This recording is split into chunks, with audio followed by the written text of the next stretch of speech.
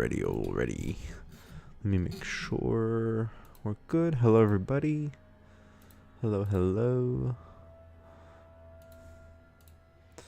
Okay.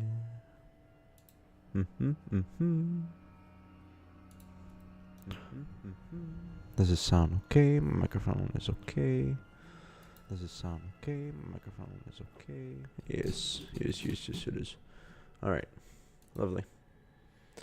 So let's get that going.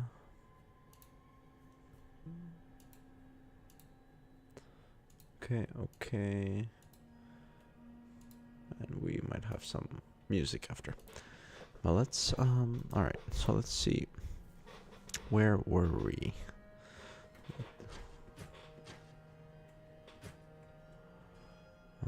Okay, covered. Okay, so we came from there.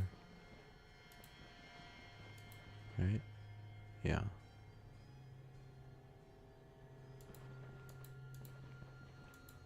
Okay. What was I doing? Okay.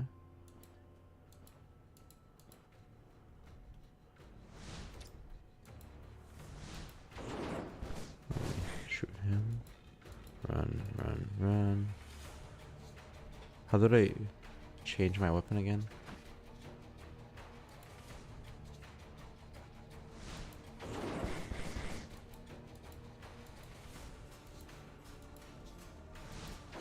We should die here. And I will. Boom. Only twice. Okay.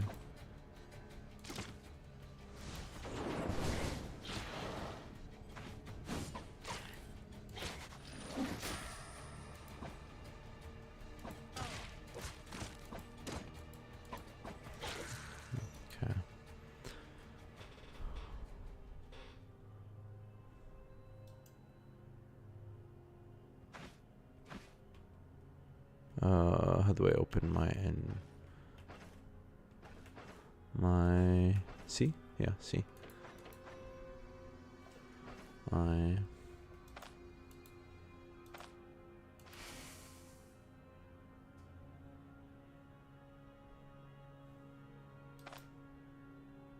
want a healing sound. Let me heal that on my right hands.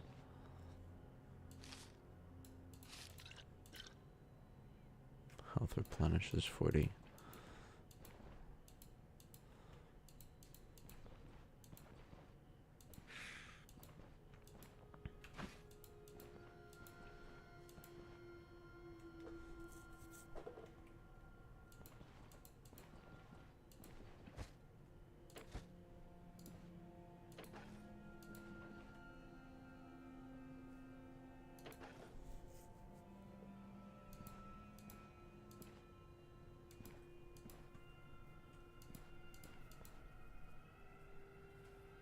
That seems a way out.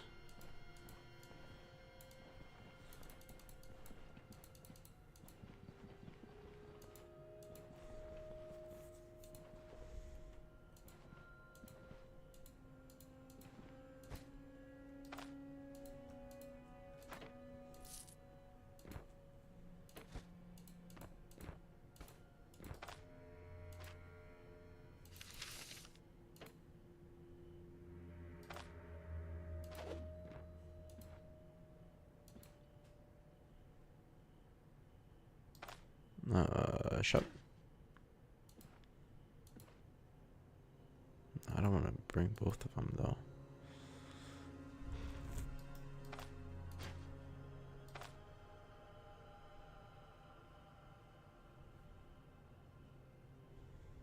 I want to rest for a bit. Get my health back.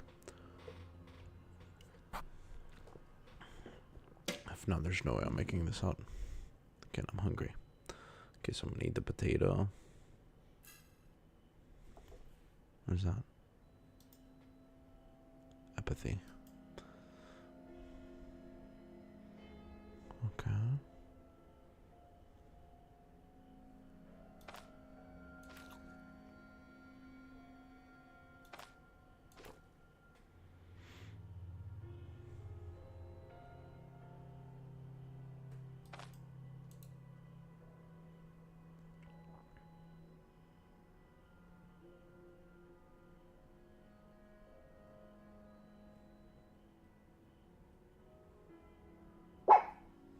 Hey.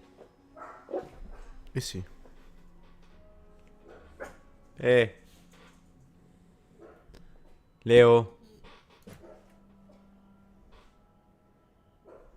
Okay, well. I don't know how much more food.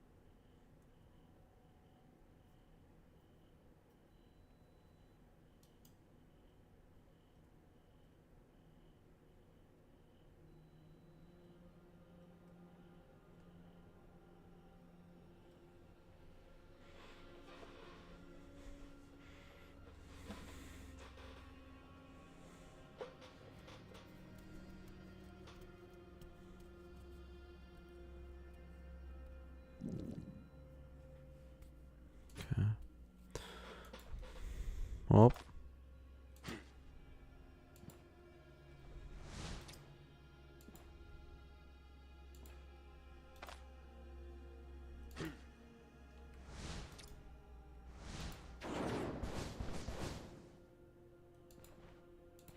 Hello?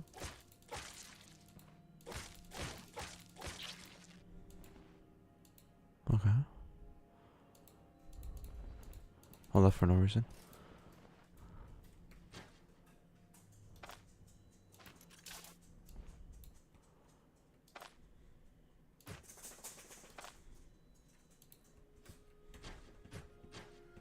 How do I do the... That's one.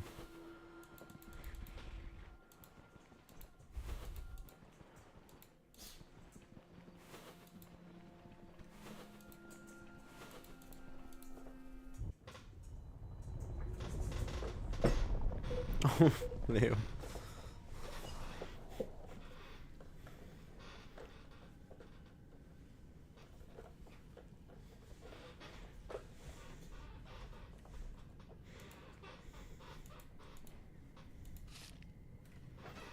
What is this?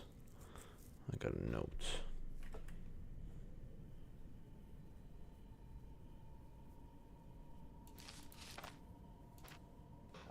There's some alarming news in the capital. People say the king, Amber, blessed by his name, is. I shall pray for the host of the Lord. Yeah. But okay.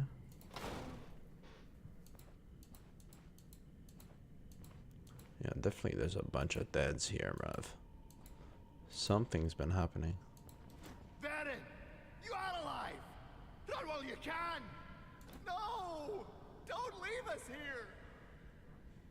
Please, make it stop. Ah, an uninvited guest. We were hoping to save you for last, but since you came here willingly... So, you are the one behind all this madness. You'll pay for everything. How arrogant! Look around you. It's over. Soon both the Stone Shard and your souls will serve the higher purpose. Still, the court appreciates your courage. You could serve us well. Put down your weapons, and perhaps we'll spare your life. Not this time, abomination. Well then, we show you mercy.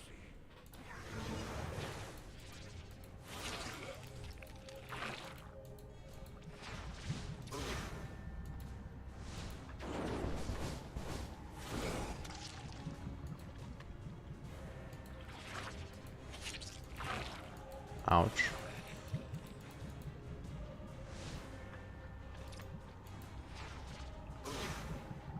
Wait, you can just attack me randomly? That's not cool.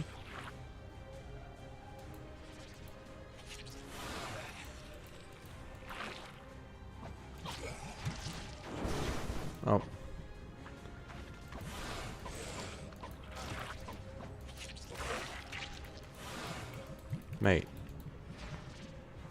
Wait.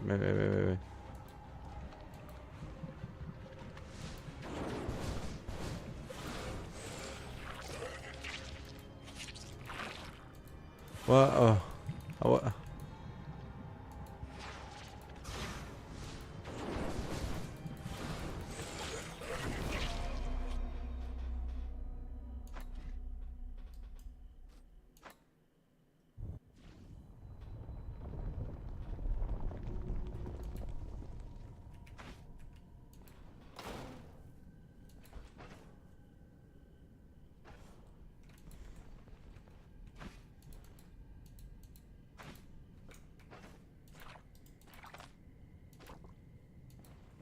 Bandit! You out alive! Well,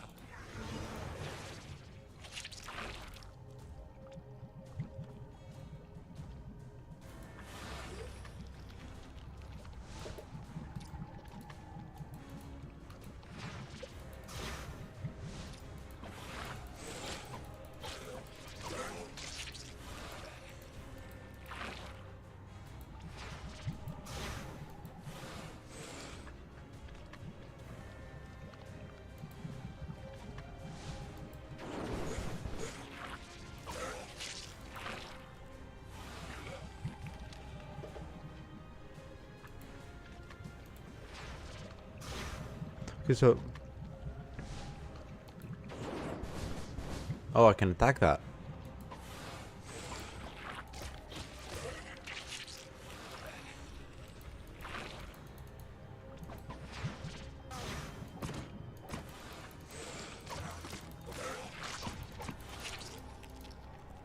Oh, I'm gonna get hit by that. Holy shit.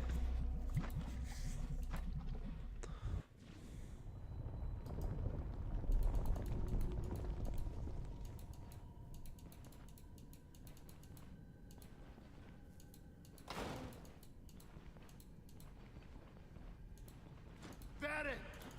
how? Not to this. Well,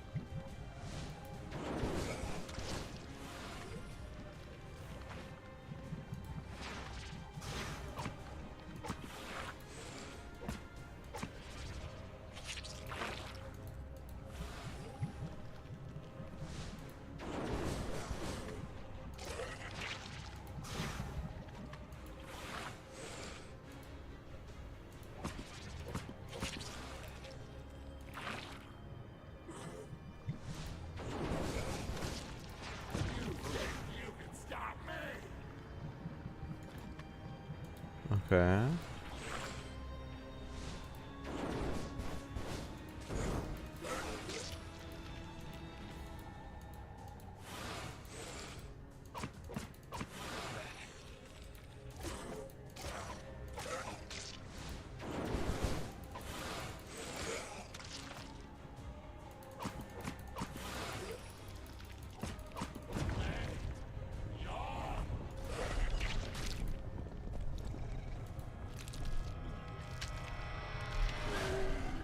Oh The shit. host have mercy.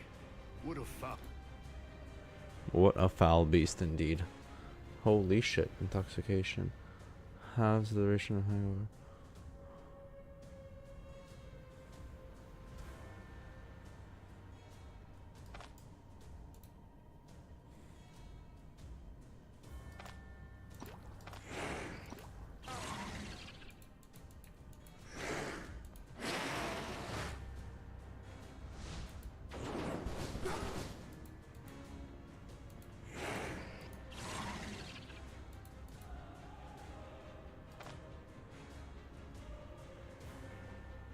I'll use that as a last resort.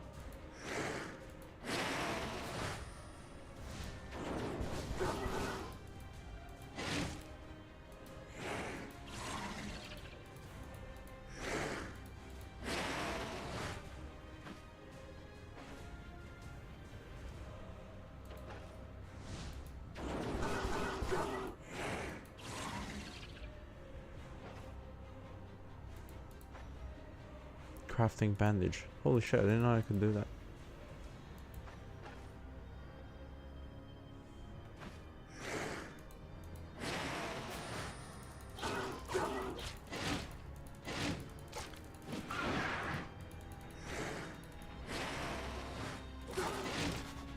Okay, hold up, hold up, hold up. Use. Oh, I'm gonna get hit by that.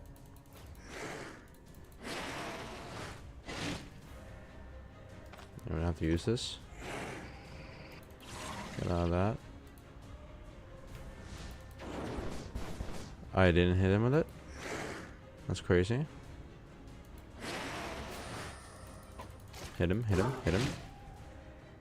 Run. Run. Fire. On him. Run.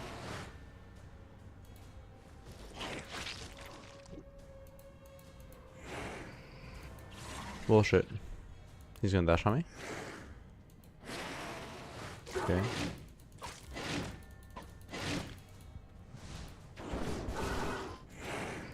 Okay, I'm like, okay. Alright, alright, alright. I'm understanding. It's okay.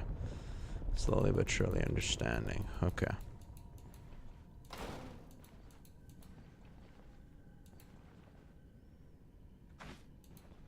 Baron!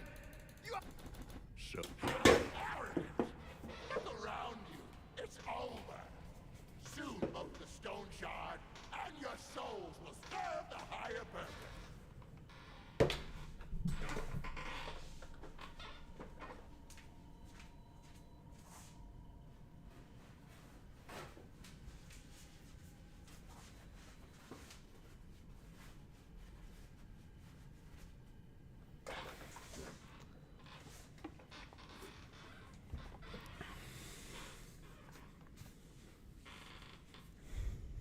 Still, the court appreciates. not this time, abomin. Well,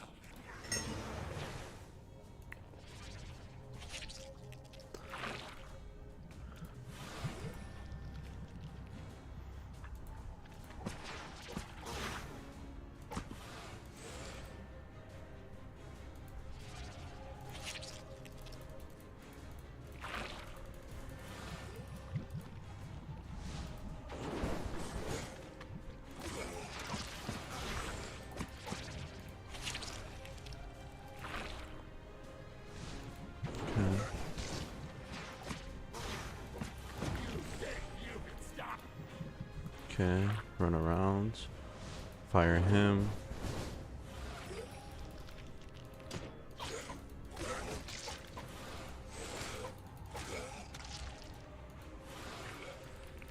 Okay.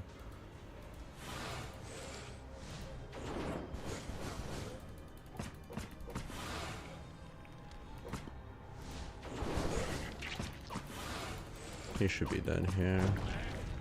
Okay.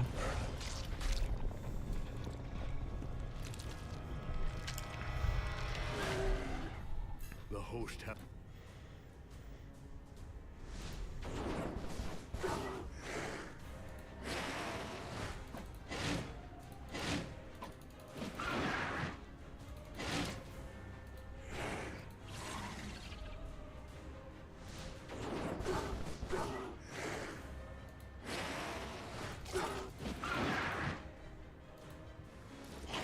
You bitch.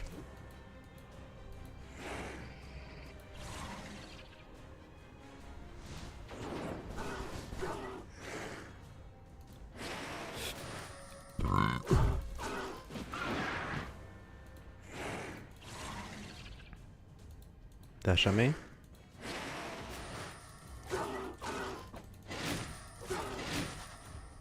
Okay, okay, okay, I'm sorry, sorry.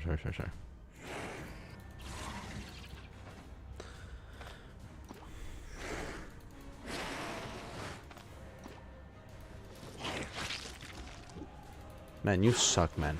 Honestly.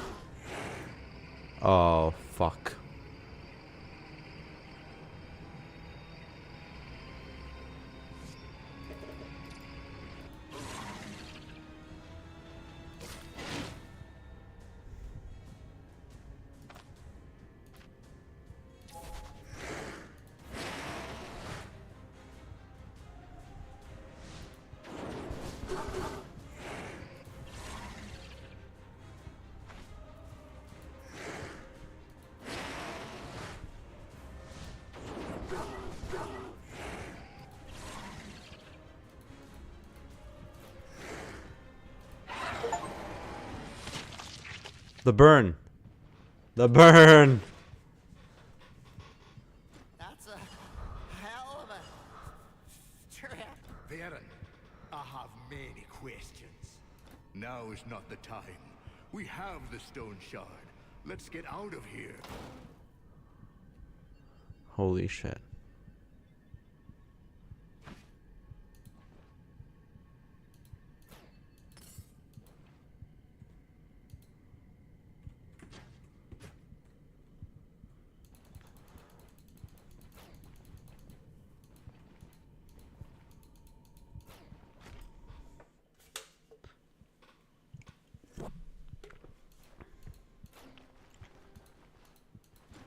All my belongings, my entire fortune, I'm ruined. For the love of the whole Strinward, shut your mouth! Baron is dead. Luck is dead. So is Jorgen. And you cry over some old junk. And it's all because of you, Baron. Did you think our lads would chicken out? You could have at least told me. An easy job. Maybe some digging. You call a horde of cannibals an easy job? Are you out of your mind? Do you think I was lying to you? Gwynel swore that the monastery had been deserted for decades. So you're saying that your Gwynel set us up for certain death? I don't know. I hope not. This mistake cost half our men their lives. I know. I have many questions too. And believe me, once we are done with the contract, Gwynel will answer each and every one of them. No, Varen. This is where we part. The caravan is no more. Rinward, Aruz, and I are going back to Bryn. After all these years, I've just saved your hides. All you did was save us from the trap you'd let us into. We always used to know where and what our jobs were. But once you started rubbing elbows with Gwynel, there was no end to our misfortune. I want to know what Gwynel is hiding, why he needs stone shards, and what these damn stone shards are to begin with. And yet, we don't have the slightest idea about anything. Well, you only care about money. But there is no paying death off. I'm done. You are free to go. But I am bound by the contract. I'll manage without you. Get lost. Oh. The bitter beginning. Okay. So here I am. The caravan is gone. My leg is crippled. Half my men are dead, and the other half are deserters and traitors. The host be praised. But at least I've got the stone shard. If I knew I had to deal with an entire cult of devil knows what, I'd think thrice before getting into the whole mess. I'm too old for an adventure like this. Only I could have a good talk with Gwynel right now. I'd ask him what the hell is going on. I need to get back to Bryn. I'm not up to going there by myself, so that's why I sent for you. Do you remember how I helped you out back then? Well, time to return the favor. Damn, it's been so long. Tell me, what have you been up to?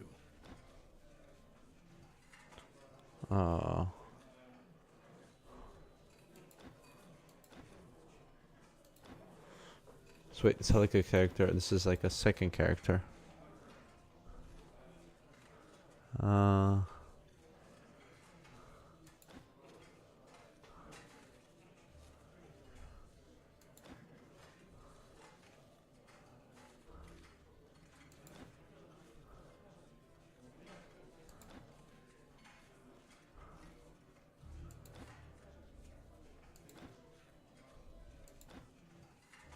Is that so? Interesting. Anyway, enough pleasantries. It's time to get to work. So here's the deal. I can't walk to Bryn with my leg like this. So unless you plan to carry me, we need a cart. We need horses. We're in luck, though. While you were away, I had a talk with the village elder. We came to an agreement. We'll do a couple of tasks for them, and they'll give us a cart and 2 horses. Don't worry about the job. It's nothing special. I don't think you need my advice on how to deal with brigands or the undead. The Elder will give you the details. You should go see him right away. No time to waste. Ah, I almost forgot. Here's a map of the area. You need it more than I do. You can also ask the innkeeper about local events. He is a talkative kind. Okay.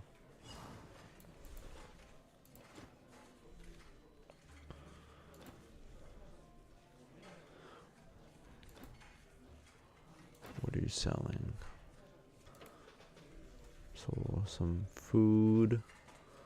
Have some money on me. I can buy some food maybe.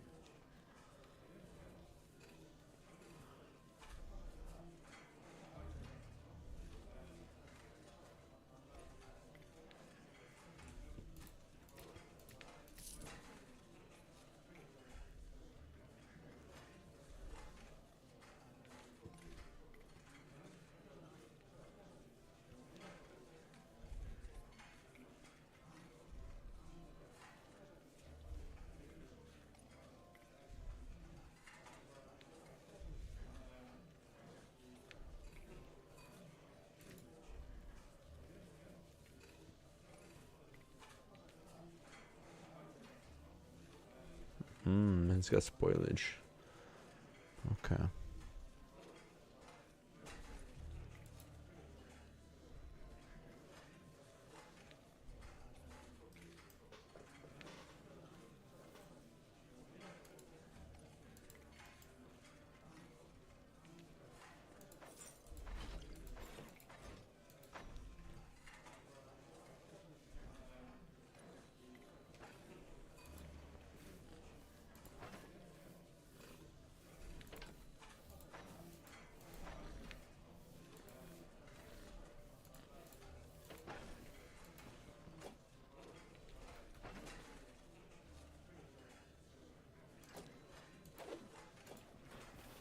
Okay.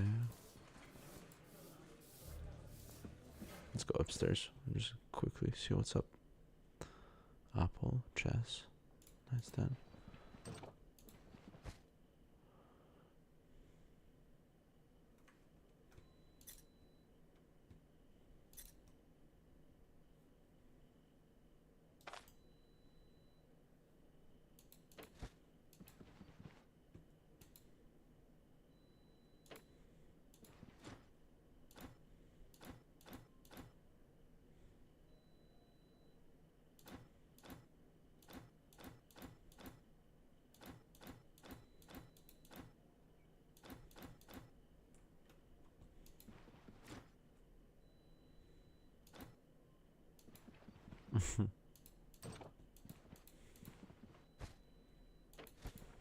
Where you think you're going with that?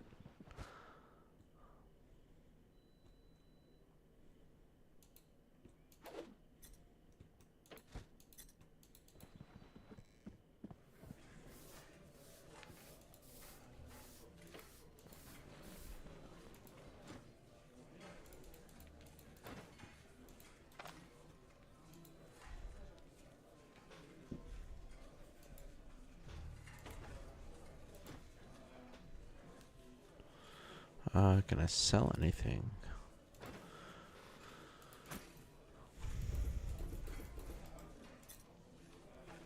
It doesn't seem like it. Okay, let me get out of here.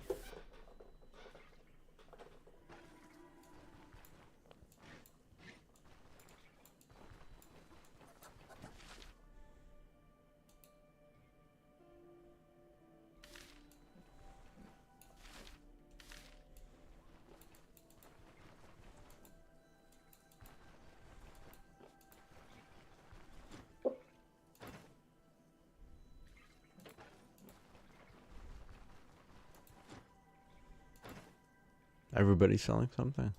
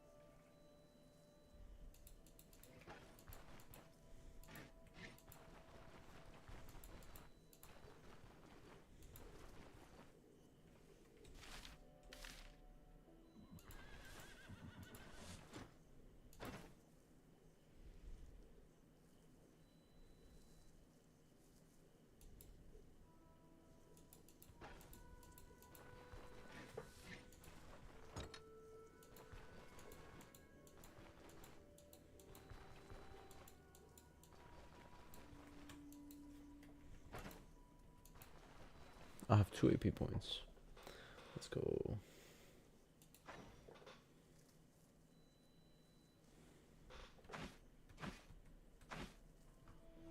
Oh, but that's... I'm a different character.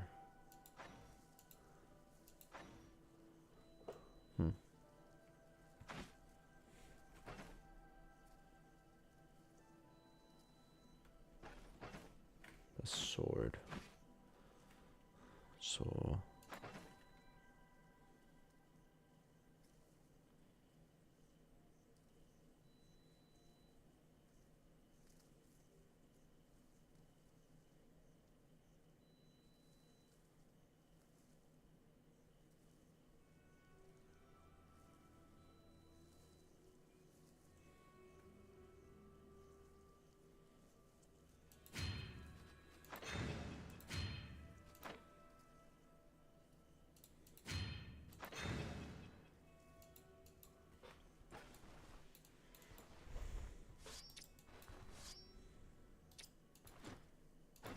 I can't even... Okay.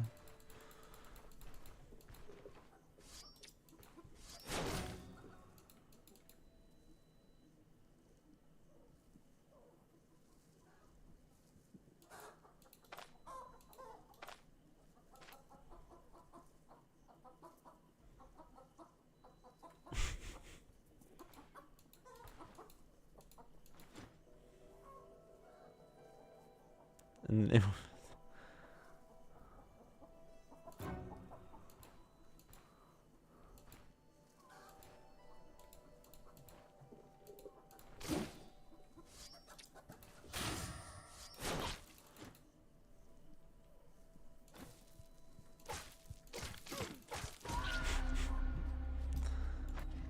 okay. Where am I supposed to go? You're not telling me.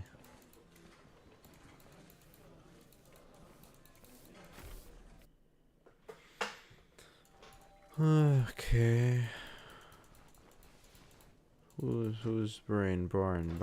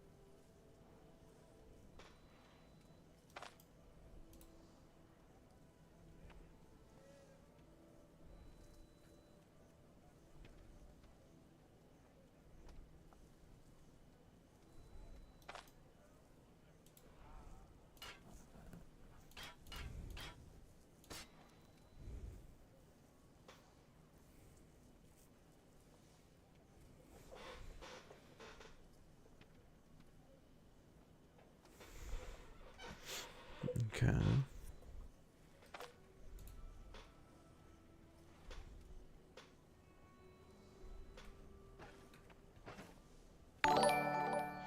Oh, thank you so much for the follow there. So we now have a two-handed...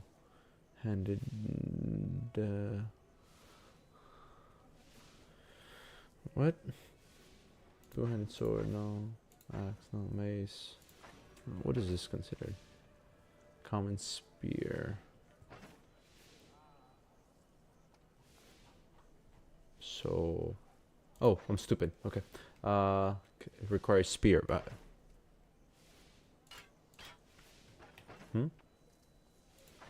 is it a mace that I have, technically? But no.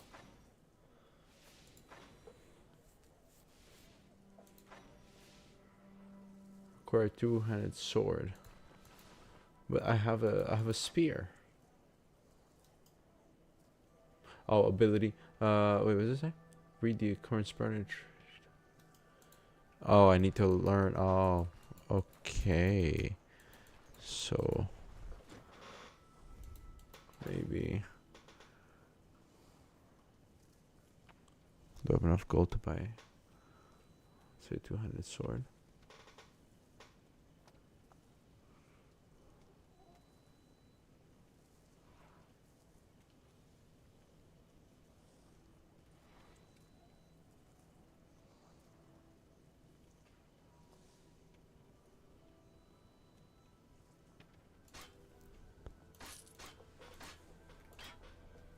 I'll go with that.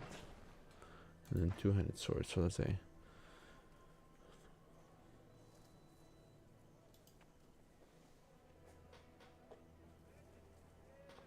Revenge.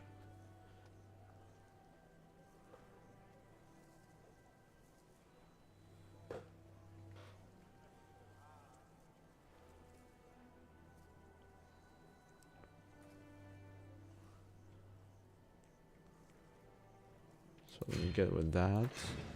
And then go with that.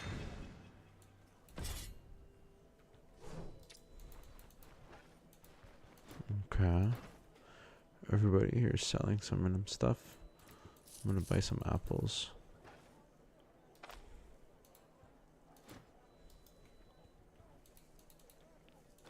Good luck. Can I? Oh my god. Okay, look, that was a joke. That was a joke. That was a joke. Go to hell. I'm out. I'm running. I'm running, boy. Alright. Alright. Okay, I'm gonna stop fucking around. I mean, maybe not.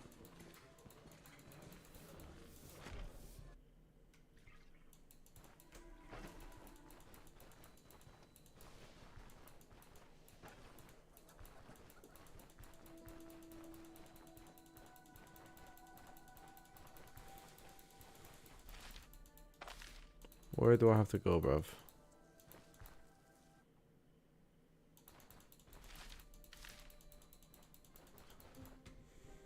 Talk to Osborne. Okay, but where is the guy, man?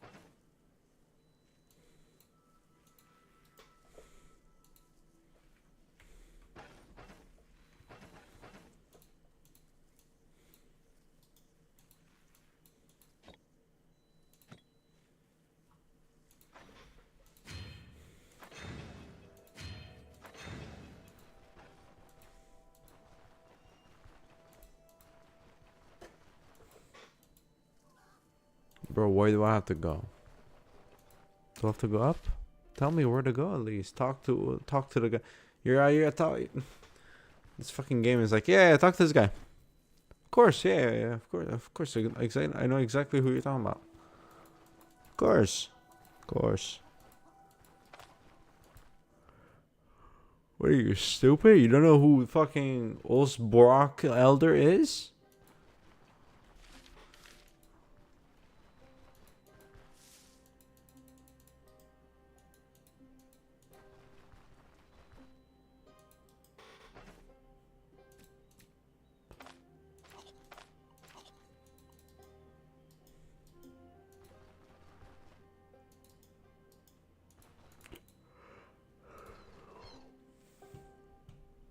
Bro, this game.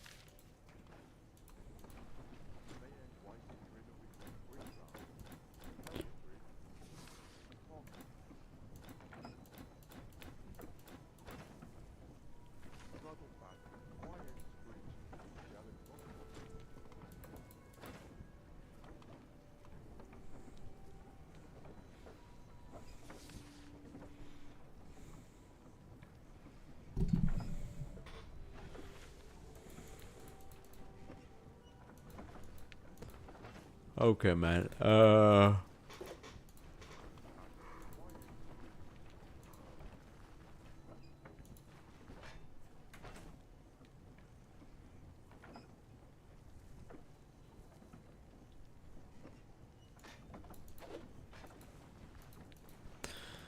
Man, if a game, maybe I'll come back, but just tell me where to go, man. Just tell me where to go. Or at least give me an idea. Fuck, don't.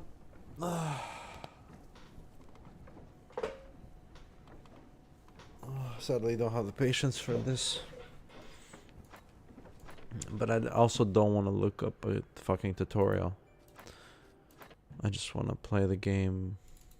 But, yeah, anyways. Let's try a different one. Let's try Raven's Watch. I think I downloaded this, but I never played it.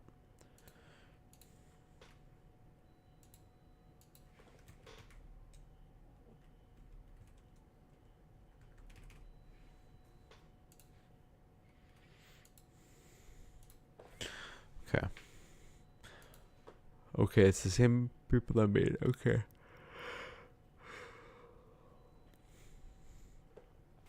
Alright. Let's drink some coffee.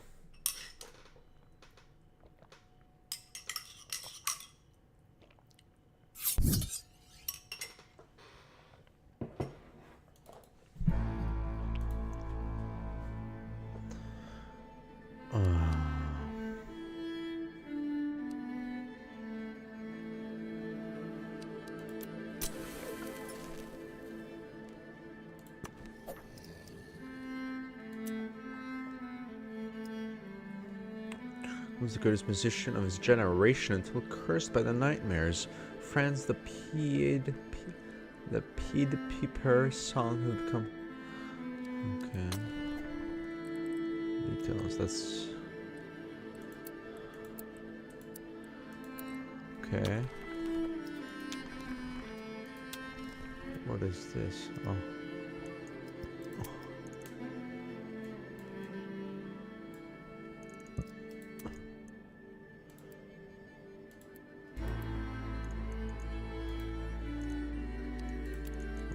Go back to full screen.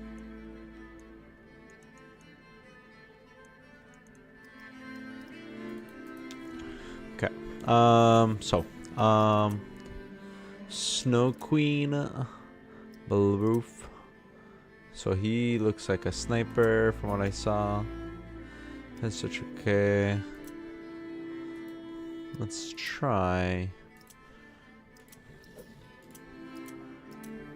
Snow Queen.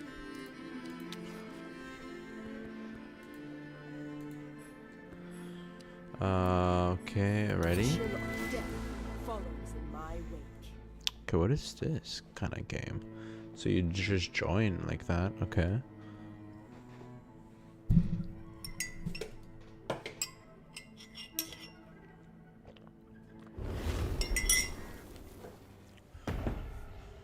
I have come to take back Reverie. Okay, so I can move like that. Okay. R. So I have a talent. I can choose a talent. Okay. So Ice Clone. Defense leaves an Ice Clone within 40% of hero maximum health, attracting enemies' attention with the strength of 10 seconds. Okay. Rupture quests.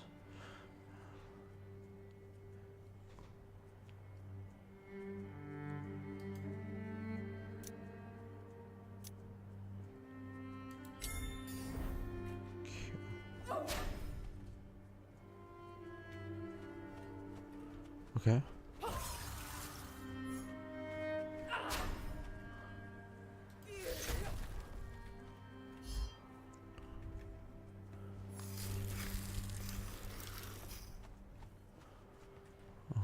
Okay.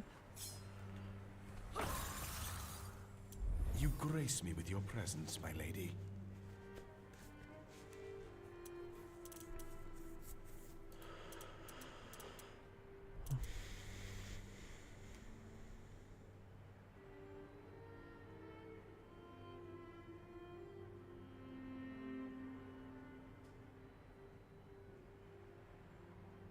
Do my wares not please you? No matter. Maybe another day. Okay, so what is this?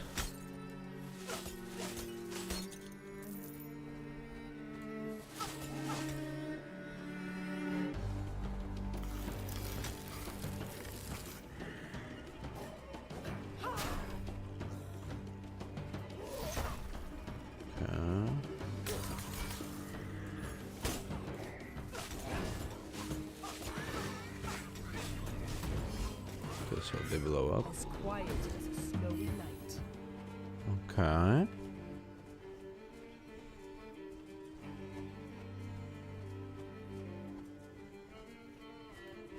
Anything down here? Evil lurks nearby.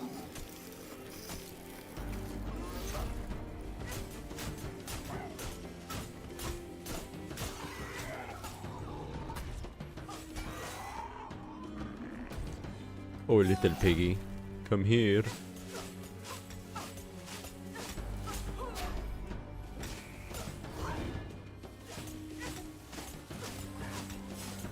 Okay.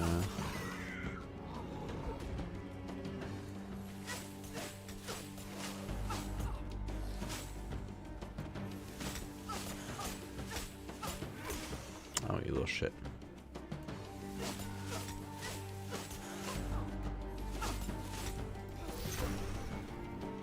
Okay.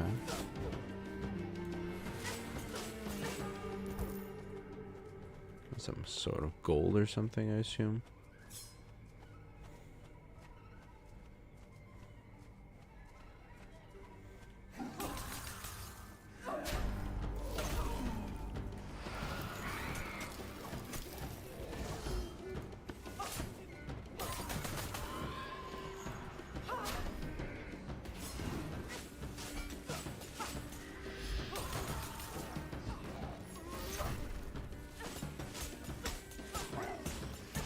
Okay, he's stunned. Oh, that was was coming for me. Oh, I got somebody behind me. Are we done? I have other matters to attend to.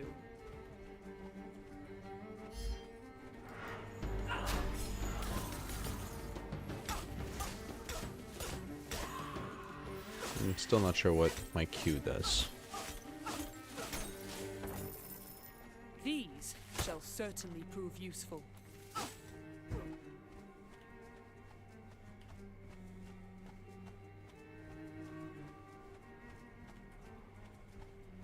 There! More to be vanquished.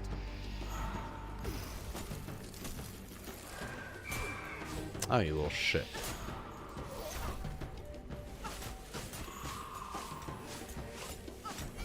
The nightmare shall flee in fear before me.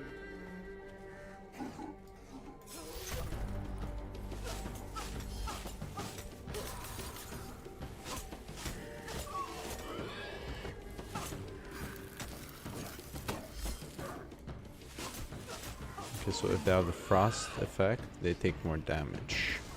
Understood.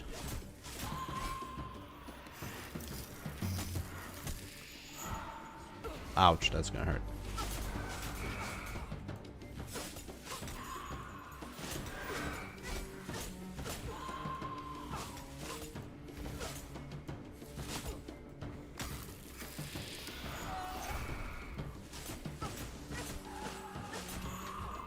That was easy, almost deceptively so. Okay. Choose talent. Here's time for the ground. After using power, 3 waves of ice. Okay.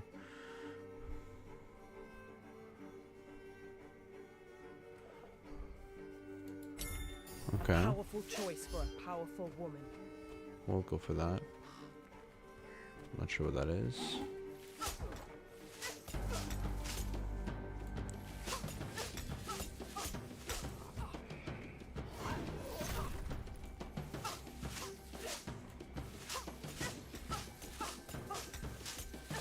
Night draws to a close.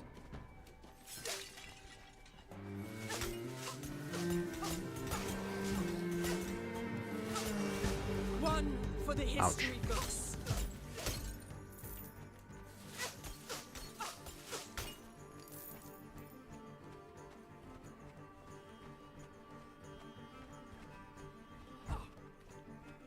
What is this right here? There's still foes Oh. to be dealt with here.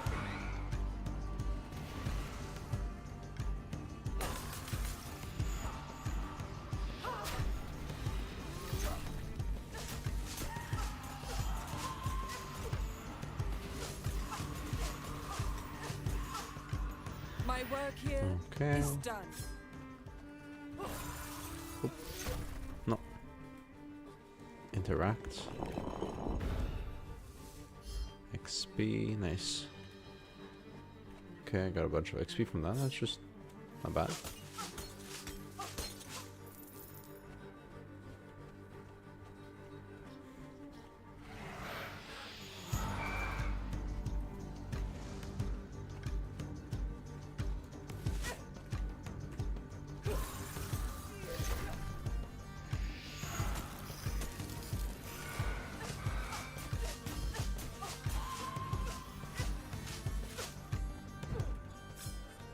The road to liberating Valerie is long and paved with terrors.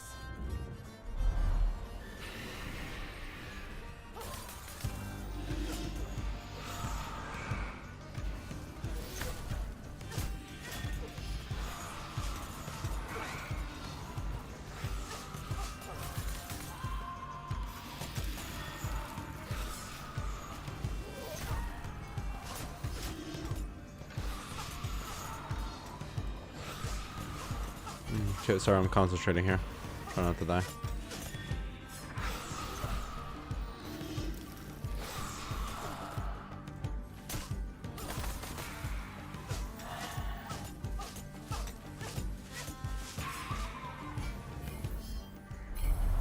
Okay.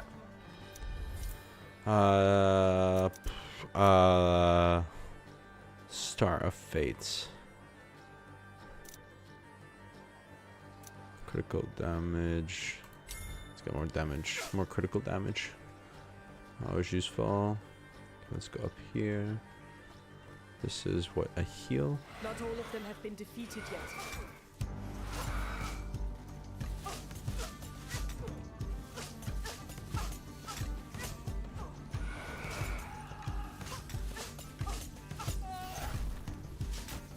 The ice in my veins flows cold as steel.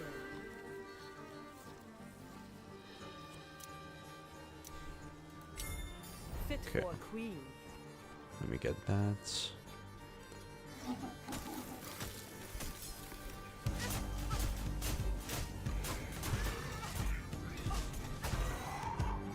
Okay, okay. I'm starting to understand a little bit.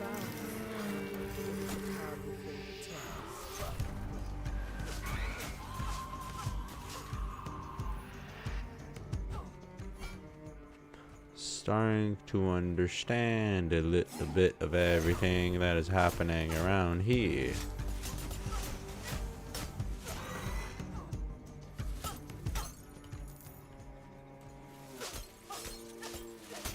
I have 9 minutes till something. I don't know what. I see something down here.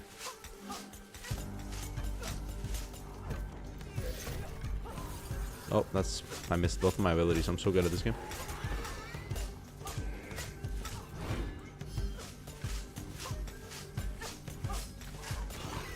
I need to remember all my abilities are from close. Up close.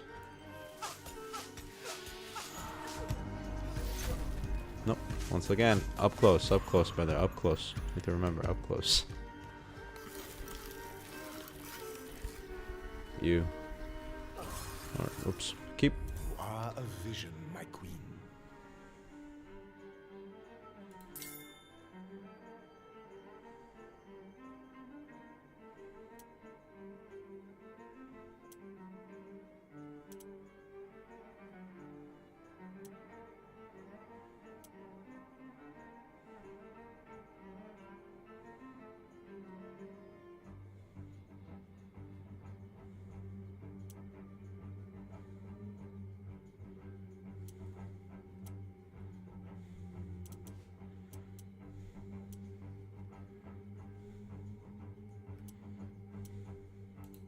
Ah, I can see you've thought this over carefully.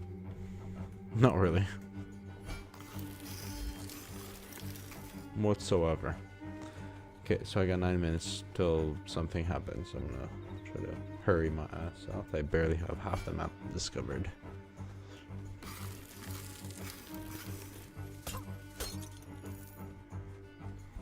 I feel the warmth of foes nearby.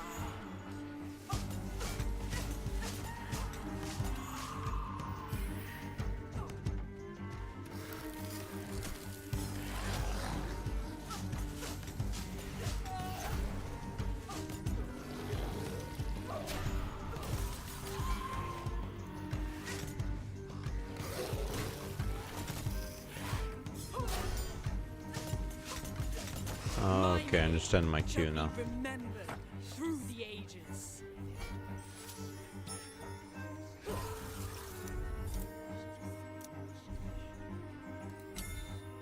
More crit, baby, more crit.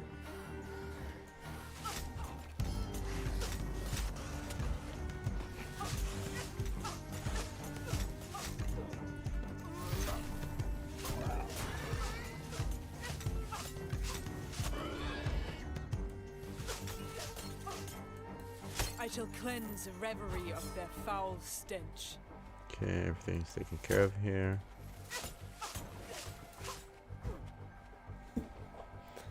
Itchy back.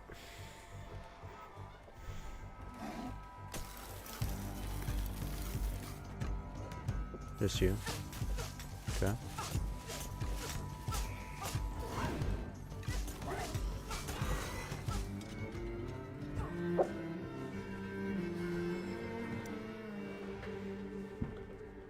Fini.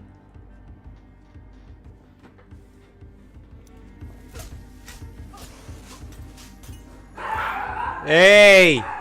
Lily! Lily!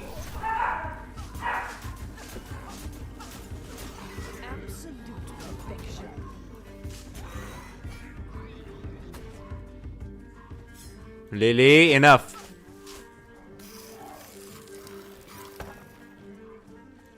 Stand ready. Lily.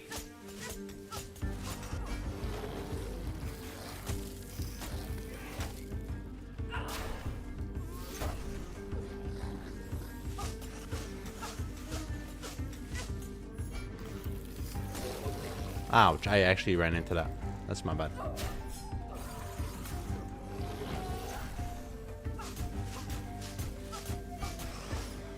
Return to your slime. I'm not used to having fucking...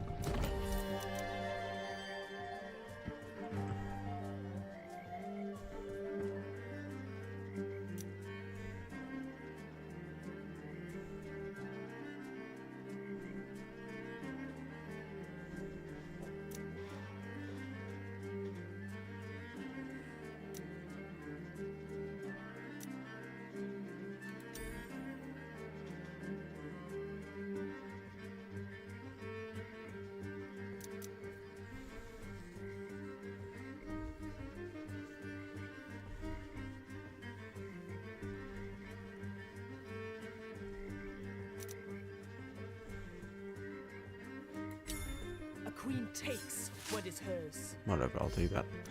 Can I...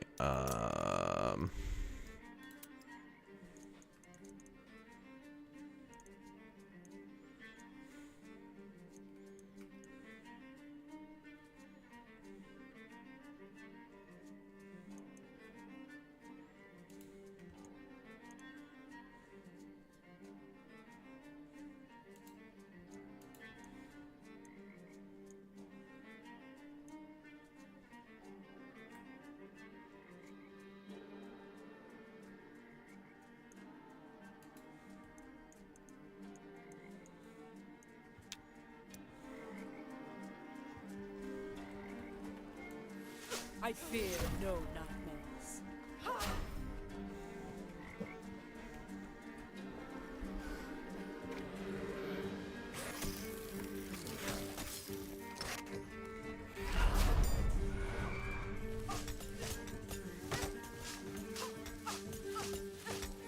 How satisfying!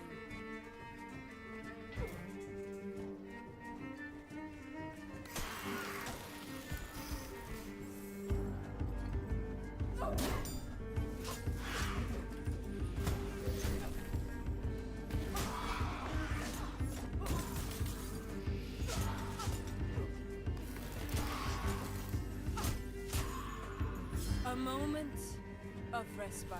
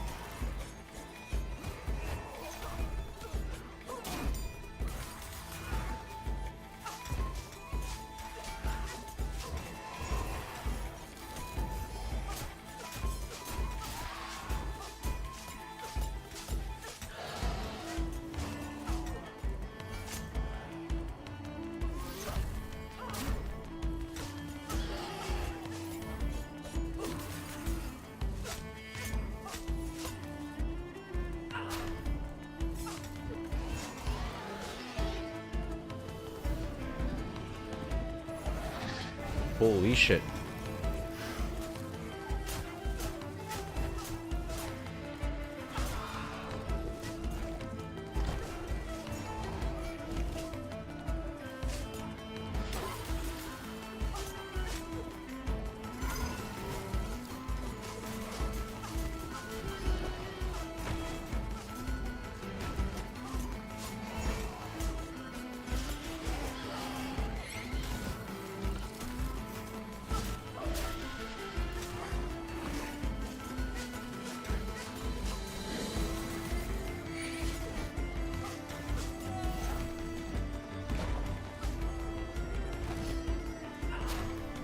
Oh, that's not what I wanted to do. Whatever, it's okay.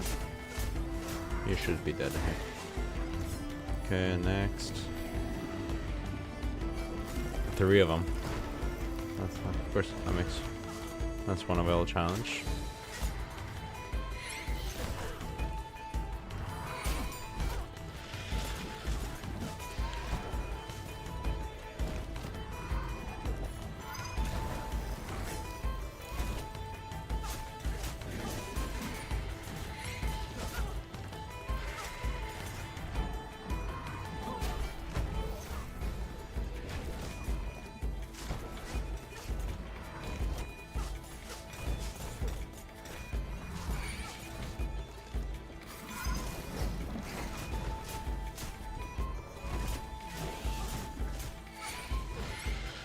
Nothing will stop me from liberating Redwood, not even my own use.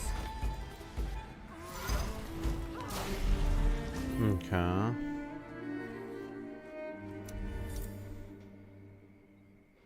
Trait spent 4 attacks for the cone shape. And be held up to 2 more times.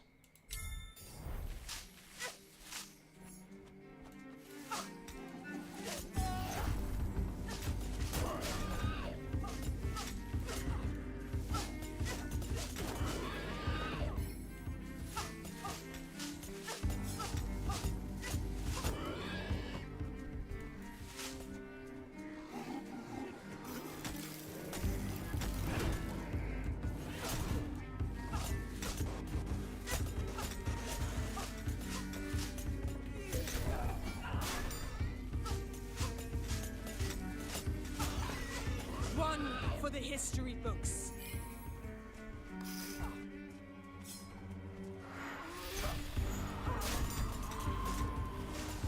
As befits a queen.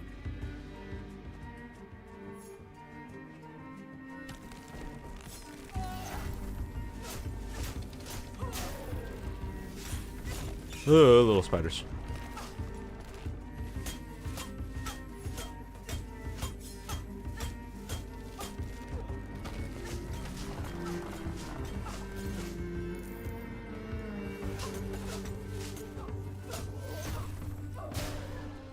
As quiet as a snowy night.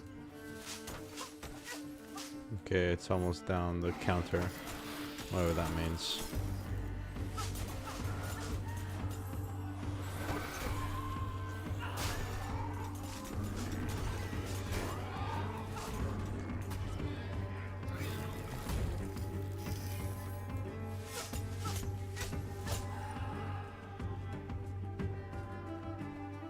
I shall claim what is mine once again.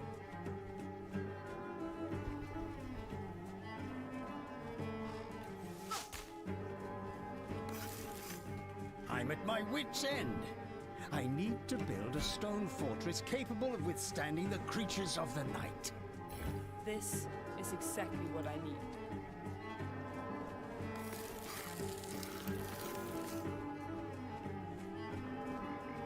There are still foes to be dealt with here.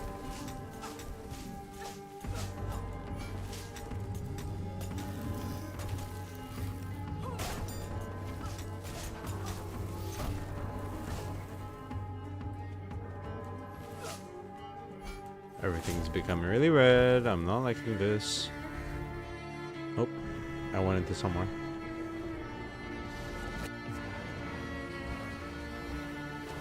Uh-oh.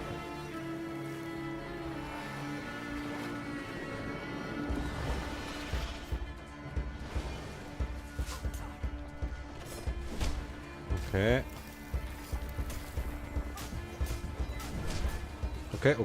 Okay. Bullet hell, bullet hell. Okay.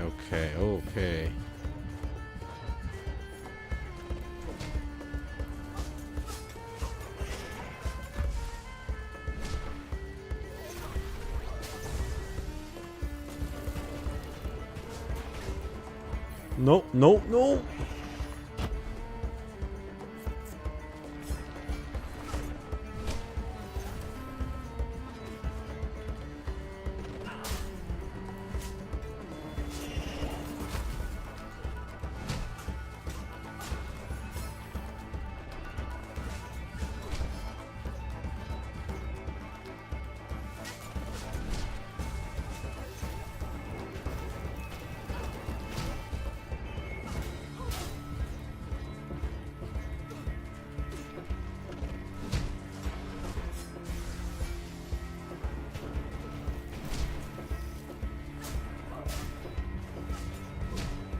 Ouch, ouch.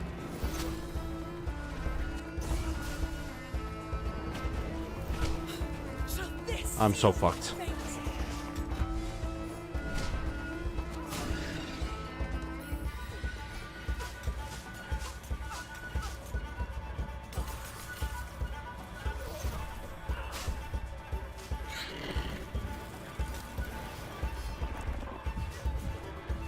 fate. Again! Again! Lest I go to my eternal rest.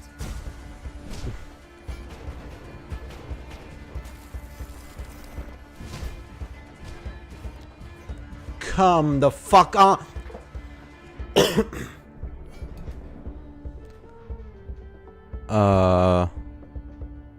Sure.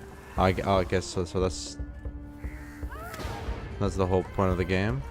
Like that's the whole gimmick. You come back to life. Not sure, but we'll roll with it.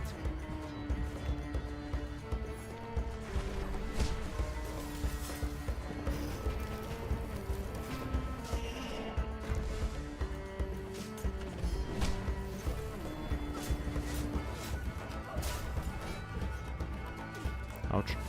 It's okay. It's okay. We only got hit by one. It's on the inevitables. Ow. That's just my bad.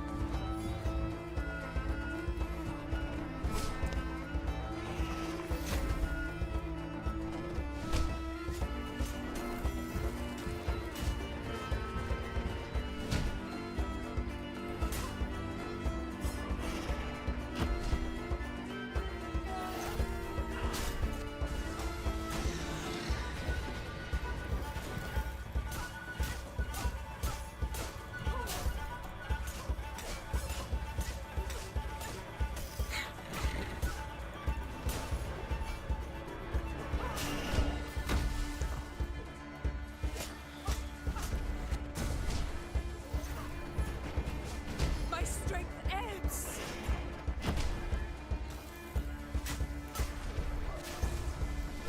Gotta at least take one down before I die. Fuck. Okay, at least I took one. Okay.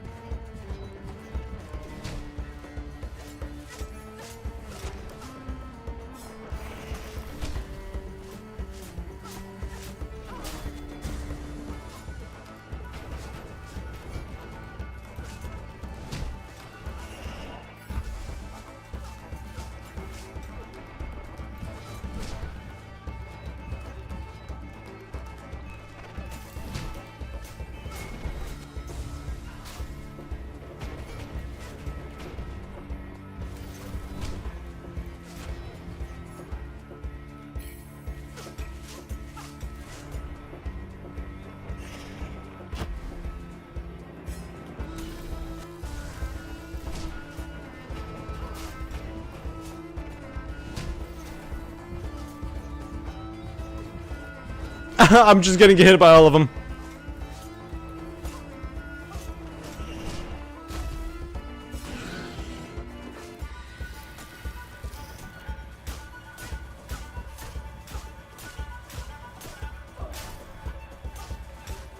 Come on, come on, come on. He's dead. Okay. Ooh. Only 3 ravens thingamajiggy.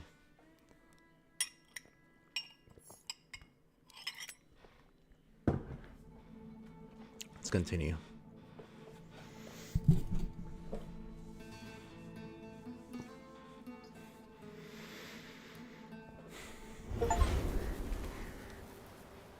There is sense of foreboding here. Channel Frost Ray to the ground that deals damage over time. Increase Frost and target. Okay. Absolute power. So now I got my alts.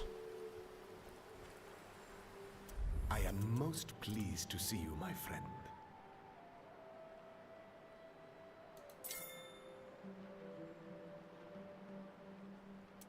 What did I just do? Oh no. I bid you adieu, but only for now. I'm sure our Where would you like to go first? I guess we would like to go maybe up first. No, I don't really know. I'm just on the map.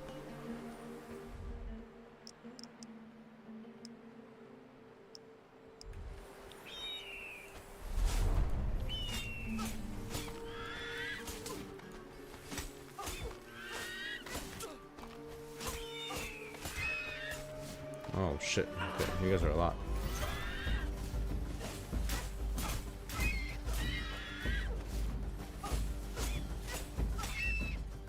Are we done?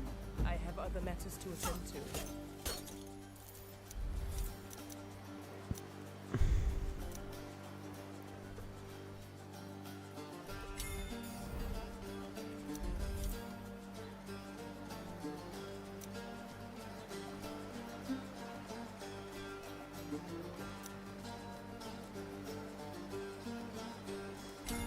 A powerful choice for a powerful woman.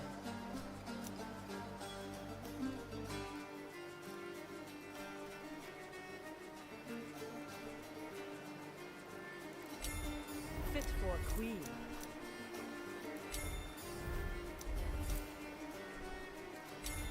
The absolute power.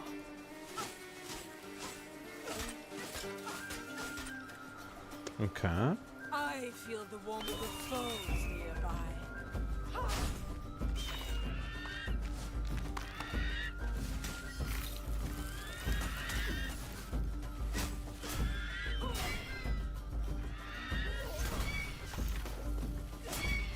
My name shall be remembered through the ages.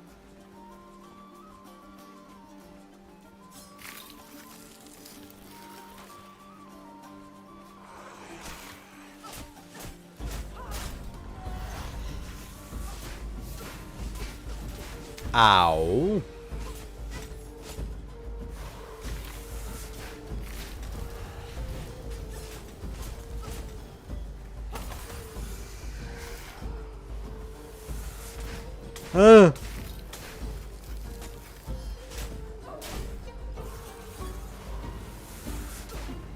My god, I hate you. Hit him with a 3. Oh no.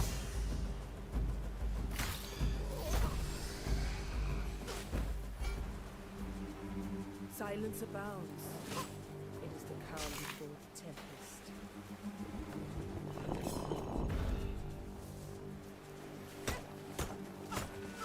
No healing? Damn.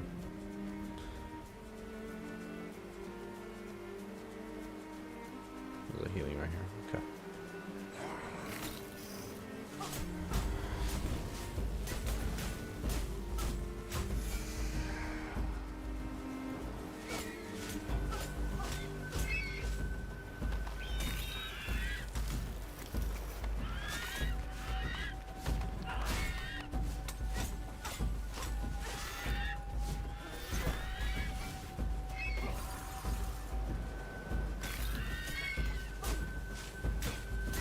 A hard-won victory.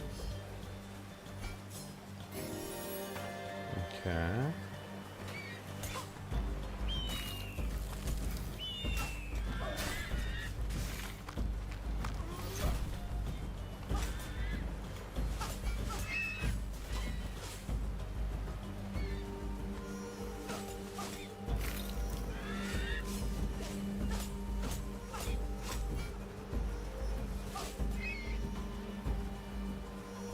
Okay.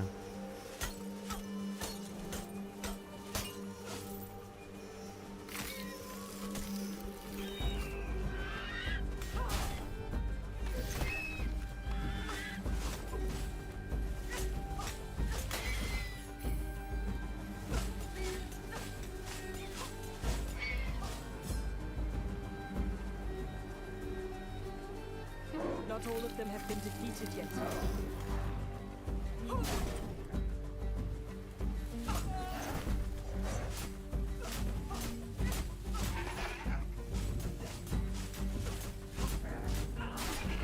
Okay. It is altogether too calm.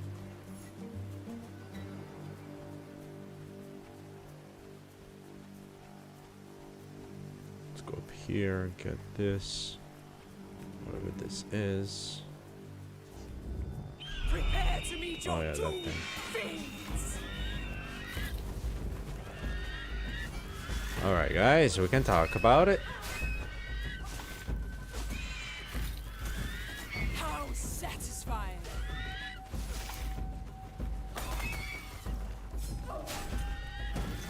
Flawless!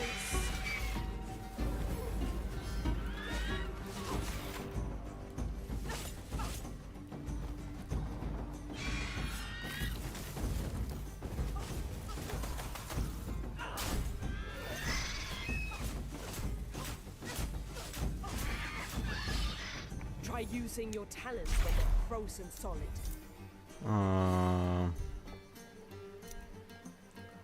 Critical hits or vitality? We'll go critical hits.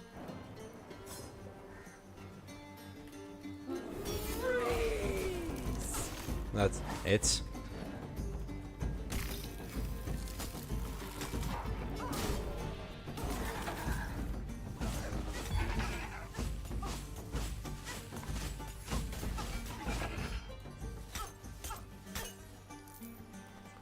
Okay. Road to liberating reverie is long and paved with terrors.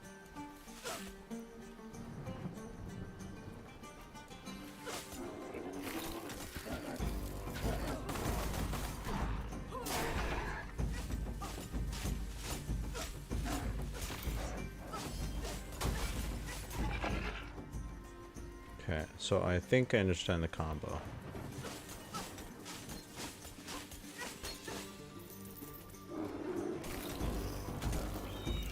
So freeze them, 3 them, 2 them.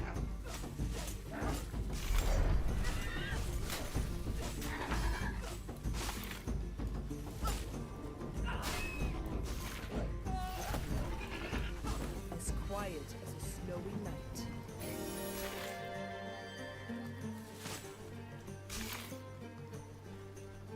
Evil lurks nearby.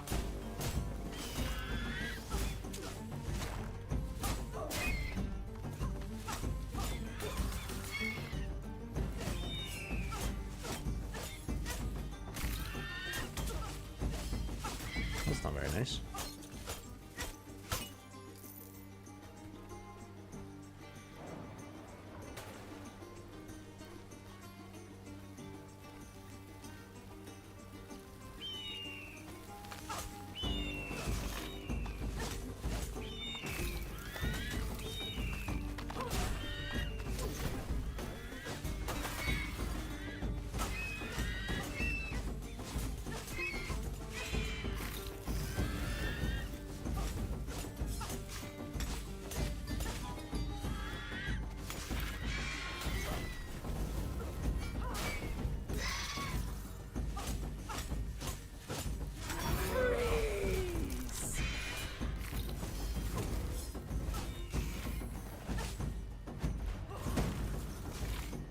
I'm trying to not die here. Sorry, give me a second.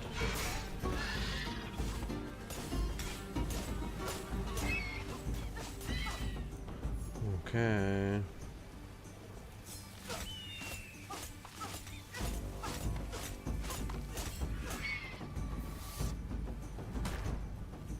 Okay.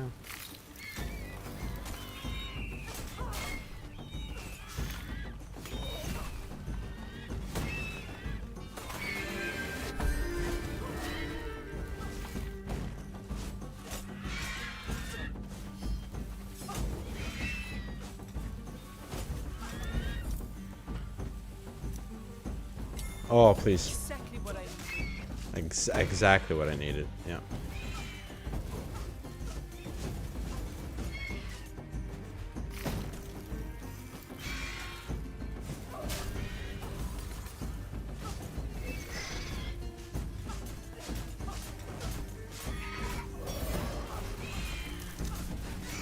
Ah, I thought I could. Okay, sure. I can come back.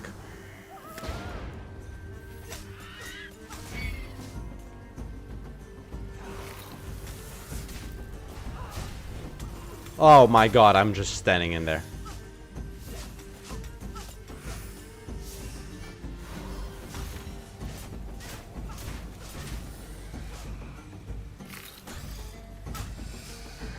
Calm after the snowstorm.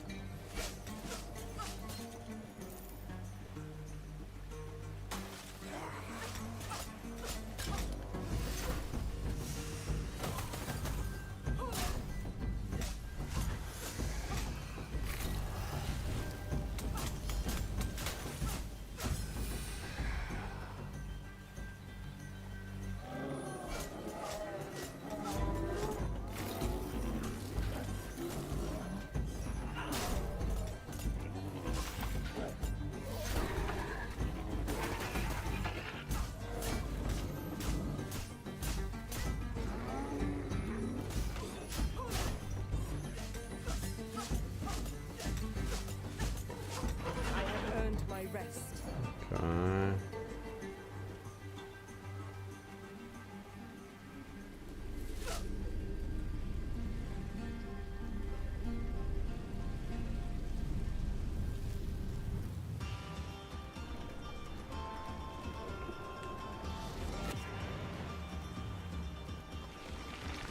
It's you again. Oh no. It's not you.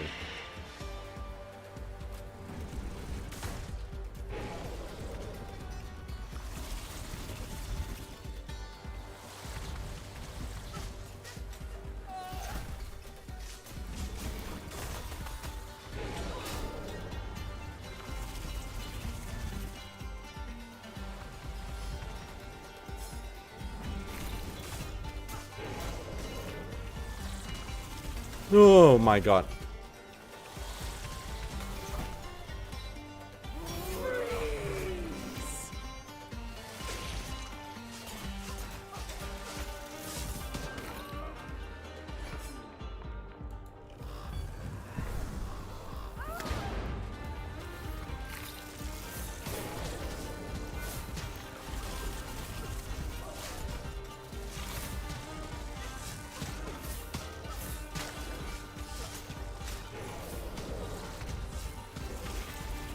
Oh my god, bro, that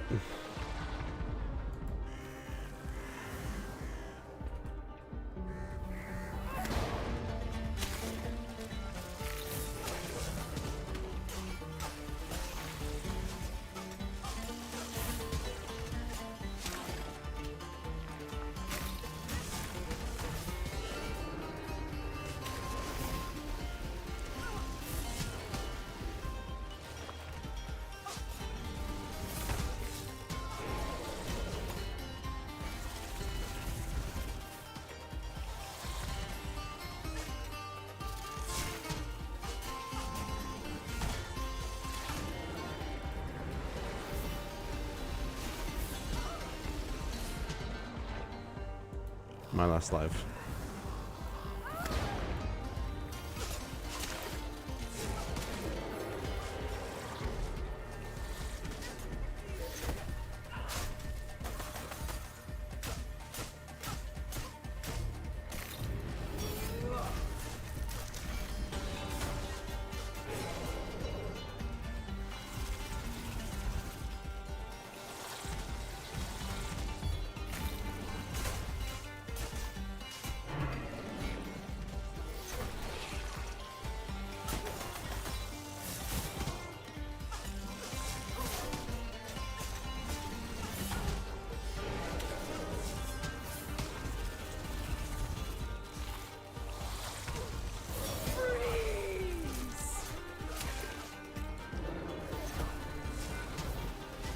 Oh my god, the fucking raise. Ah. Holy, okay.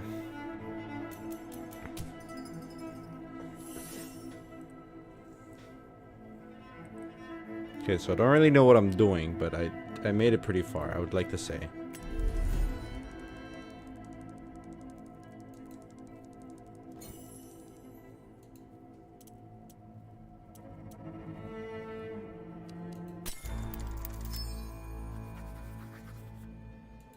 In the days before the darkness covered the land, my kingdom was a very different place. The sun shone warm, the hills were verdant, and the fields were fertile. Our people were peaceful and joyous, with few causes for concern and many causes for celebration. I acceded to the throne after the death of my parents, King Kai and Queen Gerda. From the moment the mantle of rulership was clasped around my shoulders, I swore to protect the kingdom from harm just as I would protect my own family. For indeed, following my parents' untimely death, I was left in charge of my infant sister, Lily. I ruled the kingdom with a fair and gentle hand, the same way I raised Lily, and both flourished. I used my healing powers to keep illness and evil at bay. Our nation prospered under my benevolent stewardship.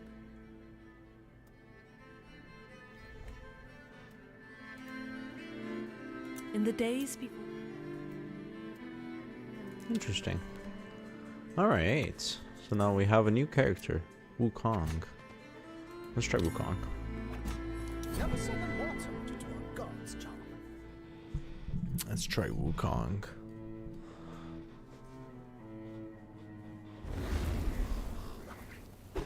Fear not. The equal of heaven has arrived. Or Greetings.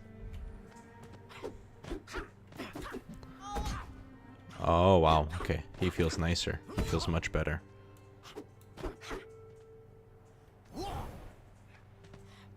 Master of equilibrium.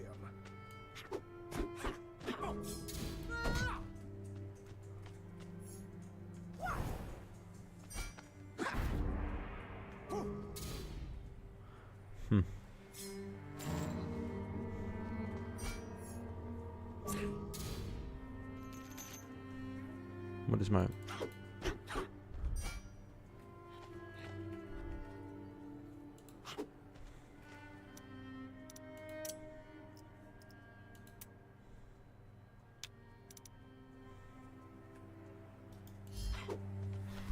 Okay, I guess we'll just figure that out by ourselves.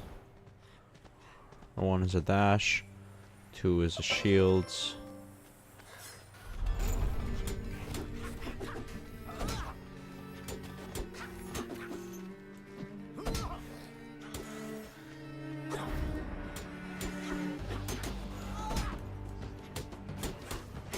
Like taking candy from demon baby.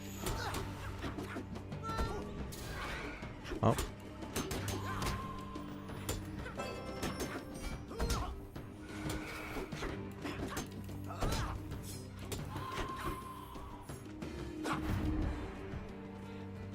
So I have oh, that's strength. Holy shit. What the fuck did I just do? Or heal. So I can heal.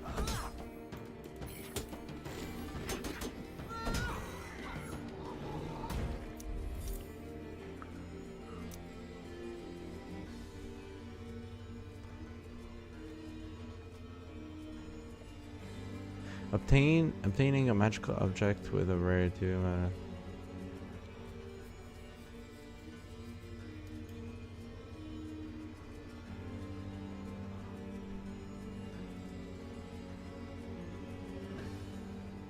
Each block triggers an attack dealing.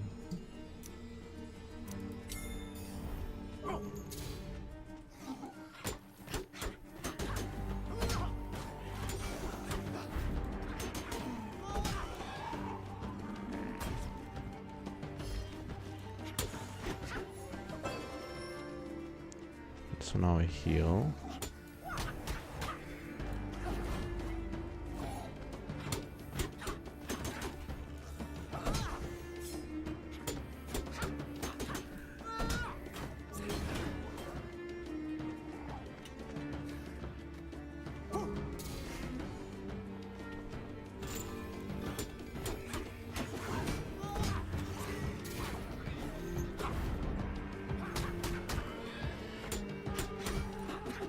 I worked up an appetite there.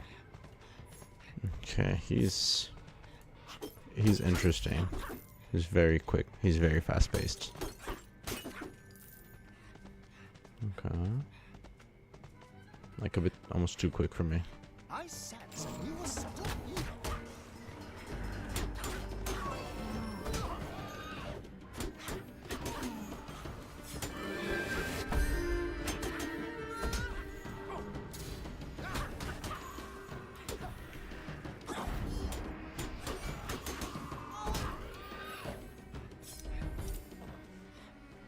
When special is triggered, it applies a negative status effect on enemies within. Attack trigger. This feels better in my grasp.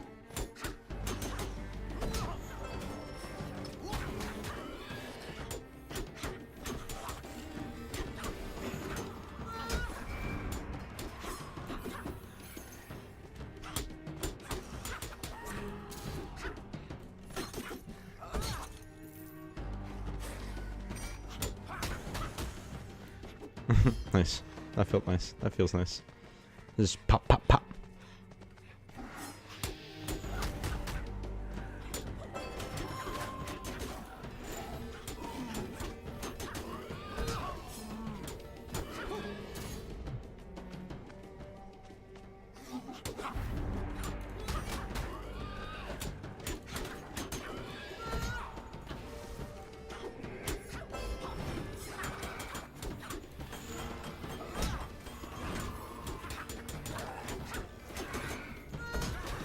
I don't even know what I'm doing, to be honest, but I'm somehow full health still.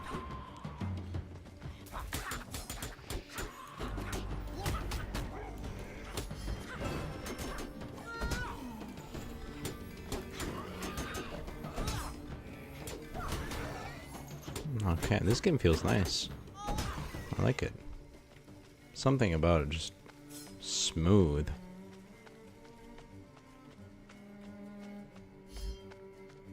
You know what I mean? Holy shit, I just took so much damage.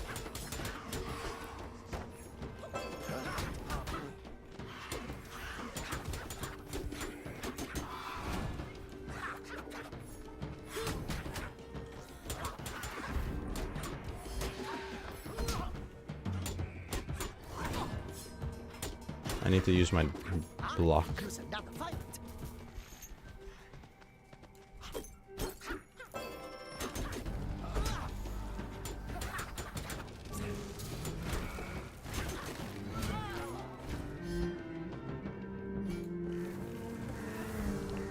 Shit, man.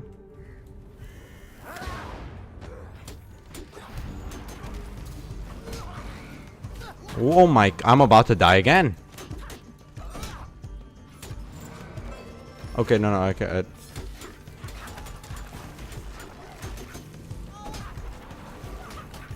He might be good, but in a one, like, I might need some assistance.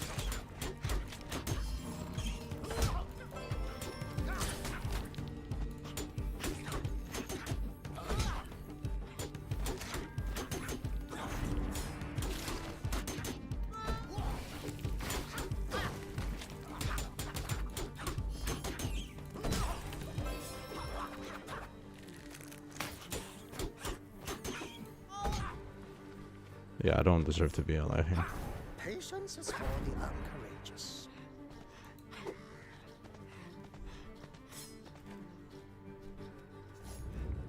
Let's show what a god can do with a mortal shell. Oh my god. I'm gonna kill myself. No, I'm dead, I'm dead.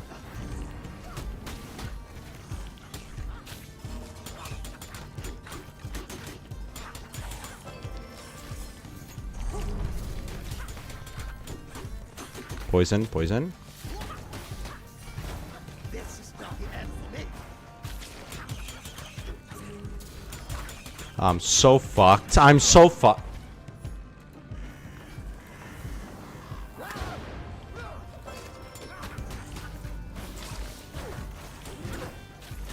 What the fuck am I supposed to do?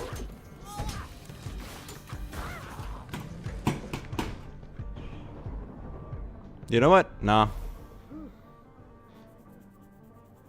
I don't even want to try again. I'm gonna let myself die. No, I don't. Yeah, I don't fuck with Wukong. I mean, maybe in the later stage, but right now I don't fuck with him. I somehow did better with the Ice Queen on my first run ever. Wait, what? Oh, it's gonna spawn me either way. Okay, no, okay, abandoned.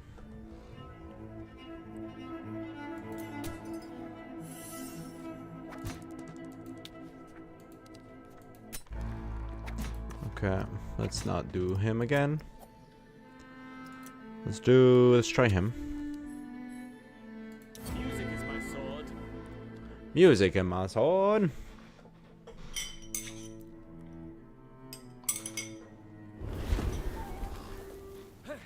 Be ready, my little friends. We tread on ground unblemished.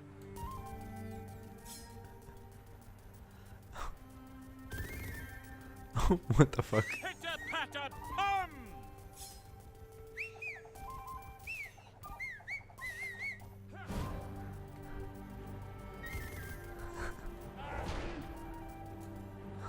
What the fuck is this character?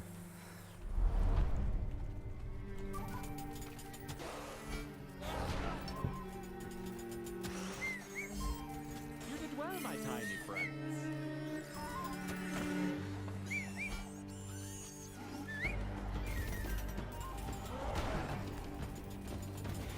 Staccato!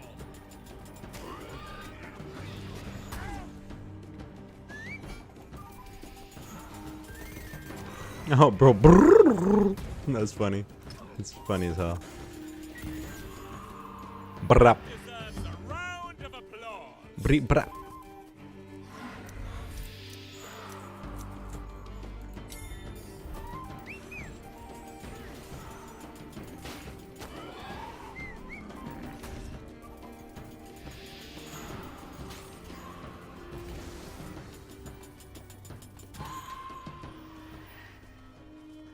Do I just build up rats over time? I think so.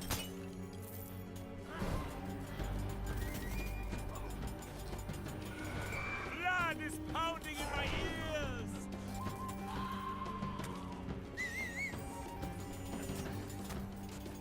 That was a little too close a call for my taste.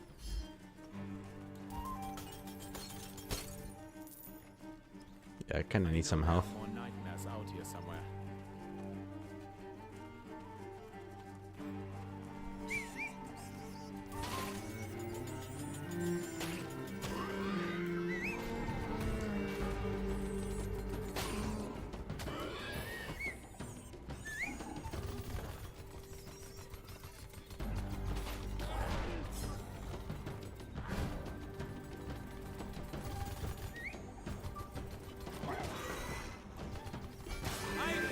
This is so stupid. Special triggers and impulsive defense. Power play 5 notes each phase instead of 3, but less damage. So this would Let's add that Okay. to my score.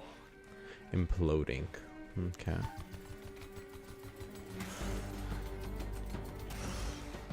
So stack my rats for a little bit. For a treat, my Psych. little man.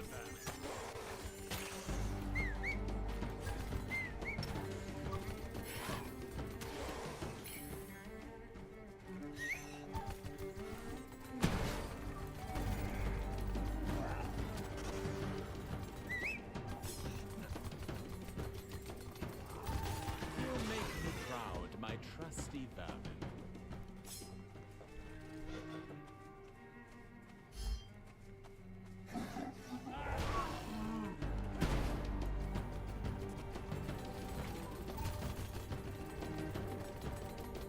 The sound of scurry!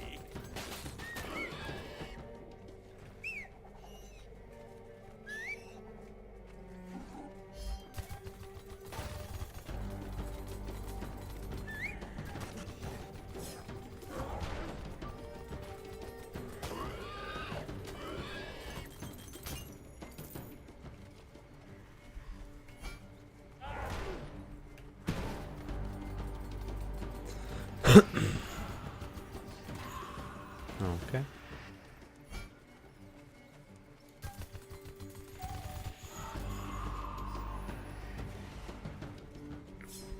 Where has everyone gone?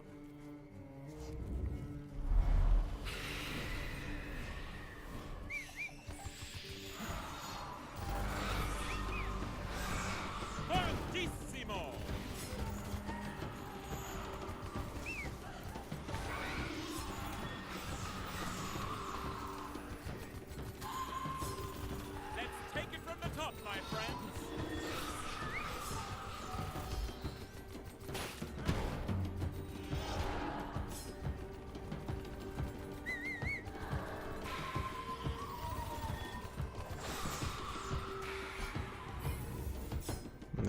Easy game, bro.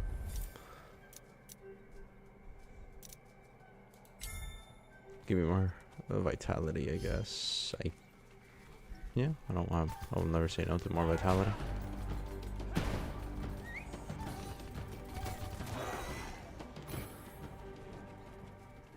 I believe that dawn will soon be upon us. You suck, man. And the sun chases the moon, and the night becomes day.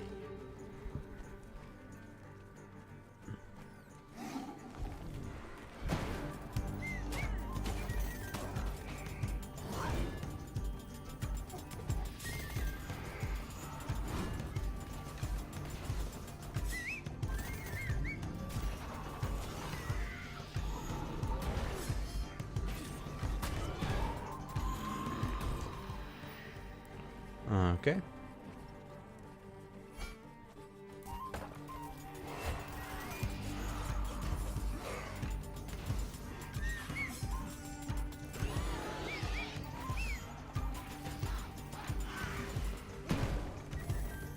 Oop.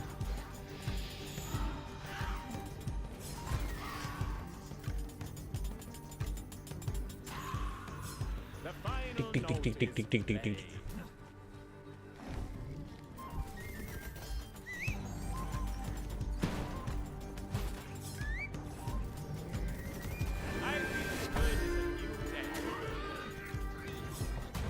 Nice.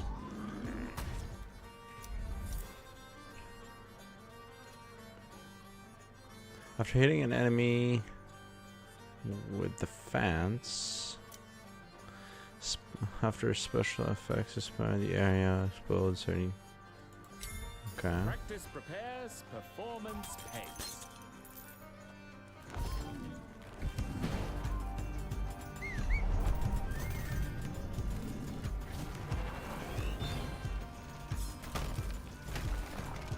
Ouch.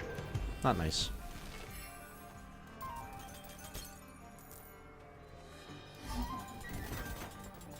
Heed my call, one and all!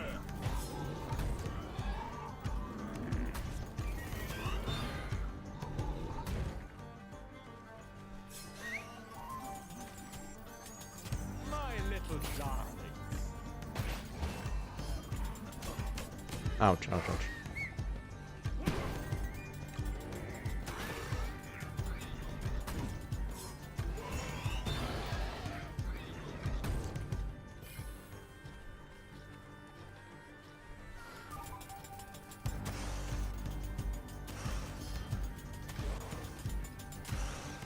I'm gonna stack my little rats for a little bit. Can have up to 20 rats. This silence does not bode well.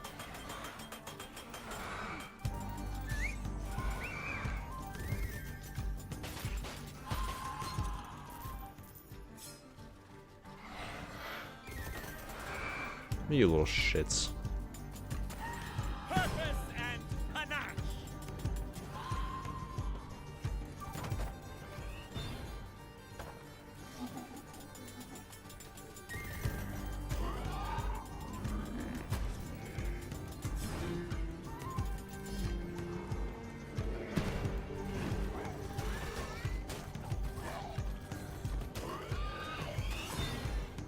Okay.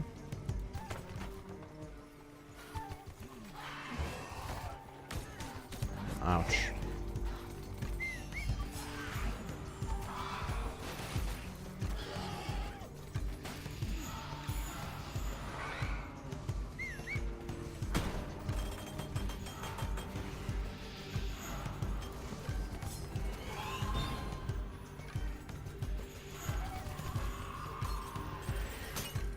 Not very nice, but we'll take that.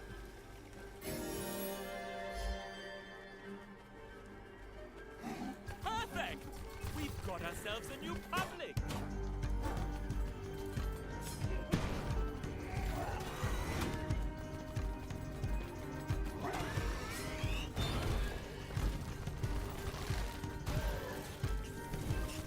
Oh, you little shit.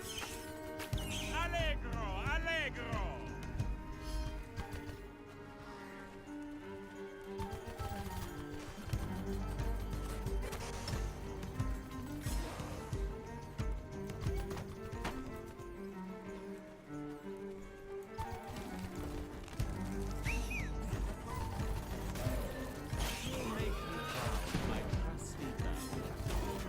Oh, I thought I almost died there. I mean, maybe I did. Maybe I did almost die.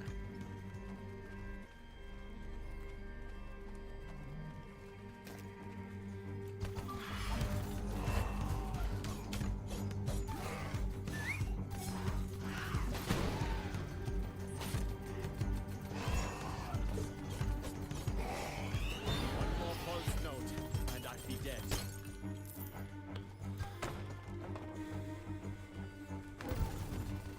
The sound of scurry!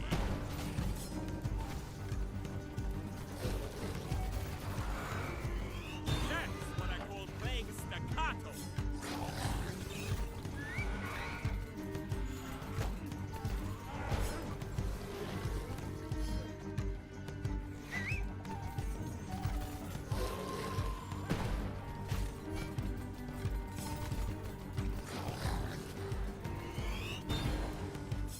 Okay.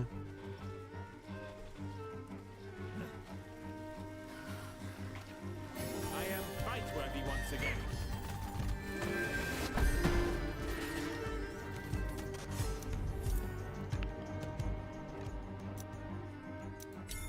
One is never too old to learn a new song. Never too old, baby. How many of these monsters are there?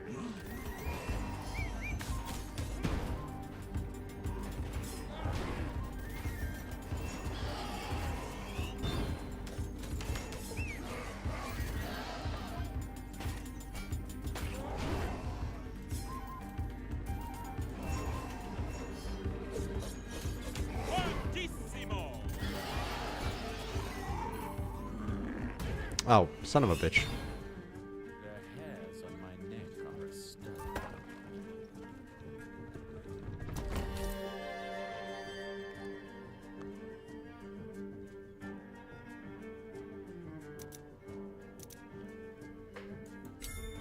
Now this is a curiosity.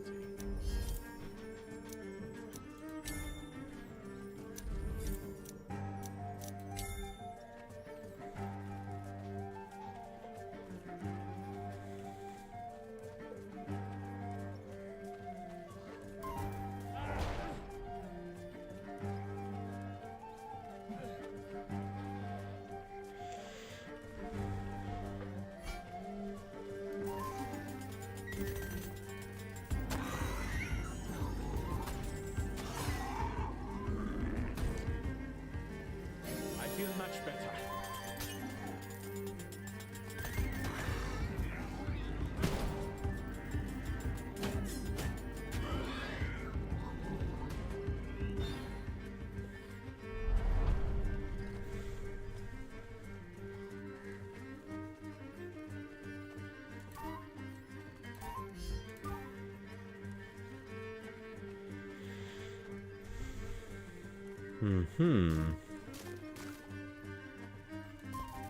Go out and get me that straw.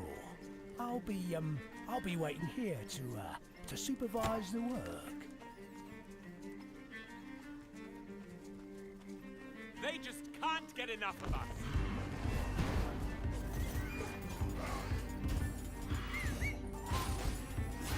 Where are my tiny friends?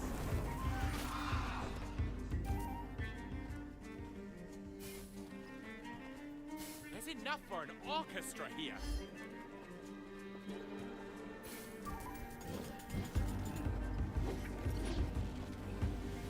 Patter, patter, come!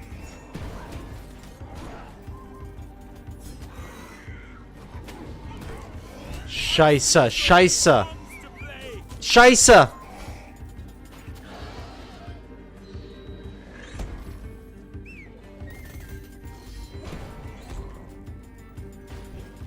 Scheiße!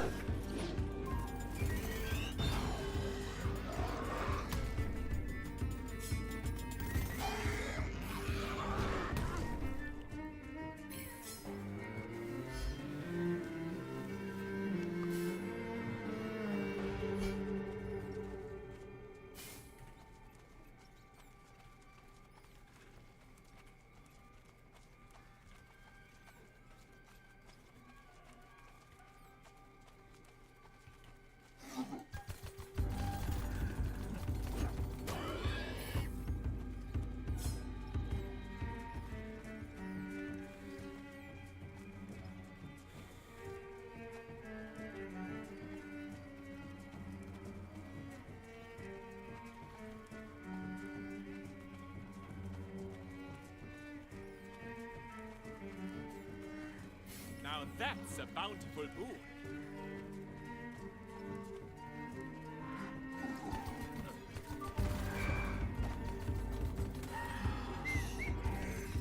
Staccato!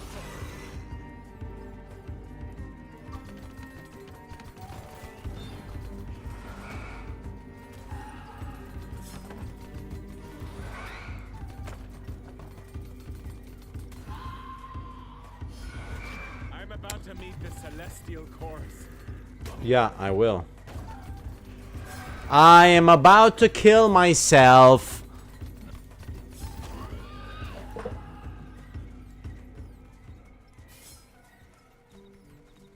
There's enough for an orchestra here.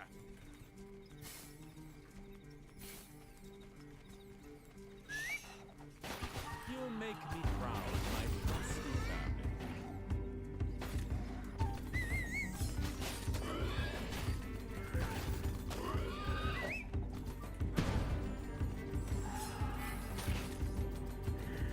No risk, no applause, and no encore.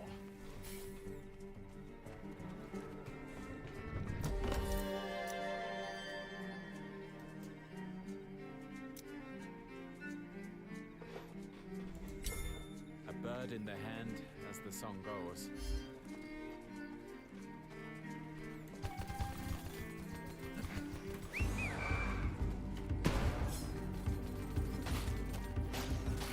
Let's take it from the top, my friends.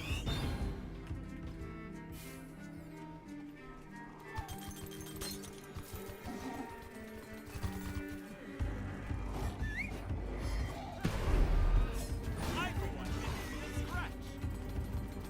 They're coming. I can feel it in my knuckles.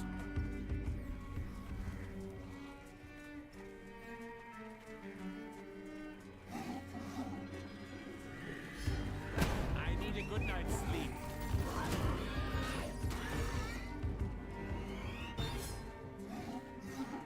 Heed my call, one and all!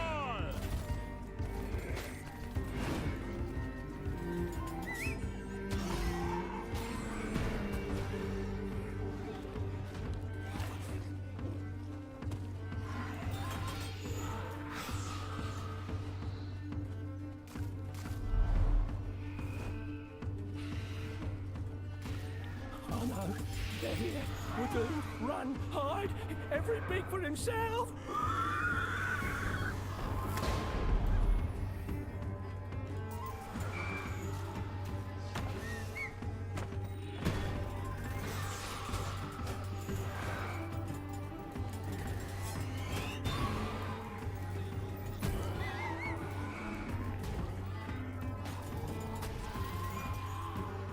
The piper bows and the crowd goes wild.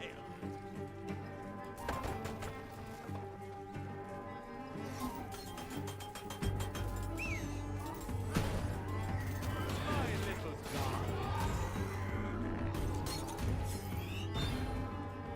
Okay.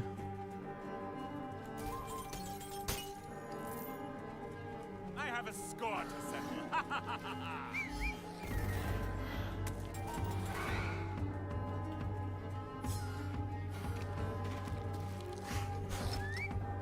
Fortissimo! Okay. Put me in, boss.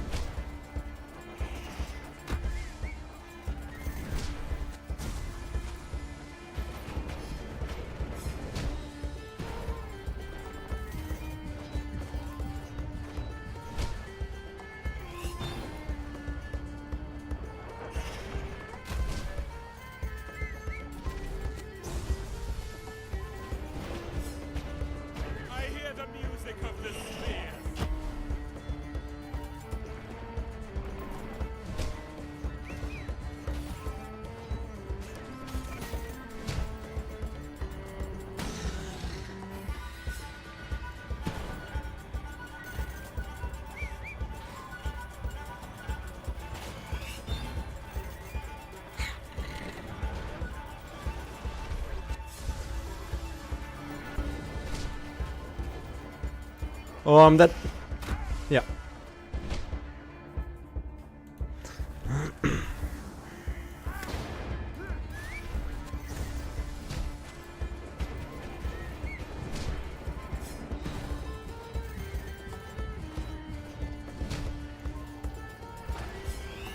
Get me up.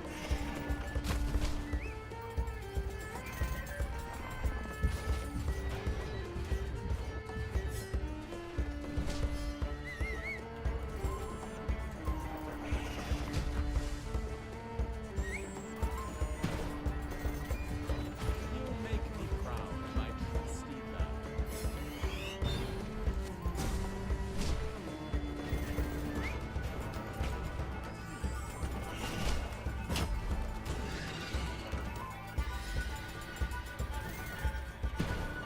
The sound of scurry.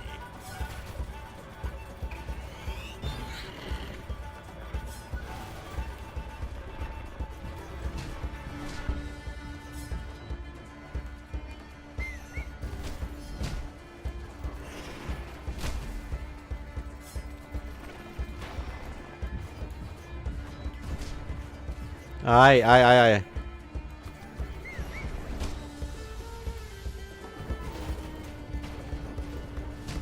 Fuck my ass.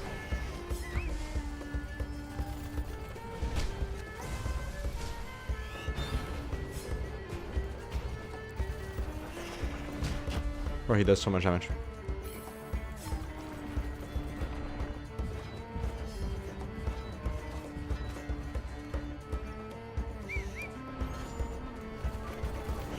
These are desperate times.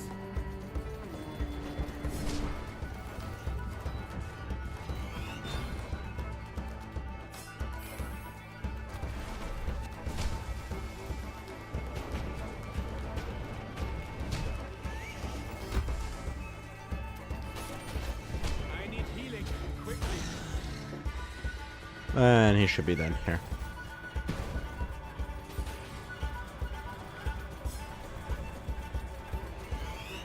There you go.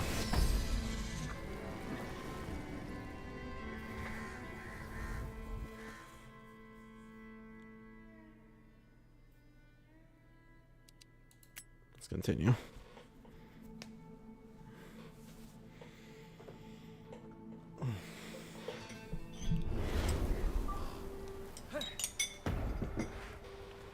Have I been here before?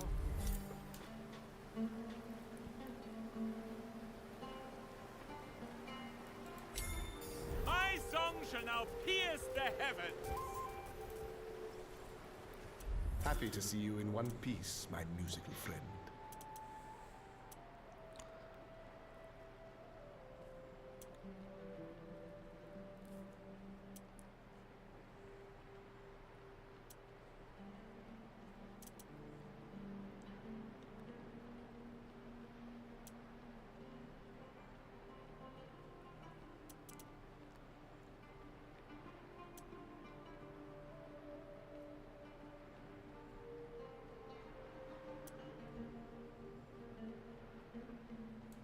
Indeed, I admire your bold thinking. I'm not sure what about, to be honest.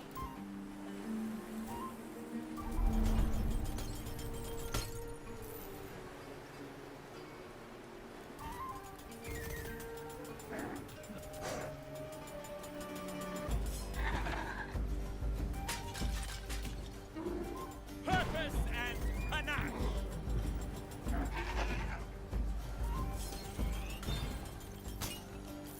We are in for a treat, my little man.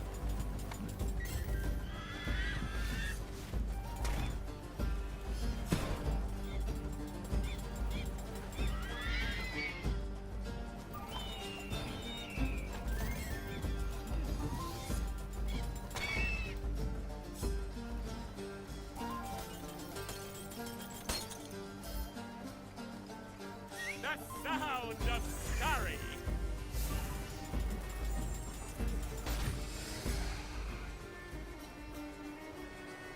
Where's everyone gone?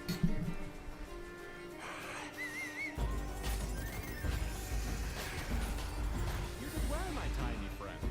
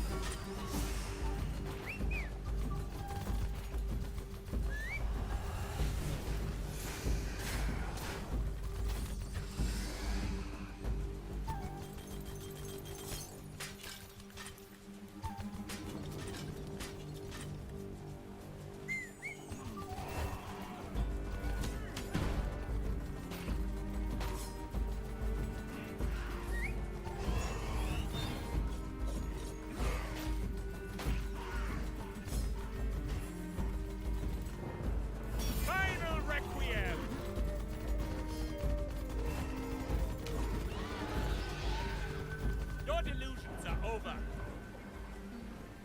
Interesting alt. I like that. They just can't get enough of us.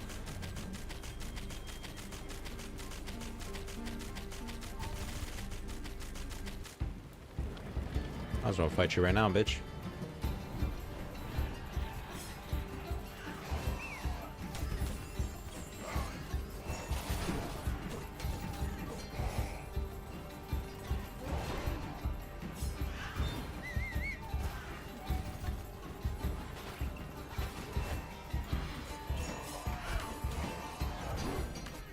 Ouch.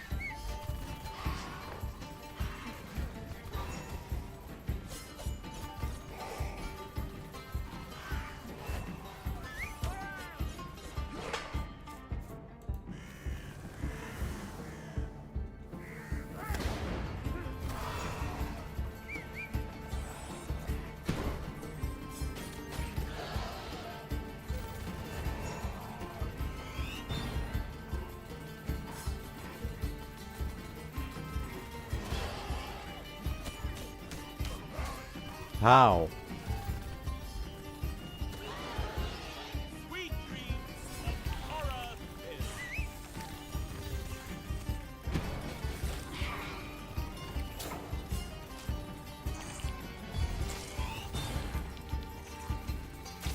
Final requiem.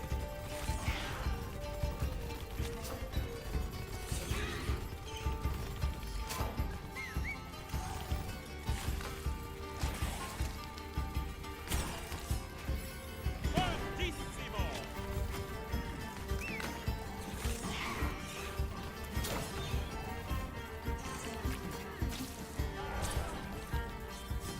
Heed my call, one and all.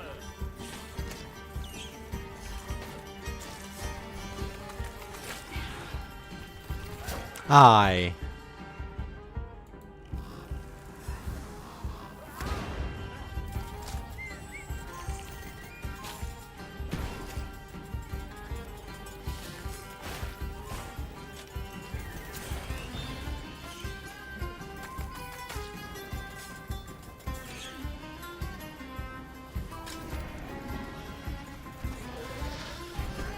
Aich. No, no, don't do that to me. No, don't do that to me. No, no, no.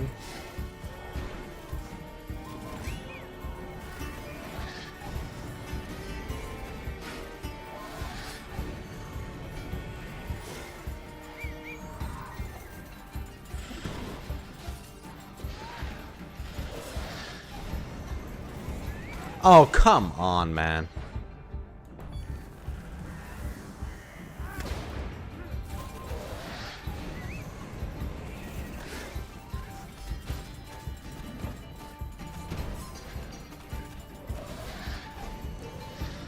You suck, man. You... Final requiem.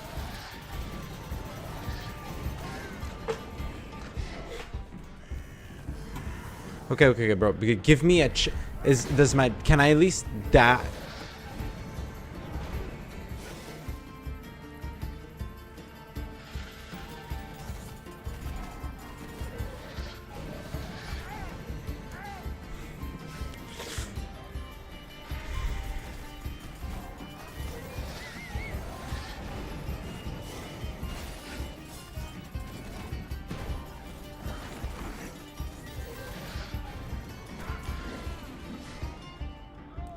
Bro, this...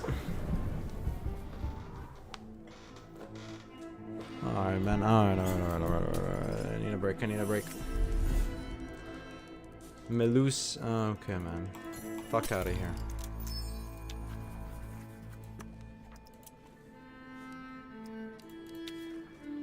Water brings us life. What does she Blood do? brings us hope. She like a tank?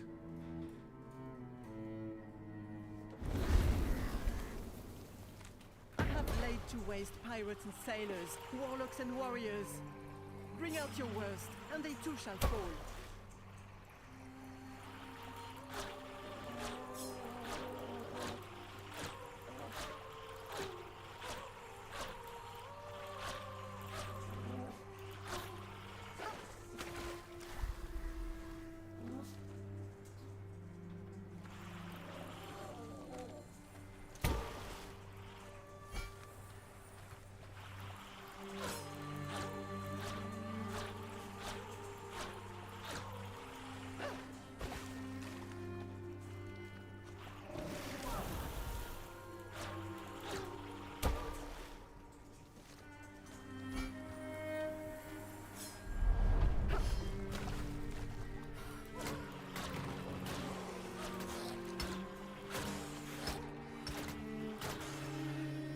So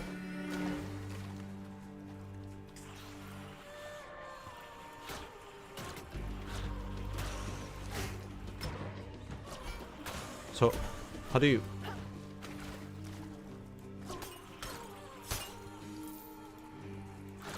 Okay.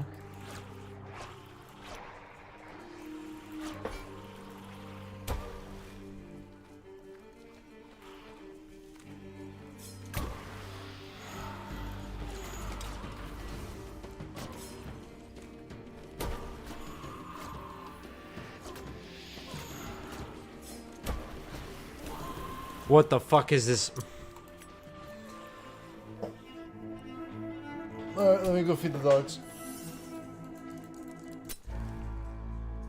Melusine, whatever. Melusine, you suck. Eat my ass, Melusine. Alright, I'll be back. Give me a whole second. I gotta go feed the puppos. Let's watch. Guys, I'm currently in a small plane in Alaska with this guy I met 3 hours ago. I'm getting ready to show you why. Guys, today we're going to drive to the most northern point in Alaska, all the way through the Arctic Circle. You might be wondering exactly how we're going to do that. Well, that brings us to this, the Dalton Highway. According to Google, it's one of the most challenging and dangerous drives in the world. There's no cell service, gas stations, or support of any kind for hundreds of miles. In fact, it's one of the most remote places in North America. So if our car breaks down, we won't be leaving anytime soon. Today, we go to the last frontier. Welcome to Alaska.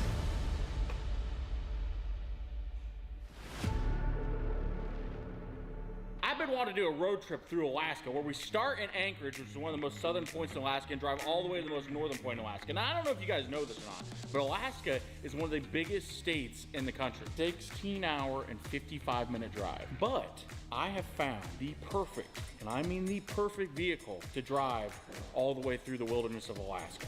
1992 Suzuki Carry, four-wheel drive with diff lock, 660cc. There's no way. Are they really only 600cc? I'm gonna need to go on a diet. Now the question is, will a mini truck that I've never seen, that I'm gonna buy sight unseen on Facebook, drive all the way across Alaska to the most northern point in the Arctic Circle? I don't know. But that's why you're watching this video, because we're gonna find out together. So me, my brother Garrett, and this homeless Australian man that won't leave my house hopped on a plane towards Anchorage, Alaska. And there, for the first time, I got to experience my new mini truck. Oh, this is This is not good, guys. Oh, this is not good. Got to skip out on dinner tonight. Breakfast tomorrow, lunch tomorrow, dinner tomorrow. Probably don't eat until we have to drive this. This thing is so cute. So what's your immediate thoughts? This is so dumb. This is the dumbest thing I've ever decided to do in my life. Well, you know, here's the good news. The truck is in really, really great shape. The disadvantages are the shape. This looks like it's getting ready to be the beginning of an adventure. So we came to Alaska with nothing, and now we have a mini truck, but we had to find a support vehicle for everyone else to ride in. And normally I just get on Facebook Marketplace and find a truck, but I've been told that I have a problem. I didn't think I was having a problem. I thought I was fine, but everybody else says I have a problem. So we're gonna do this the old-fashioned way. Hey, is this a car dealership? You got any cheap four-wheel drive trucks around here? Hey, you guys got any like cheap four-wheel drive junk trade-ins? Hey, I was driving down there on your lot down there, and I seen a couple cheap trucks on the back lot. You know anywhere around here I can get a cheap truck? I'm buying a really, really cheap 4x4 truck to drive across Alaska. Okay. Awesome. How about this? I'll buy it, and I'll sell it back to you for the same price in a week. Oh man, how's that sound? It's gonna be bad business. Nothing in that price range, man. This is where he gets me in here and he starts working the deals. Yeah, man. I don't want to sit in the chair. Central? That's too far in. Is there any real dodgy areas around here that car yards are like you wouldn't send your mother-in-law there? Would you sell that one? What's the offer? Well, I don't know. What's it take? So our showroom is right down this alleyway. We don't need this. I don't want anything at your showroom. Maybe just guys check Facebook, you know? We'll take this one. What's that movie where like the guys are sitting in the car and they can't afford it? Weston Champlin Vlogs. About 10 grand. We're not gonna catch up to him. He wants too much. Okay, come on, Dennis. Tell me the good news. don't have anything right now, man. Come on, man. Man, I check out Aiden's car sales. It's a little bit smaller lot. He's definitely got a little bit more range of vehicles. So. I like the way he worded that. He worded that very politically, but I know exactly what he means. The problem is, all the car dealerships we've tried have had asphalt lots. That's too nice. We need someplace with a gravel lot. All right, well, let's go in here and talk to this dude. Dude, it rolled right in behind us. 4,500 cents. Are you selling that? Yeah, we're trying to buy a car. Are we in your way? Oh no, I'm gonna have them look at this one because I'm trying to sell it because I'm moving and I have Yeah, we want to buy a car. Oh, we want to buy it. How much you want for it? What'd you say? I'll take it. You take 3,000? Yeah. Does the four-wheel drive work? It's all-wheel drive. Is it okay if you pull next door so we can look at it? This guy might get mad if we looking at it here. Oh, we'll pull right out of here. We'll pull into a parking lot next door or something. All right, sounds good. Was you filming? That's like perfect timing. What's your name? Herman. Weston, good to meet you. You mind if I take a look under it? It's a little tickety. So you just found out about Raven's Watch, or perhaps you've been following the game since it was first revealed. Either way, we've got you covered. My name is Kodiak, this is Legacy Gaming, and today we're sharing our ultimate beginner's guide for Pastech Games' new... We need to talk about this wild, growing conservative infighting that's been happening because it's exposing a lot, and it has a new target, Andrew Tate. He's an online troll, and he revels in precisely the evils conservatives hate. Now, obviously, Andrew Tate's been making headlines for years now, and his whole alpha male, anti-woke persona has led to him being lumped into and often embraced in right-wing circles. And recently appeared on Benny Johnson's show alongside one of Trump's lawyers where we saw this interaction. Hi, nice to meet you. I'm a big fan. Well, nice to meet you. I'm a fan. You're the one saving Trump. Also, lately, we've seen things like Elon Musk sharing Tate's posts and responding positively to posts about him. And that also notably coming after Tate has suggested he has political ambitions, running a poll asking, should I enter politics and run for prime minister? I have, my hands smell like dog food. Dog food. I'm on the dog food off of my hands. The dog food smell. Hey, it smells like a dog food. My hands smell like a dog food.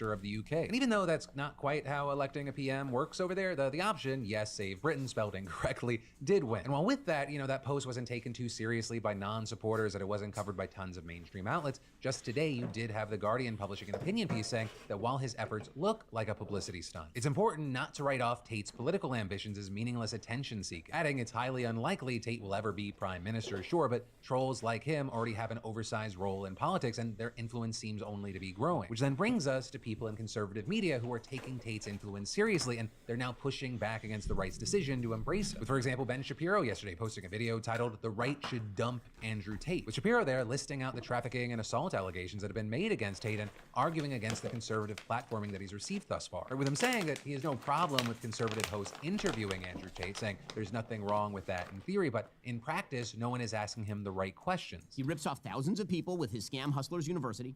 He preaches the virtue of treating women in a way you would never, ever allow anyone to treat your wife or your daughter. No one is saying you can't have Andrew Tate on your show. It's a free country. You should do what you want.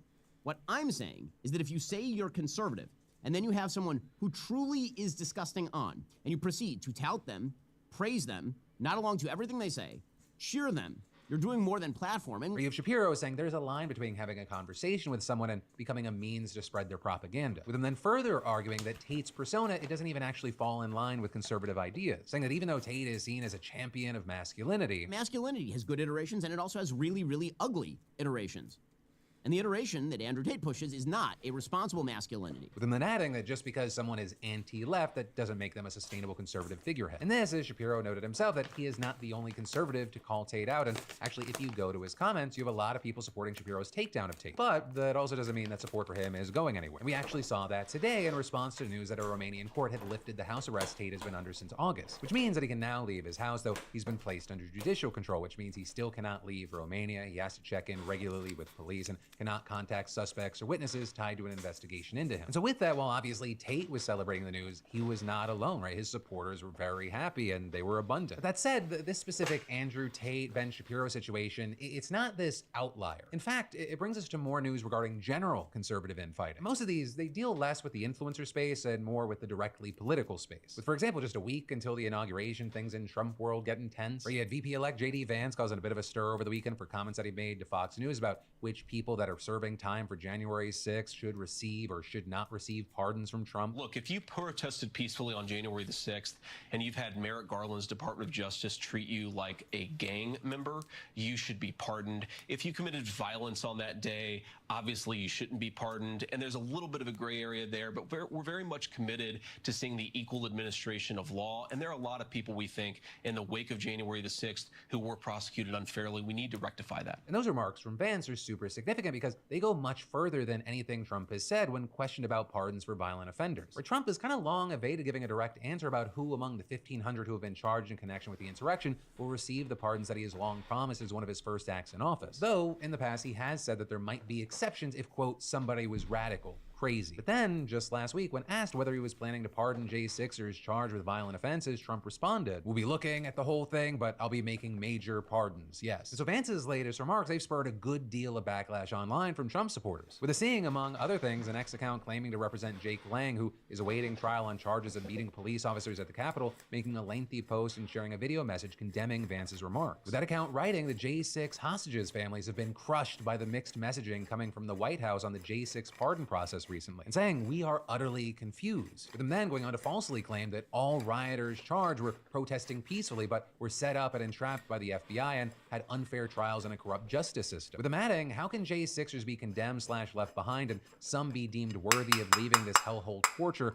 when all have been railroaded in a two-tiered persecution? With them then concluding by calling for everyone charged in the insurrection to be pardoned. With that also being echoed by another user who claimed to be a January 6th survivor who posted, telling your own supporters that the election was stolen and then not giving them a pardon or commutation after you sent them into what you call a Fedsurrection and trap is a betrayal. All of the J6 defendants must be saved. JD Vance is wrong, and I hope Trump will save his own supporters. With it then seeming like the backlash got so bad that Vance himself actually responded to a post by the Hodge twins saying that he donated to the January 6th Political Prisoner Fund and has been defending these guys for years. With him then claiming that there were federal informants in the crowd who shouldn't get a pardon and arguing that he wasn't walking back Trump's claims. And adding, I assure you, we care about people unjustly locked up. Yes, that includes people provoked and it includes people who got a garbage trial. But then also, that wasn't the only recent battle in Trump world, because there's also now a lot of coverage around recent remarks made by Steve Bannon, who of course was one of the architects of Trump's 2016 campaign, who served as a close advisor. And man, we saw Bannon absolutely tearing into Elon Musk in a recent interview with an Italian newspaper and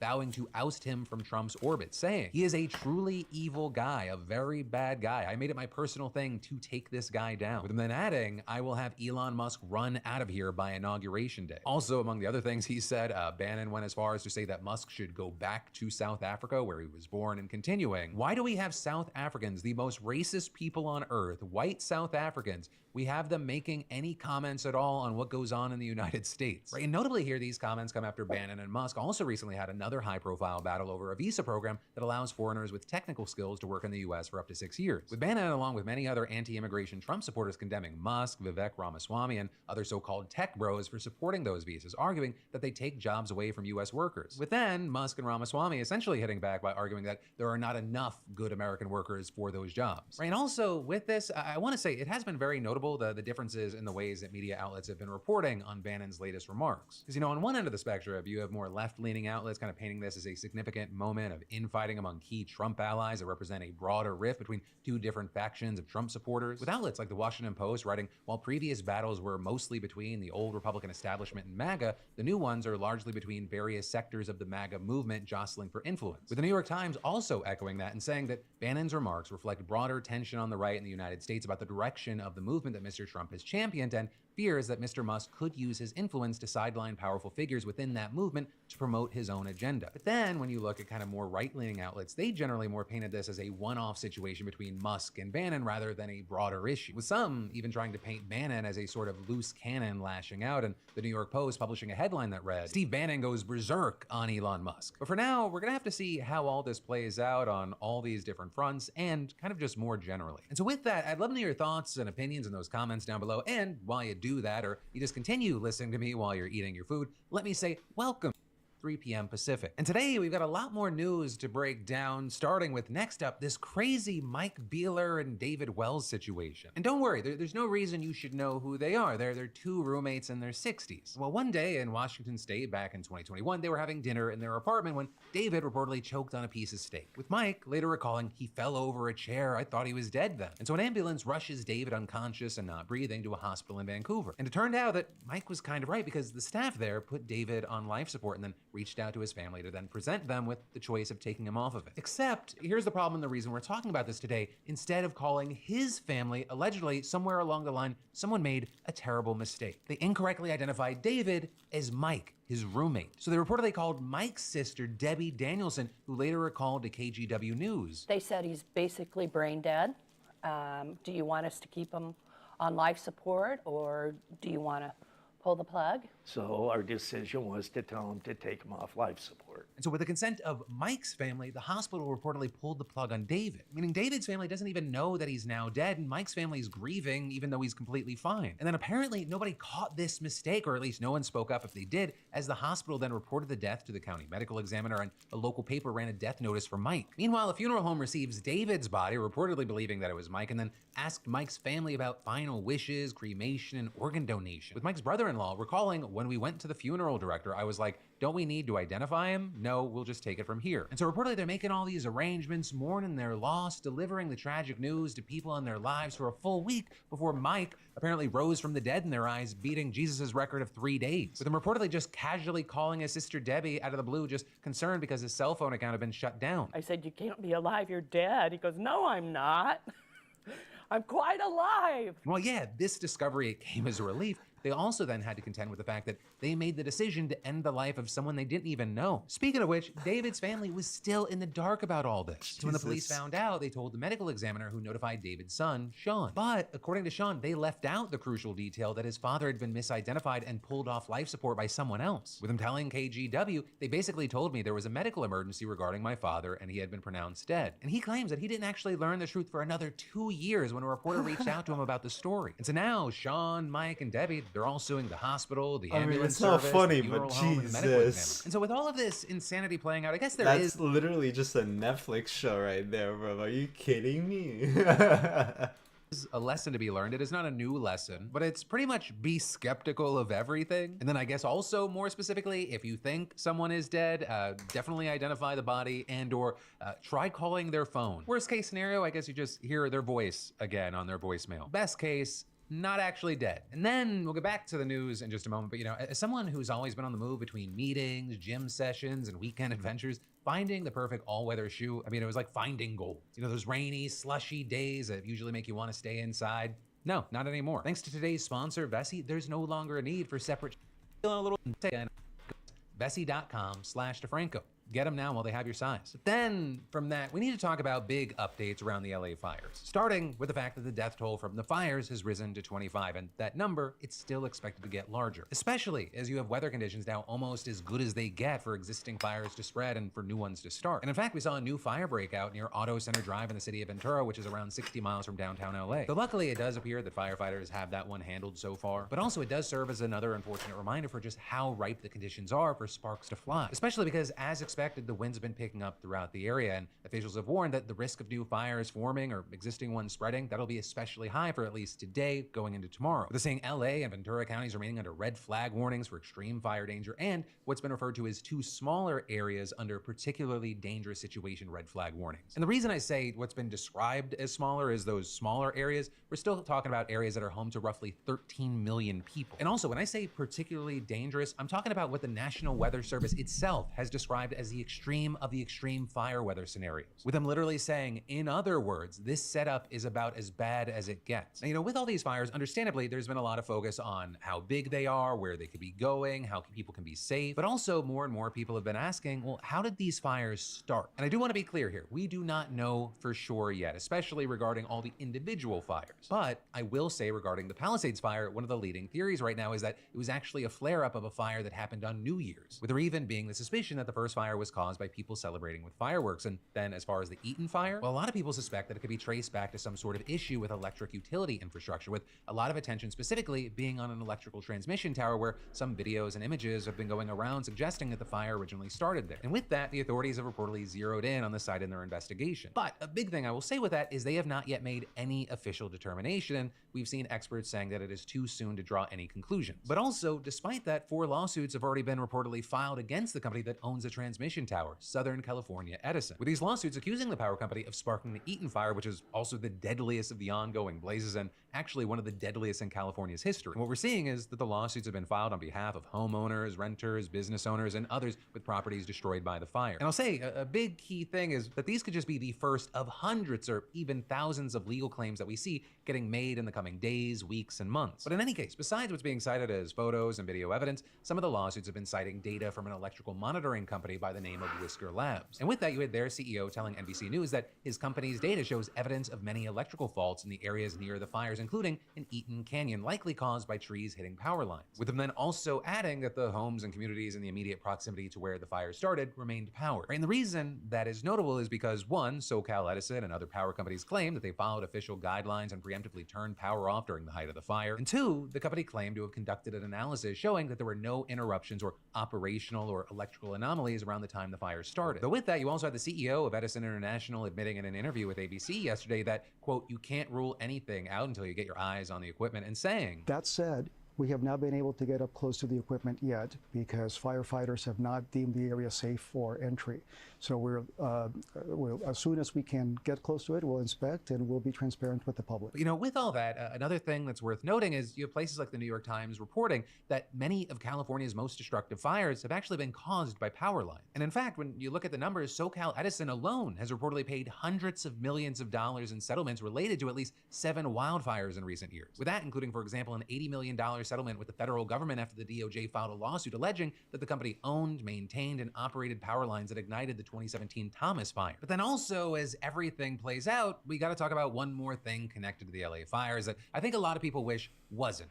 Politics. And while we've been seeing that play out everywhere, one specific thing that's been getting a lot of attention are Republicans saying that they want to put conditions on wildfire aid to California. Though notably, this isn't coming out of nowhere. I mean, during his campaign, for example, Donald Trump actually threatened to withhold federal aid from California unless the state changed how it approached water management. And now we're seeing Trump among those blaming California Governor Gavin Newsom for an alleged water shortage that they claim had contributed to the fire's devastation. Though a very big thing is that water policy experts have disputed claims of water shortage in Southern California, instead saying that these fires are due to a combination of lack of rain and severe wind. And this, as other people and officials have said, that no water system in the world could have kept up with the demand created by these fires. So with that, to be clear, right, that is not the same as saying there is nothing that local or state officials could have done better. Because we're seeing things like, for example, the consensus of experts interviewed by CNN saying, the combination of winds, unseasonably dry conditions, and multiple fires breaking out almost all at once made widespread destruction inevitable. But then they also said that inconsistent vegetation management, aging infrastructure in homes, and a lack of planning likely contributed to the destruction. But in any case, here, right, the idea that democratic policies are at fault and they need to be changed seems to be how the idea of conditioning aid began. Right on Sunday, for example, you had Senator John Barrasso blaming the fire's devastating outcome on what he called the policies of the liberal administration out there, and he supported the idea of conditioning aid on CBS's Face the Nation. I expect that there will be strings attached to money that is ultimately approved, and it has to do with being ready the next time because this was a gross failure this time. But then that evening, nearly 24 House Republicans attended a dinner with Trump at Mar-a-Lago, and they reportedly talked about tying wildfire aid to a debt ceiling increase, which obviously has nothing to do with being ready next time like Barrasso claimed. And then with that, yesterday you had Speaker Mike Johnson confirming that there's been some discussion of tying California wildfire aid to a debt limit increase. So then he also repeated the claim that officials in the Democratic-led state were to blame for mismanaging water resources and forests in the LA area. It appears to us that state and local leaders were derelict in their duty in many respects. So that's something that has to be factored in.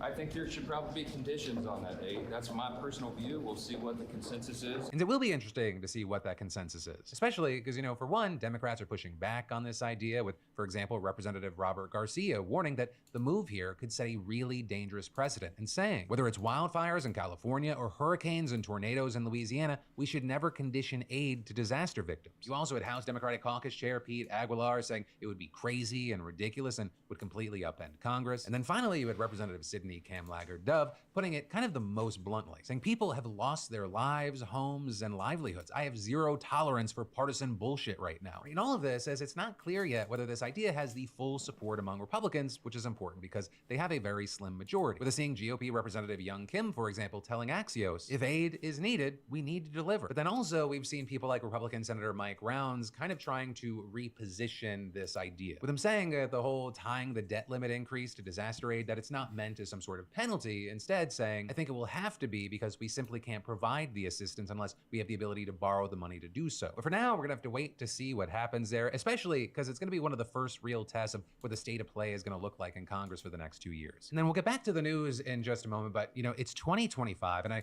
know that you care about accessing free internet safely, and Nord's 30-day money-back guarantee. But then, shifting gears, we need to talk about Pete Hegseth, of course, Donald Trump's pick for Secretary of Defense, because he just had his confirmation hearing, and there were fireworks. You know, that was kind of expected, given Pete's background. For Pete Hegseth is a former Fox News host and decorated National Guard veteran. He did 2 tours, one in Iraq and one in Afghanistan. And even from the get-go, I've been posting on Musical.ly and Instagram. Hegseth was what the Washington Post called an unconventional pick, considering his relative youth and inexperience managing people. However, I think with this new camera, I might just start posting the pranks on YouTube. Might be pretty interesting, and I think you guys would enjoy it quite a bit. Tyler Oliveira is a YouTuber turned investigative journalist. I didn't expect to play journalist today, but I guess I am. Is this something that an investigative journalist would do? He's a profiteer of human misery, a poverty tourist, a parasite. Come, please, cancel me.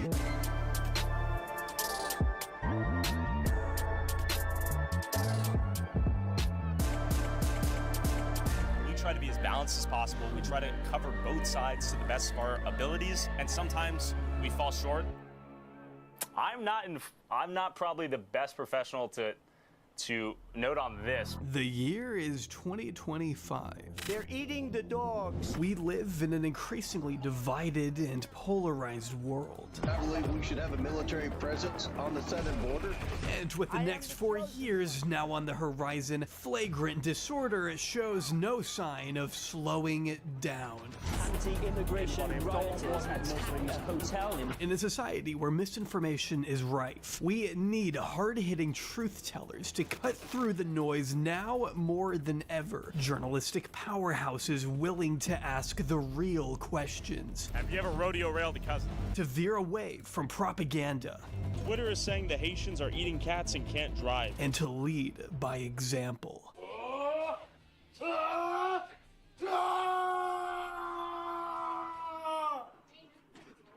This is Tyler Oliveira, the man who claims to offer journalism that covers cultural decay with the incisive honesty so desperately needed right now. But is he really offering an accurate picture of today's landscape, or do his formulated narratives cause more harm than they do good? Let's find out. A news station cannot make 10 million people care or watch an opioid crisis and be aware of it at a broader scale.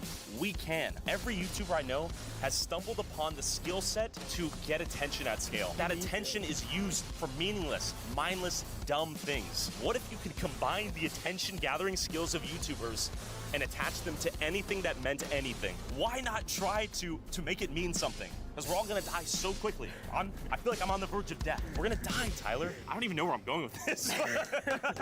Tyler Oliveira's story begins the same way many other budding influencers do. Rejection. Today, guys, we're gonna take a little look as to why I think I got rejected from every Ivy I applied to. Launching his channel in 2018, Tyler mostly focused on assisting hopeful undergraduates in their college applications.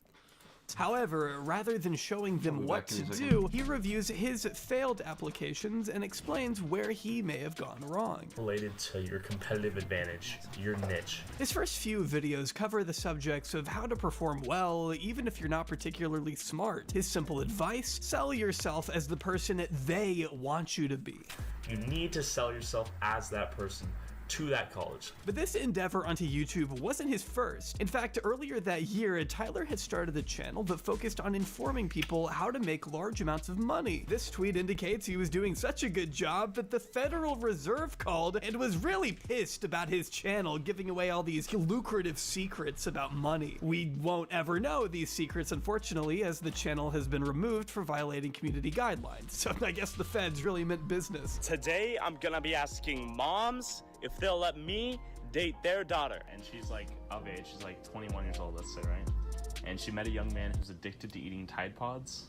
Like, what the fuck? When he wasn't disclosing exclusive trade secrets into financial management, Tyler Oliveira could be found writing books that get 2 stars on Amazon and making Musical.lys or Twitter videos, going Super Saiyan in a supermarket.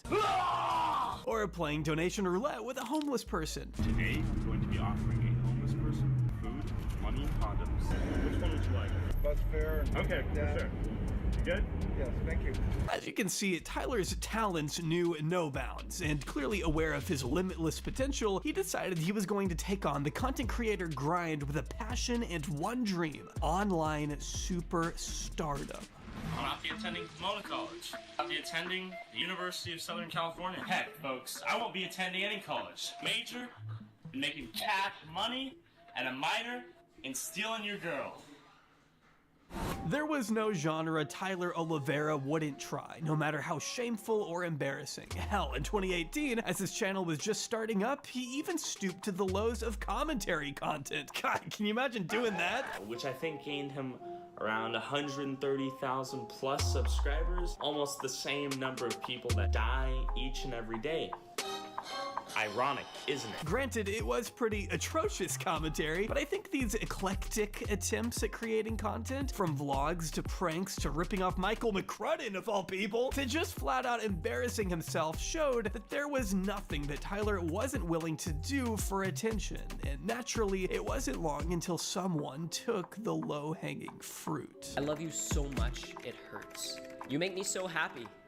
You are absolutely... Although now known for an altogether different genre of content, in 2018, Ryan Trahan was an up-and-coming commentator on the platform. He made videos covering a wide variety of people, who you probably don't remember now, providing commentary and opinion-infused narratives about what certain influencers were up to. His style clearly inspired one Tyler Oliveira, who made a video titled "Ryan Trahan is Lying Proof," where he employs the old trick of name-dropping large creator to garner response. Of course, the video itself does not definitively prove anything that its title promises, more just serving as a showcase for Oliveira's complete ineptitude in creating original, meaningful commentary. The video that launched him into fame was titled "Lauren Gray is Lying Proof," which inspired the title of this video and more or less the content. And the entire video revolves around Mr. Trahan comedically critiquing Lauren Gray and her flaws. Oliveira merely seems to be mirroring other commentators. Here, ironically, he's most similar to Trahan himself, but he seems to have no grasp on the actual groundwork. So what you see is fundamentally pretty shallow. But then again, he doesn't need to say anything if his goal is just to bait a response, which in the end is exactly what ended up happening. Tyler Oliveira, the man of the hour. I watched just one of his videos. One of them, and I got hooked.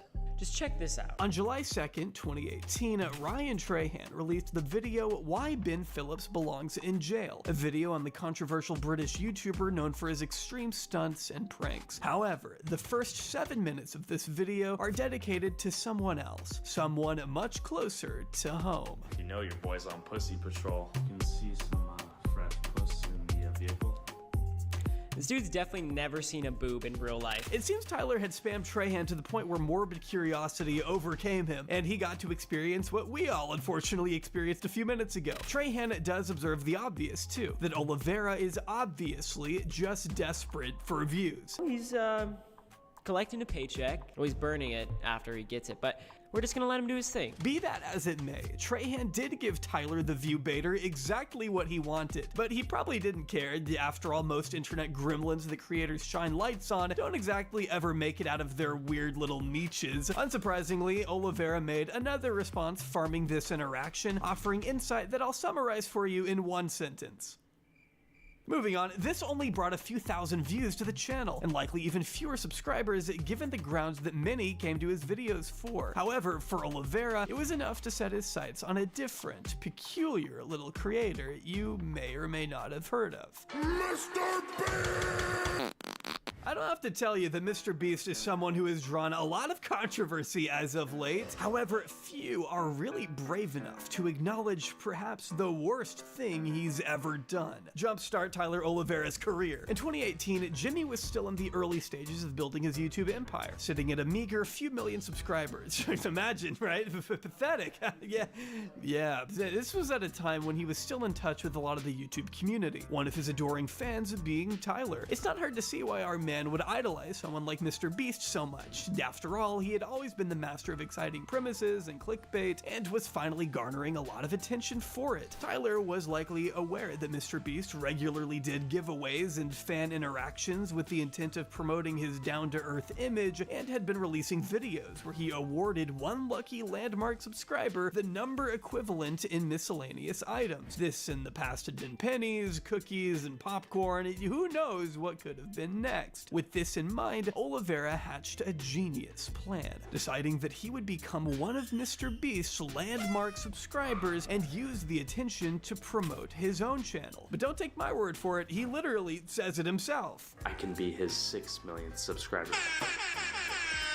Like the true hustler he was, Oliveira slept through the milestone and missed the opportunity to collect his winnings. But always making the best of a bad situation, Tyler decided to make a video regardless, and used the time that he had left to become Mr. Beast's ultimate Glaze Master General, explaining why he was oh so epic and wonderful. Mr. Beast understands like no one else the power of a viral video. Mr. Beast, ever possessing the fragile ego, we all saw what happened with Jacksepticeye, obviously lapped up the positive attention, even leaving a comment complimenting Oliveira on his ability to slop him off. However, Oliveira wasn't finished, and with Mr. Beast's growth only becoming more rapid, the opportunity to join him at another milestone would come around soon enough. And it did. This time, Mr. Beast, I decided to come prepared.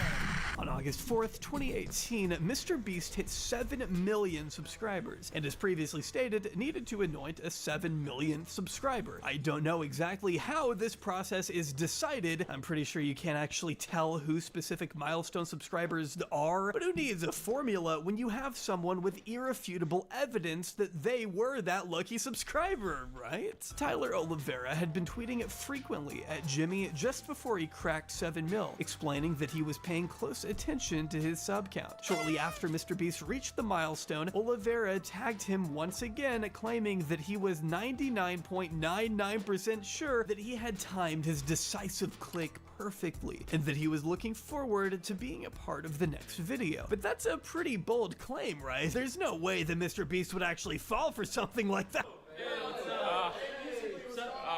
Oh man, God help us all. Your generosity has no bounds, Mr. Beast. A truly kind soul and a talented content creator. Tyler Oliveira actually uploaded before Mr. Beast, so you can see exactly how our overcommitted brown noser pulled this off. And as always, the trick was just blindly declaring you won and having people believe it, because there's no way that anyone actually believes this was evidence.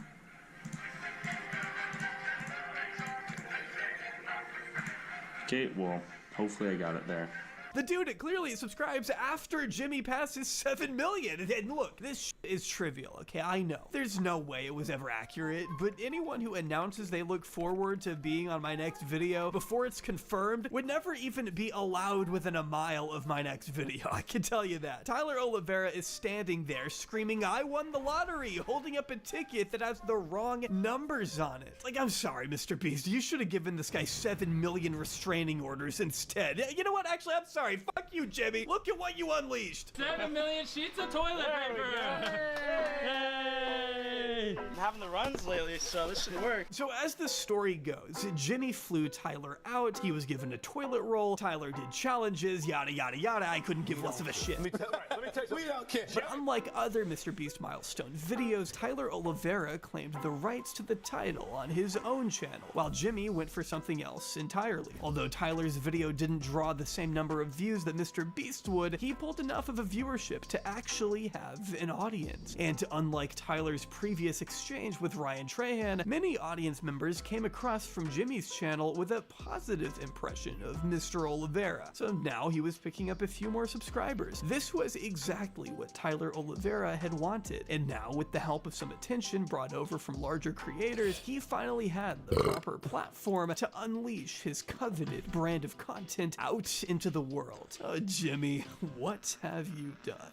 With some of Mr. Beast's viewers invested in his content, Tyler Oliveira had exactly the kind of audience he wanted, and soon enough, he'd begin working on the content he knew they would enjoy. And as the loyal subscriber that I am, the woods, the girl made her way to grandmother's house.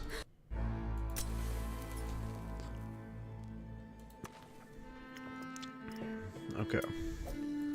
I was fucking with the Ice Queen, low key. He's fun, but he doesn't do a lot of damage. The Ice Queen, low key, if you learn how to play her, she does the combo does a good amount. But let me try all of them, so at least I have a fair understanding of all of them, and then we'll go off of that. All right. Let me close all of this. Let me leave that there. All right.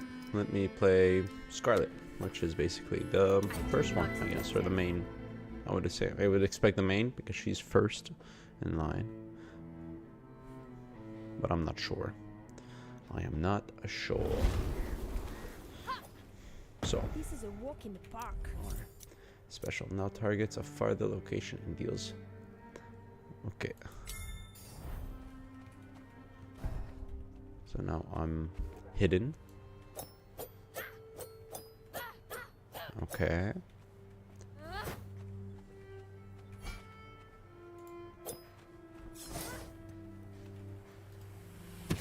And explodes.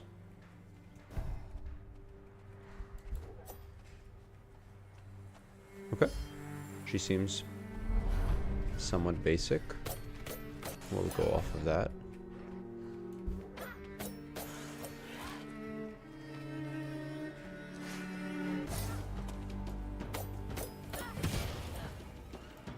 Okay. This will be a picnic in the forests.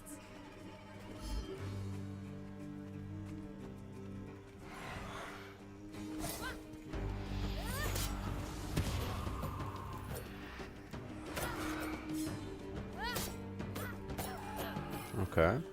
Okay. Learning process. Learning process.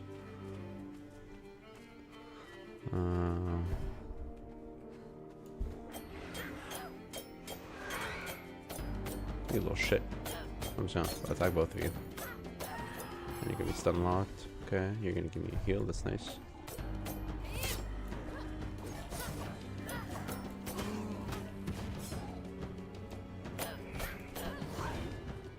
Okay.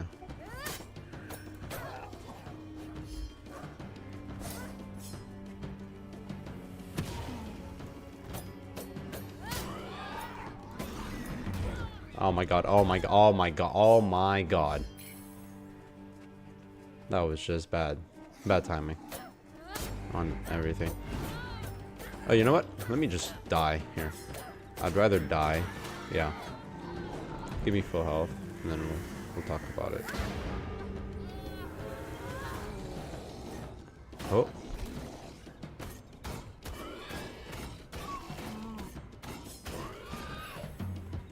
Okay, so now a new character. Come out, wherever you are. I sense evil.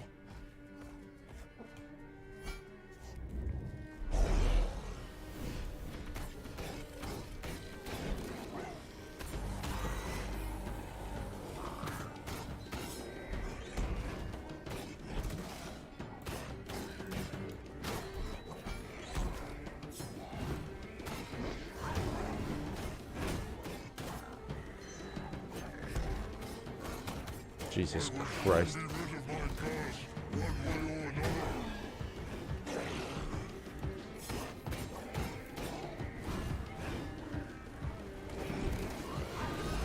Yeah. Okay. I guess I'm back. Let's go. No? I want to be back as a girl, though.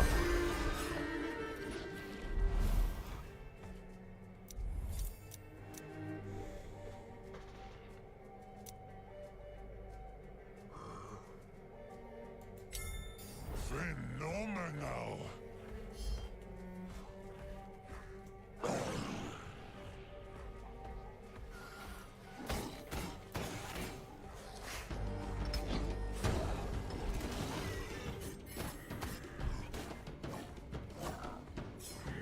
Yeah, I don't really like playing as a big character, though.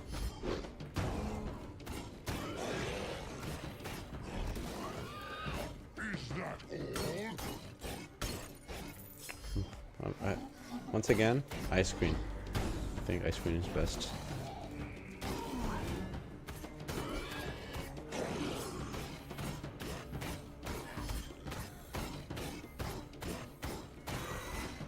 Well, I mean, I have to admit, he's just a juggernaut, though. He heals a lot. So I will take that.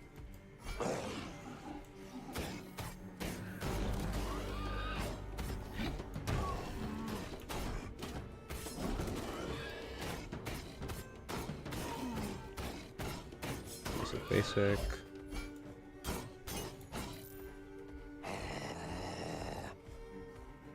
There's a chest right there.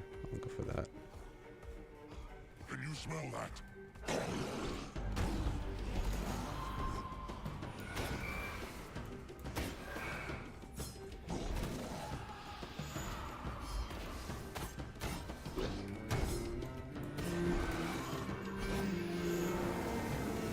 Okay. So it's time.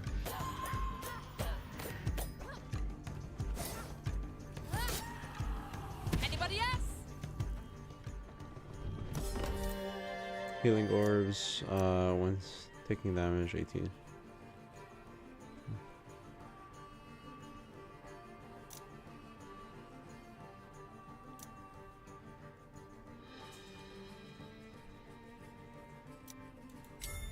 Yes. Okay.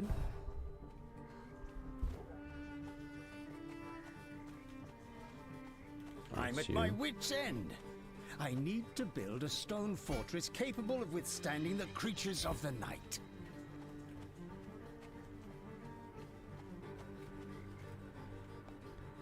Okay, let's go down here.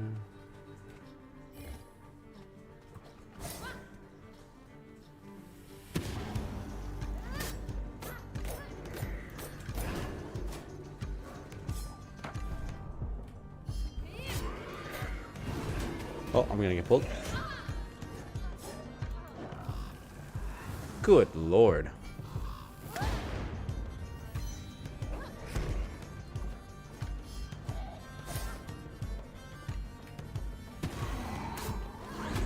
I didn't mean to dash in there. That's my bad.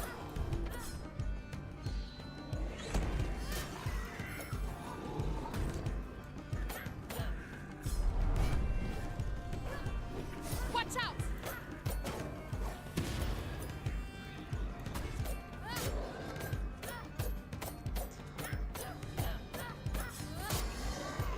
You've owned your last. Holy shit, bro. I'm taking so much damage from these fucking guys. Easier than picking blueberries.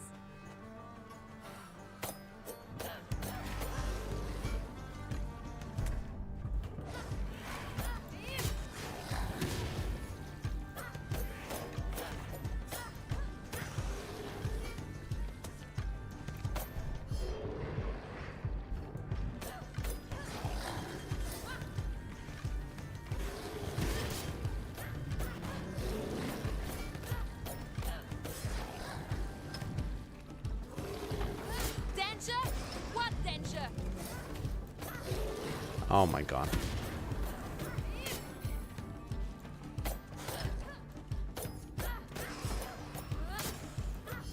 job is done here. Okay. Time's running out. Is it?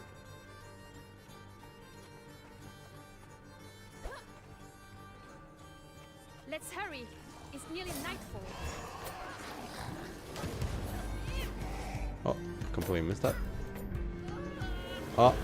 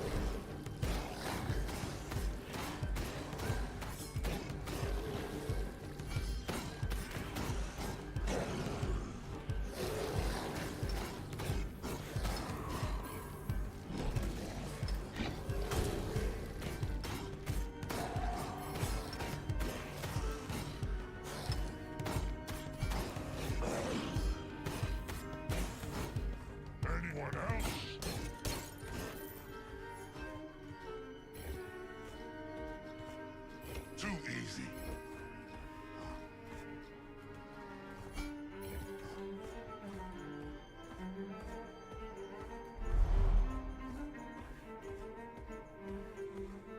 The enemy is at our gates. Let us prepare to fight to the last and save our home. Time to play.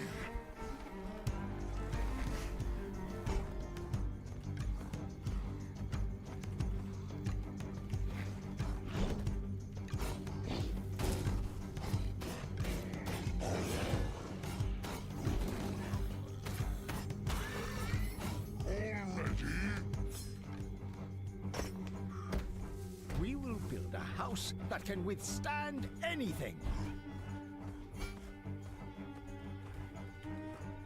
It is good. I am Alaric Swine. Hogston shall not fall, you vile demons.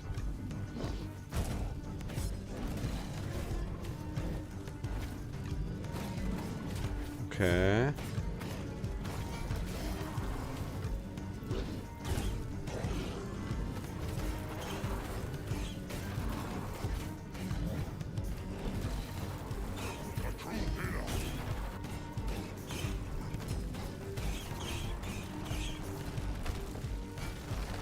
Shit, shit.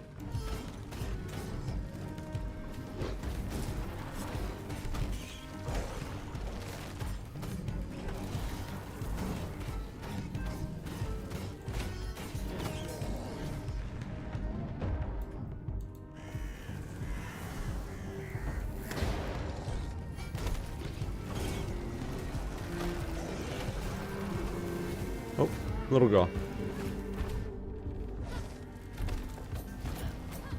That feels good.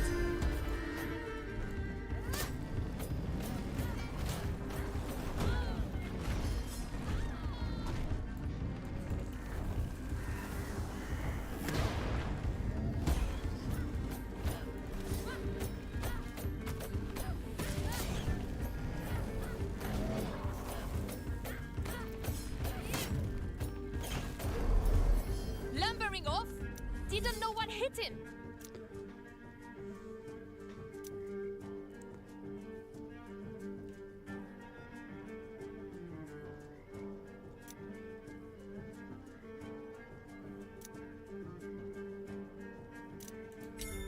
It's all mine.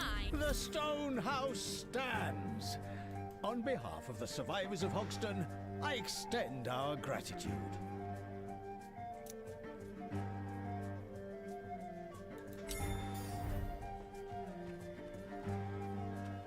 Okay. I don't know, I'm still, I mean, I know how I'm still alive. There's the Raven. Been itching for some action.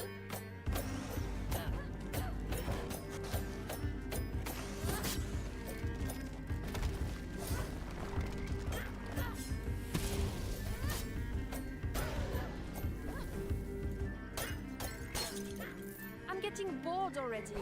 Shut up.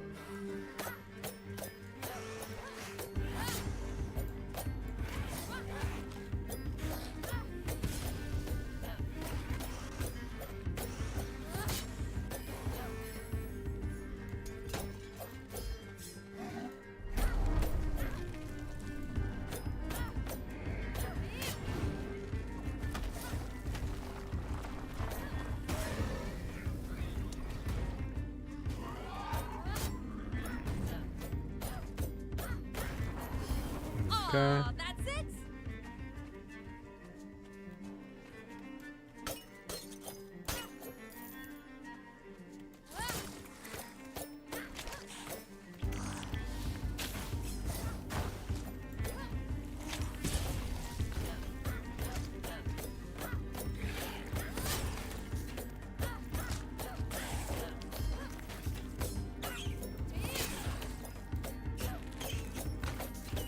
I'll make it a swift death.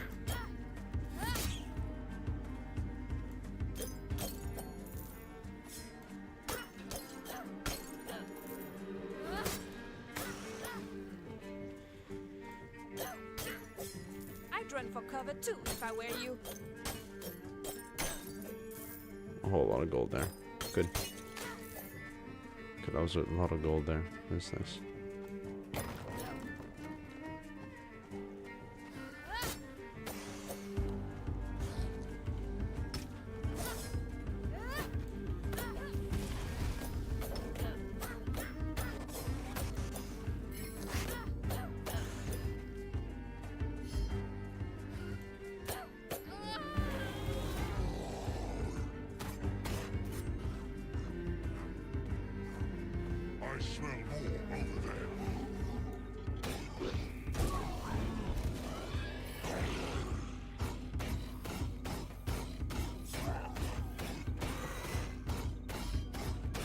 Ma.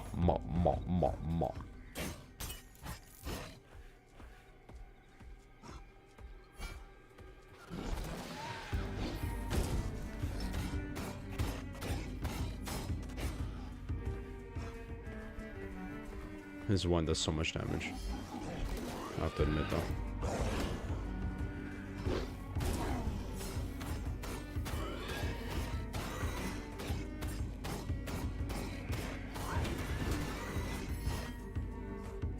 That's fair. They fear me.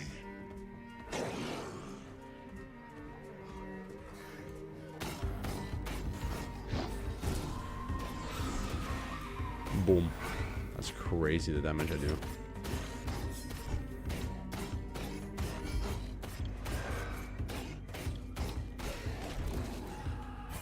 For Hondo pop, bro. That's crazy. Deals 15% more damage to bosses. Yeah, sure.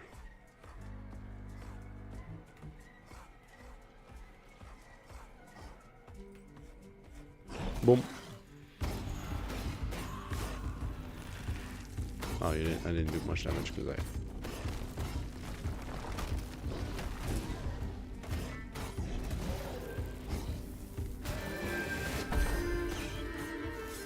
Oh, new talent.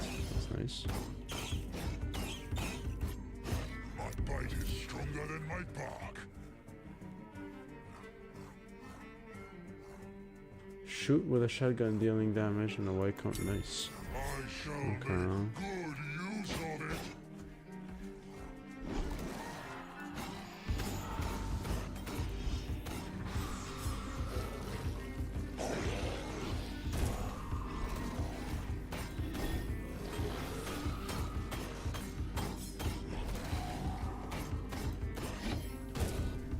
No match for my raw speed. Okay.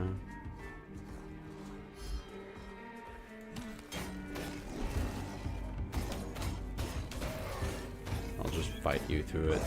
I don't care.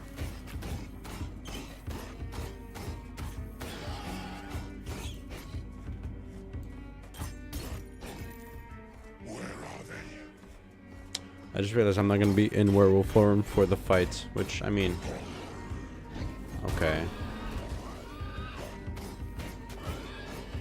nice with it though. Would be nice. I'll take this just for fun. Finally, a little fun. Okay, so at least I understood her though. You gotta stack this little thing.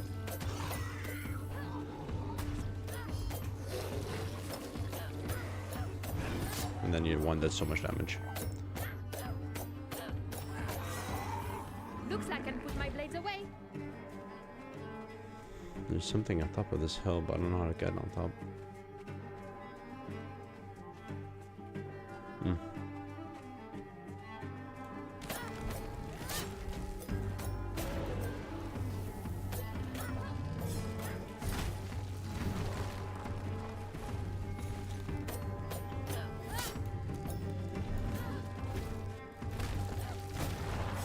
Oh my god. I'm gonna eat my... I'm gonna kill myself. Oh my god, that's gonna do a lot of damage.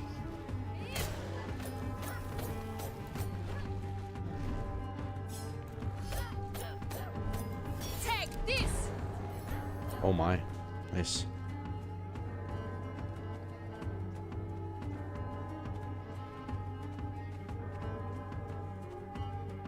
Must have heard I was coming. Alright, let's go.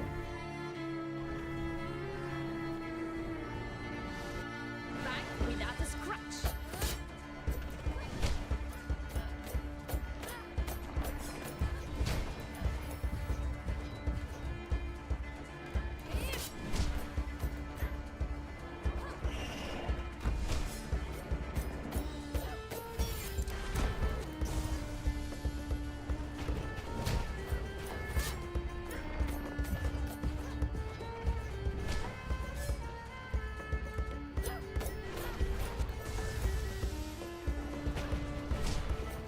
Okay, stack up this, do one.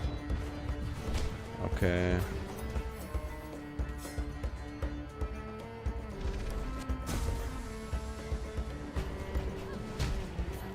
Okay, just stack my...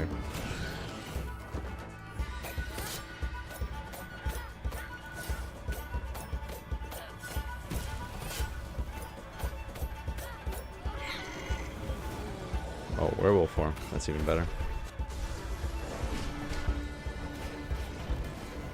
Nom.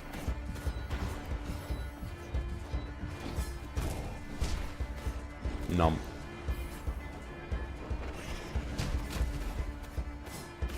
Nom.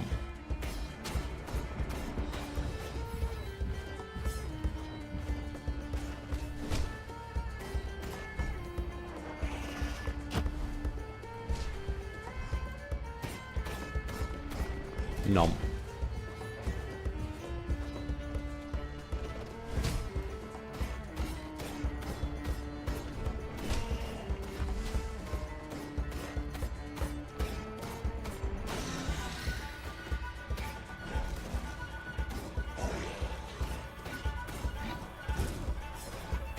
Should be dead. There you go.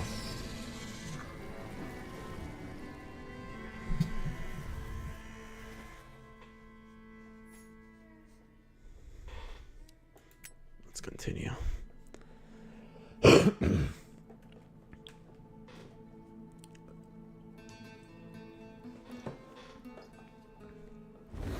But wait, before we continue, I must go. This won't take long. Actually, let me. All right. Welcome. Hmm.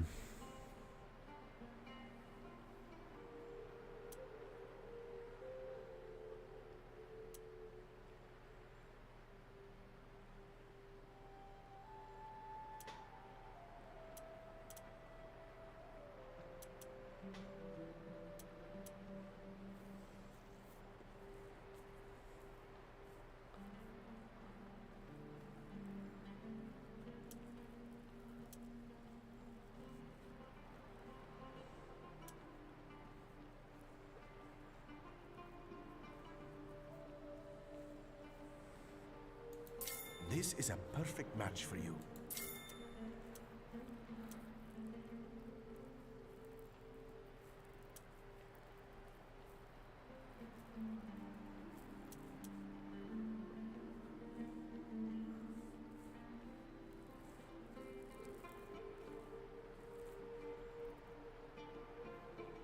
Okay, so Most suitable. I understand now. So I'm gonna hit them with a bomb, which is gonna increase my crit chance by 70%. And I'm gonna do that. Interesting. And do that. Okay, let me go start my oven. I'll be back in just a second. I'm gonna start my oven, cook some food, but I will do that in just a second. Hold up. Puppy. Is it okay if I wake you up, Baba? Morning, my love.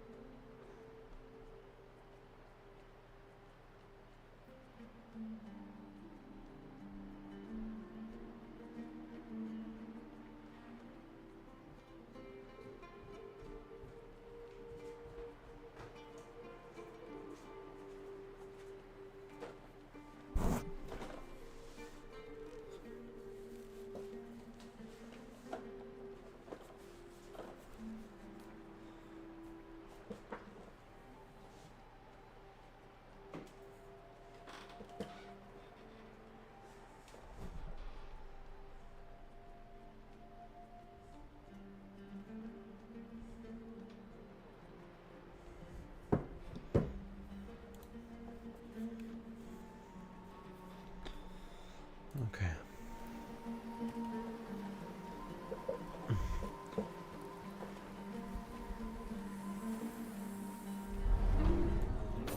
Take this! Change my... Okay.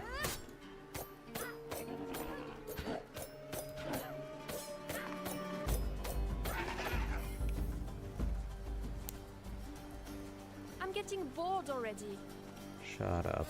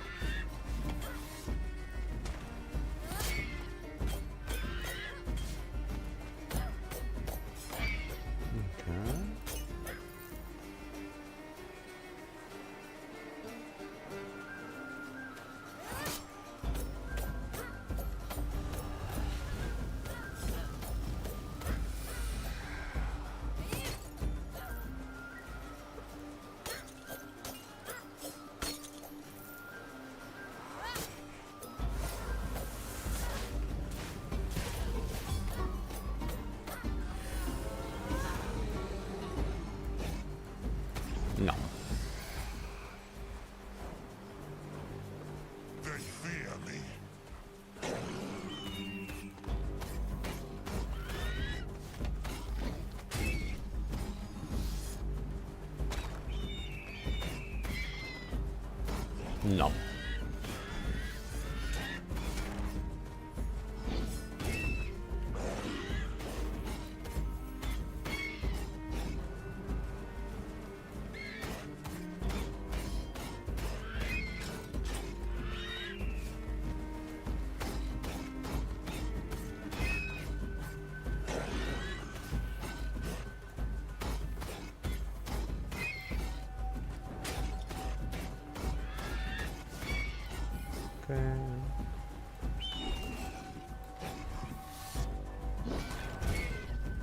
Alrighty.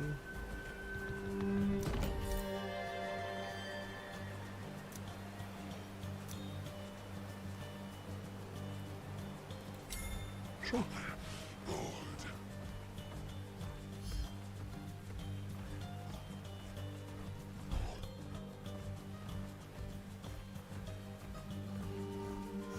I smell hope.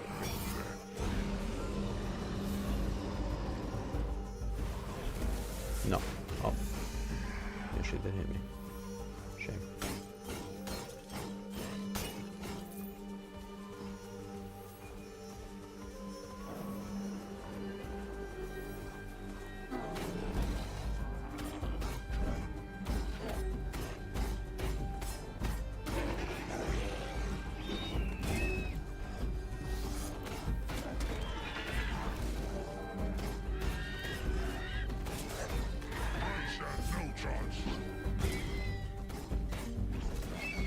No.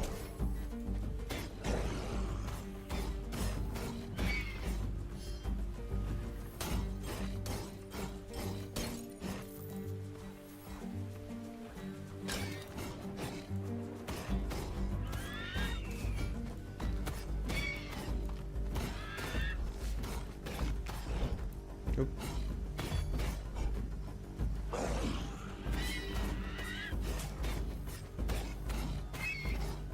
Where are the others?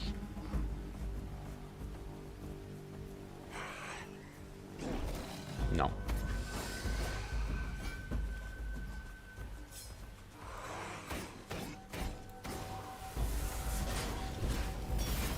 Oh, I'm so fucked here.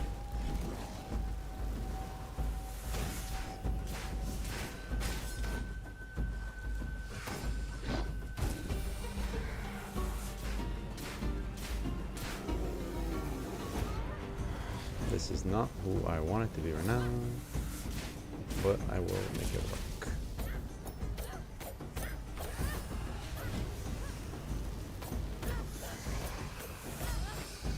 Too bad.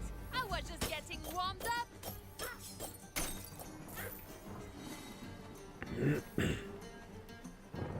They don't stand a chance.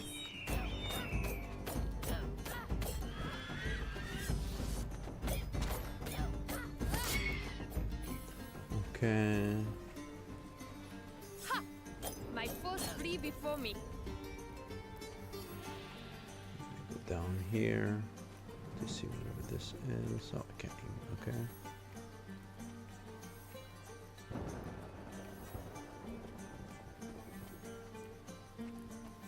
Up here? Yeah.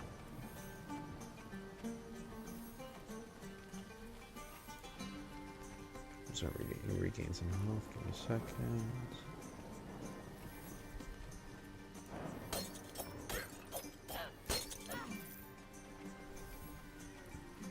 Da. C'è? Nu. Sau poate, nu știu, poate nu sunt sus, nu sus, nu știu. Nu, ce faci? Oh, you're making pancakes. No. Okay, but I didn't eat yet. Like food, so. Yeah, it's in the oven. La tourtière is in the oven. I feel my strength returning. Well, it just said I didn't eat food. Oh my god, pancakes though. Take this. Yeah, maybe. Okay, I'll come after. Give me a second. Goodbye. Bye.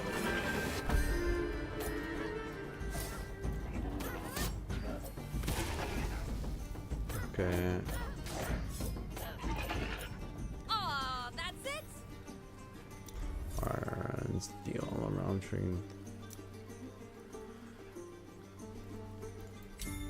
Nice.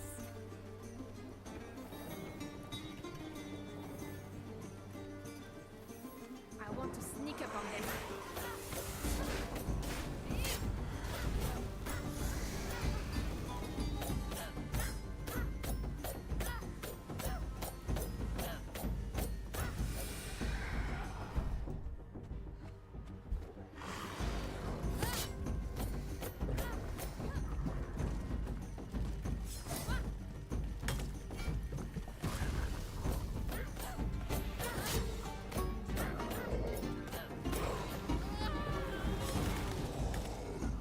Oh. No. Is that all?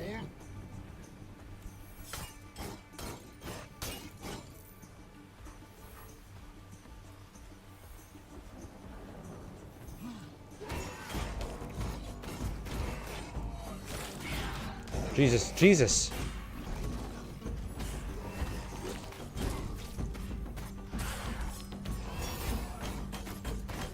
Jesus.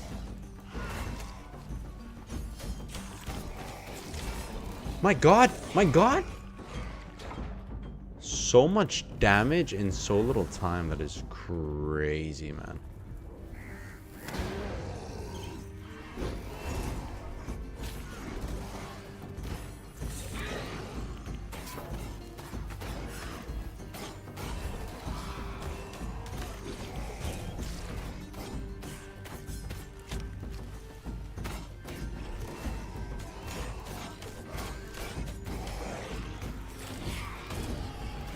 Yo, these bastards do so... Alright.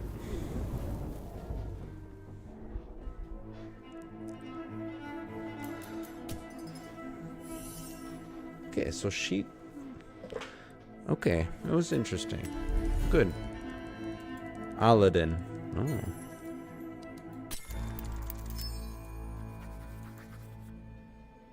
To understand my story, you've got to hear it from the beginning. I loved my gram. Sure, we argued a lot. She was always yelling at me for not wearing dresses and getting my clothes dirty. She didn't like me learning to hunt and shoot, thought it wasn't ladylike. I'd blow up at her and would go out to the woods to get some air. Always loved the woods. Something about being around all those trees calmed me. That is, until that last time. We had a big blow up, a major one. I stormed out, went to be with the trees. After I'd calmed down a little, I felt bad about what I said to Gran. Started picking flowers to say sorry. Then, that damn wolf showed up.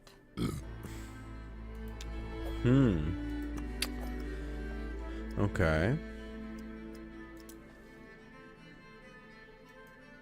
She sucks. She completely sucks. I'm sorry, but she, there's no viable way you're telling me that she is decent. I refuse to believe that.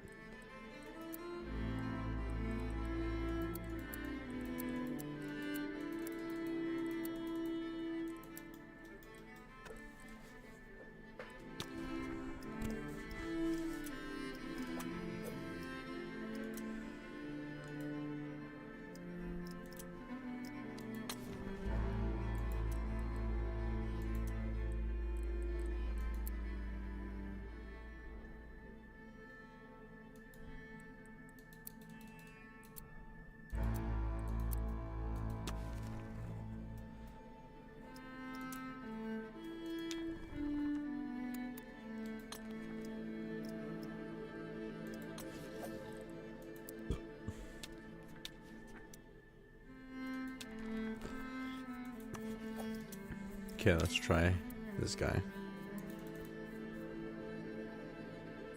Shield high and blade sharp. I think it's the last one that I would have to try. Let me go get the pancakes, actually. Before I forget, let me go get pancakes.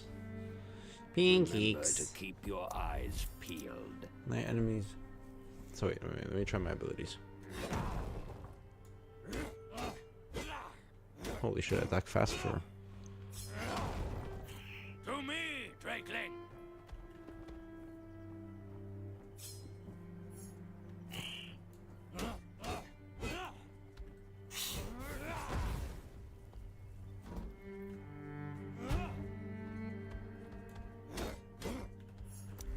Seems... okay.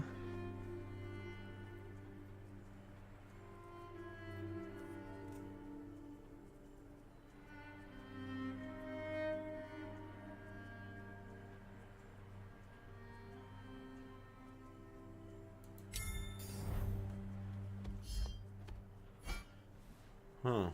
Interesting. Alright. Give me a second, I'll be back.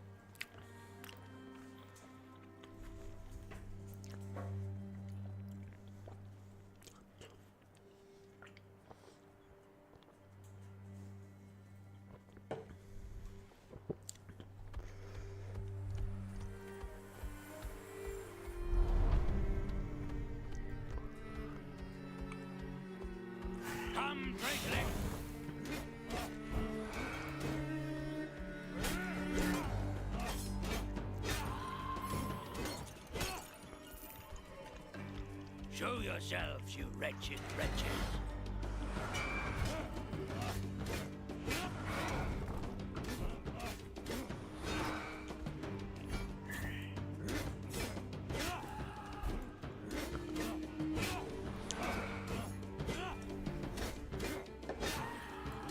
Your foes have all been vanquished.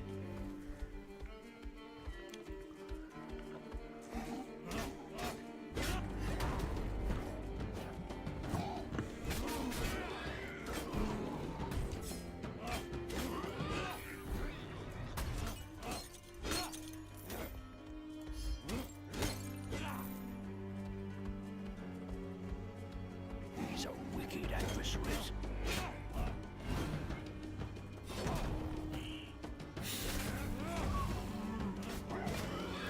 Okay, so my 2 and then my 1.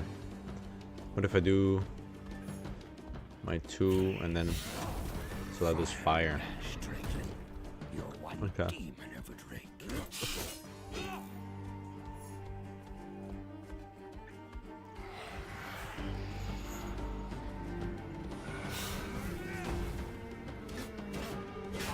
Okay, I get it. I get it.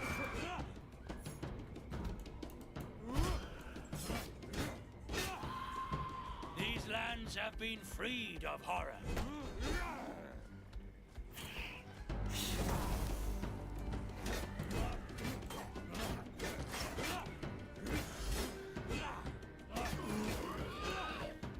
Okay.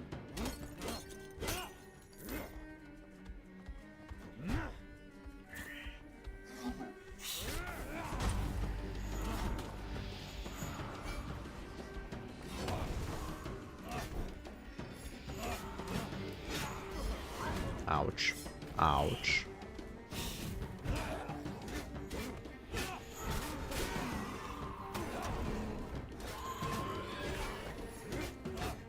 This was not worth it. Oh, I mean with the ults, I don't mind. Finisher strikes 3 times with ground. Okay, special spins 2 more times. That's good. Wisdom of the crow, come to me.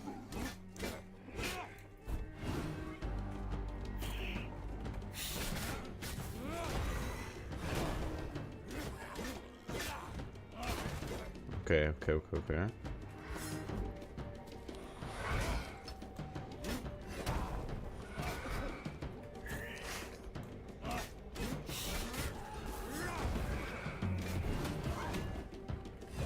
Boom.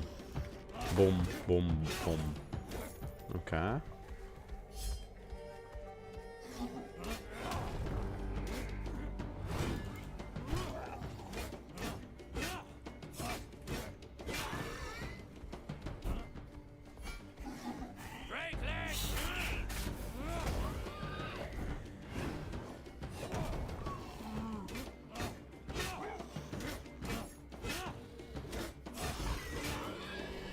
Okay.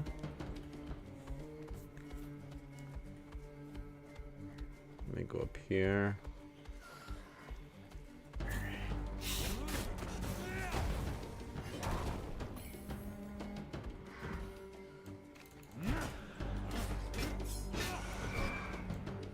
You little shit.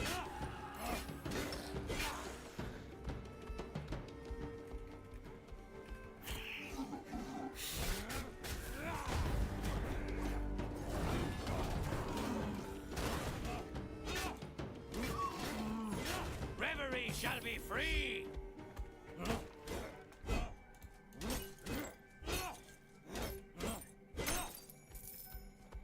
Ready?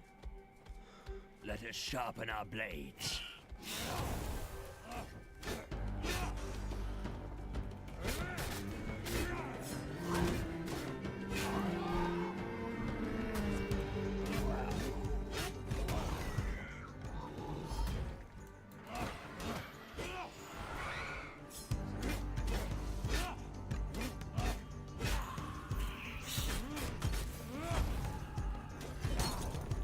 Already?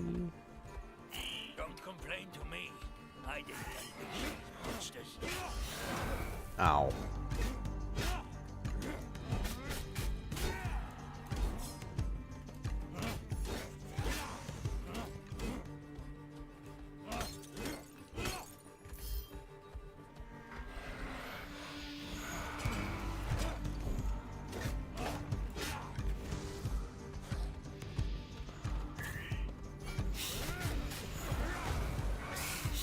You.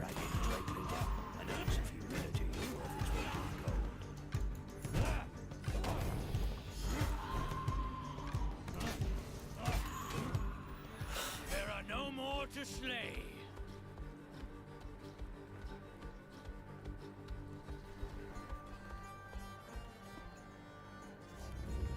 Aye, the cursed tomb is spinning its ire.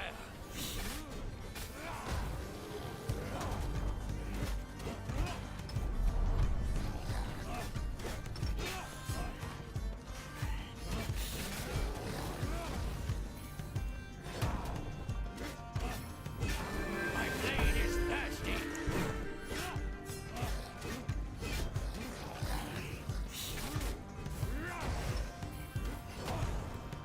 Reverie shall sleep calmly here tonight.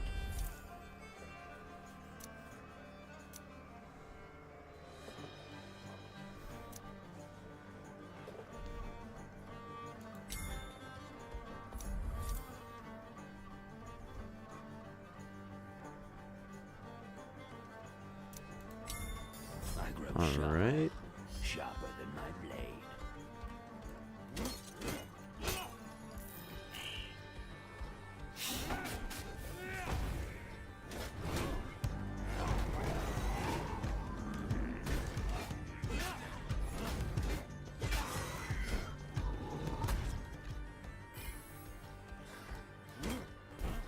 To me, Franklin.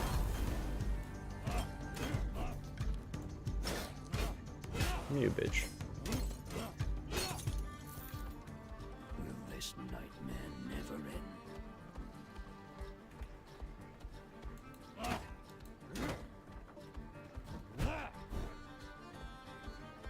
Evil comes in many shapes. Alrighty.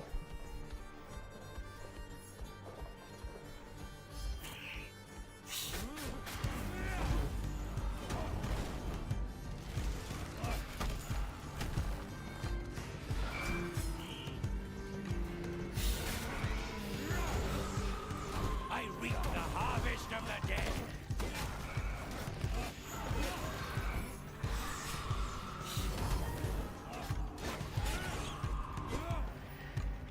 Okay, that was pretty cool.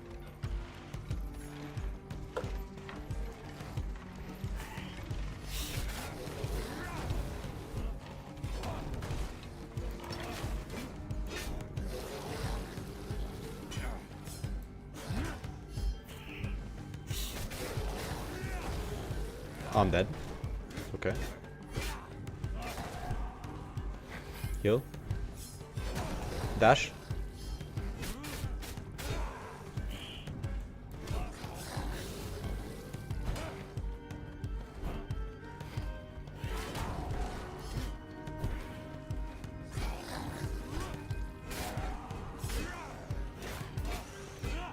Okay, not dead yet.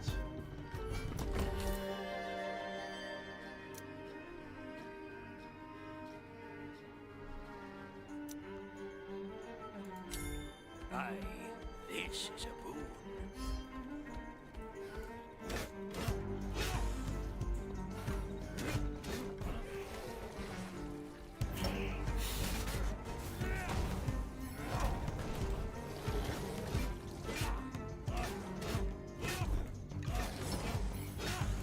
Okay, okay, I'm not dead yet. I'm not dead yet.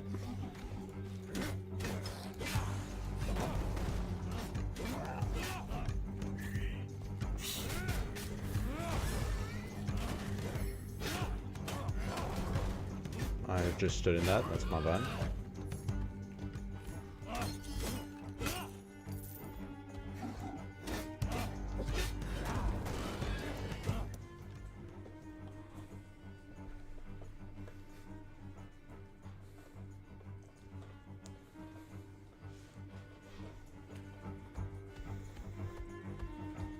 Well spotted.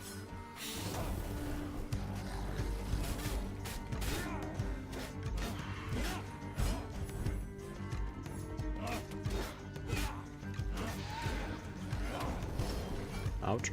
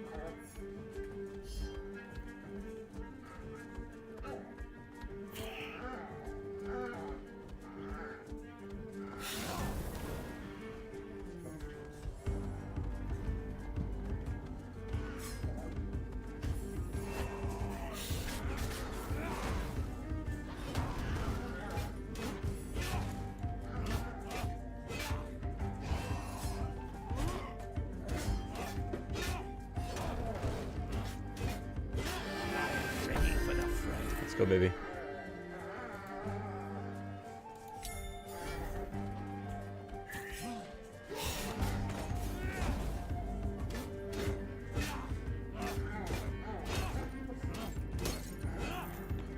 Okay. Just keep your claws ready, you nasty boy.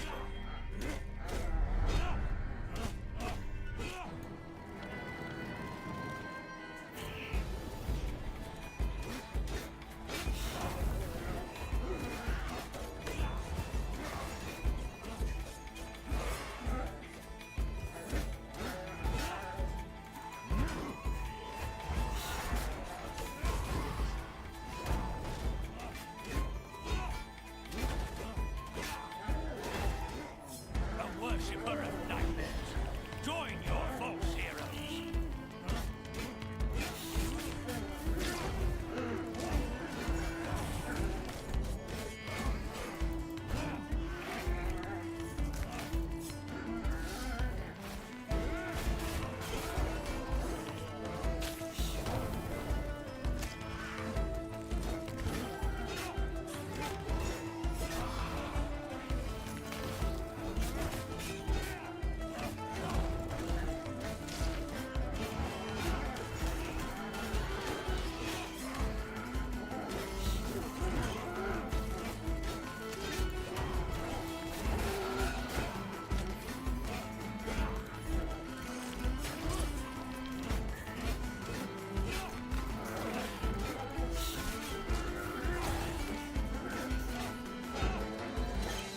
Jesus Christ.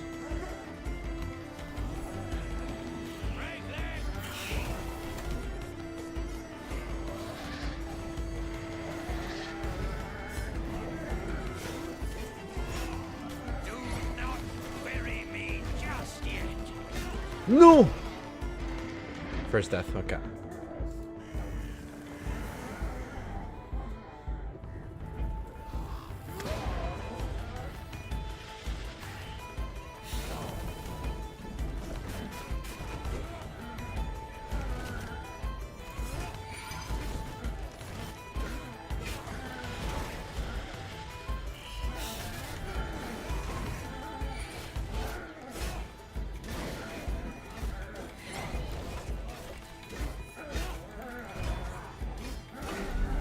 There you go. Meet thy maker, shadow of dark dreams.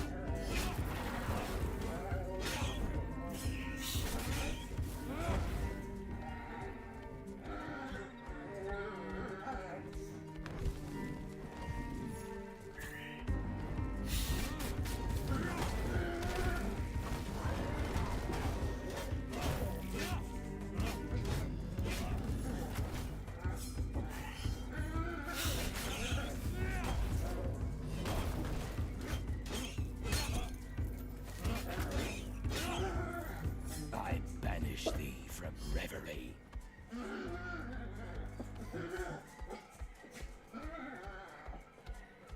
The battle is not over yet.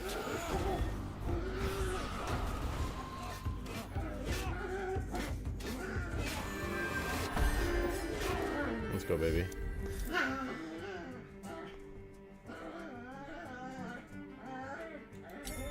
I am Beowulf, and reverie is my home.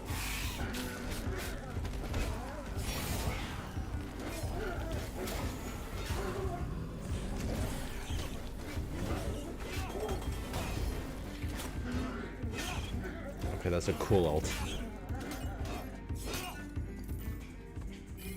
Ravenswatch needs to recruit more champions.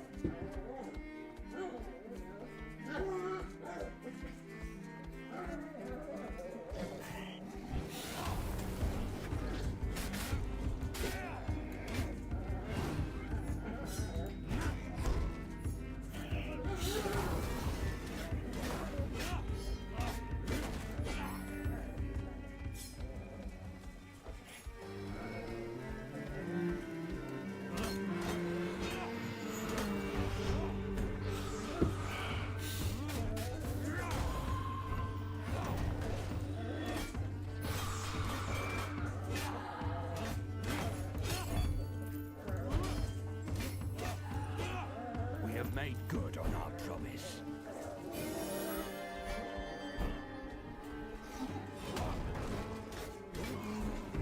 To me, Reckless.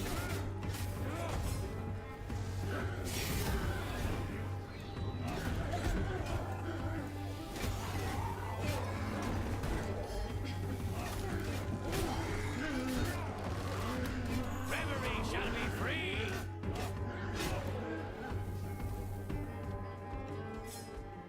Do you smell anything, my cursed whelp of a worm? Yeah, yeah, and okay. That is death trap in there.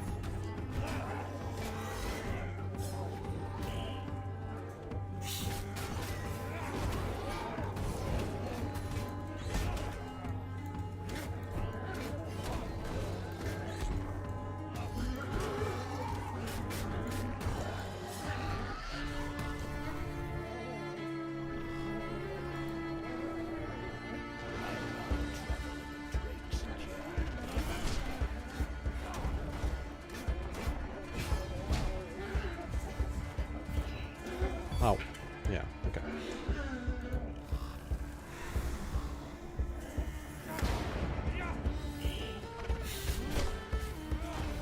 Fire and ash drinker. You're one demon of a drink.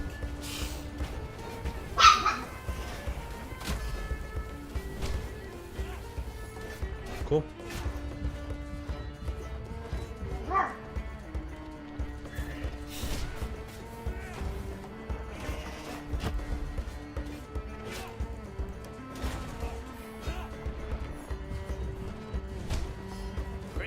Ow, ow, ow, ow. Take it.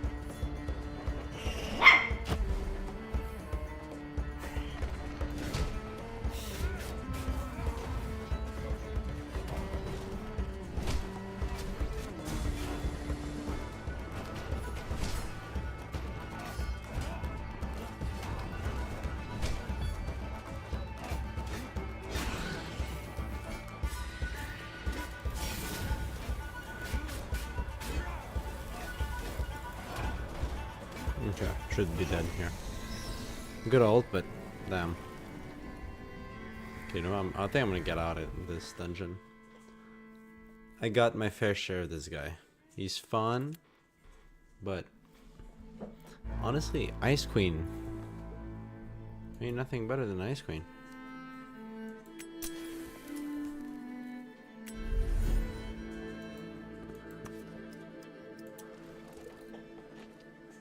I got a new person. I gotta try. Okay, let's try Aladdin.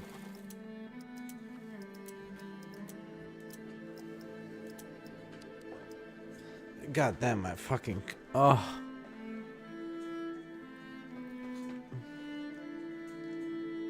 Wait, I gotta lay down on the floor for a second. My back hurts.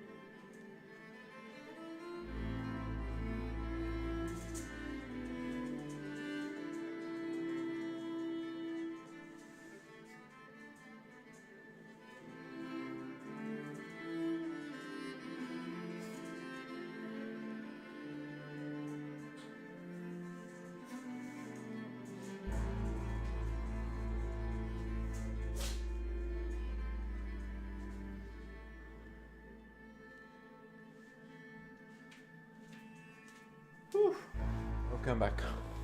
My back hurts. I don't know why so much, but my back hurts. I mean, I did back today, but at the gym. But, I mean, don't go that hard. Okay, let's go back. Decided to take matters into my own hands and help MrBeast surpass T-Series, allowing him and PewDiePie to end the war once and for all. Setting aside the MrBeast entitled videos, Oliveira's content often worked off a simple formula. He would test out a few different genres, and then when he had a hit, he'd milk it, and milk it, and milk it, and milk it until the cow had practically dried up and withered away. In that time, he'd also experiment with a few other types of content that he could transition into once the subject had overstayed its welcome. Examples of this could be his selling to GameStop videos, training like other people for X amount of days, spending 24 hours, Tesla challenges, and what I like to call the implausible challenge content, such as swimming across the entire Pacific Ocean, which he gives up pretty fast, the running for 24 hours straight, of which he spends most of his time walking, and my personal favorite, the digging a hole all the way to China video, which I'm sorry, but it's so funny to imagine 11 million people seeing this thumbnail and thinking, well, maybe. You think that perhaps with the help of machinery we'll be able to reach China? I think we're almost there. I can see it. I can smell it. We'll be there tomorrow. Tomorrow?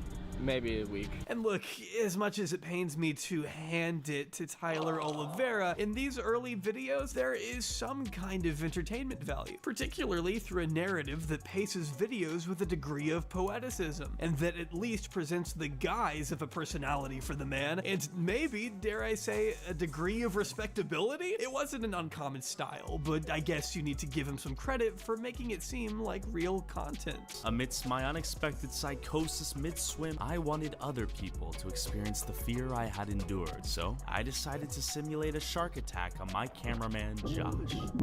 And of course, with my luck, I soon encountered a flock of tempestuous whales. The truth was that YouTube was absolutely infested with this type of content by the end of the decade. MrBeast clones and countless other variants seeing if they could build the Taj Mahal out of toothpicks, it was all worthless, but seemingly inoffensive. However, even with content that appears to not serve a great purpose, there is such a thing as too far, and this often separates the sincere content creators from the fraudulent interlopers, the people who can read a room and tell when a video probably shouldn't be uploaded, and those who can't. You can guess which one Tyler fell into.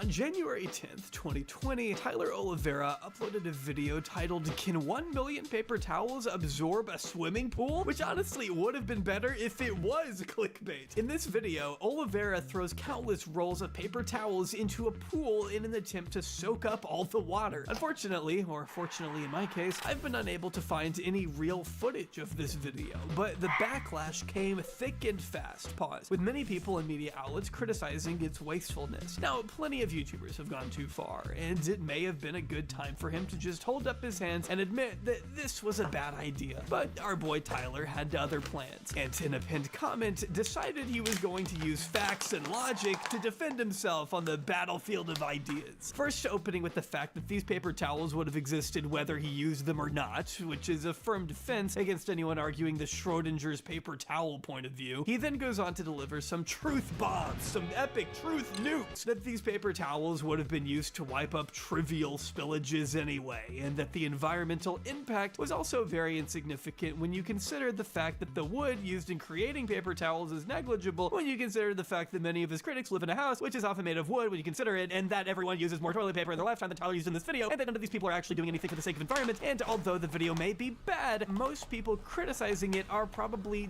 also bad, so I guess two wrongs make a right.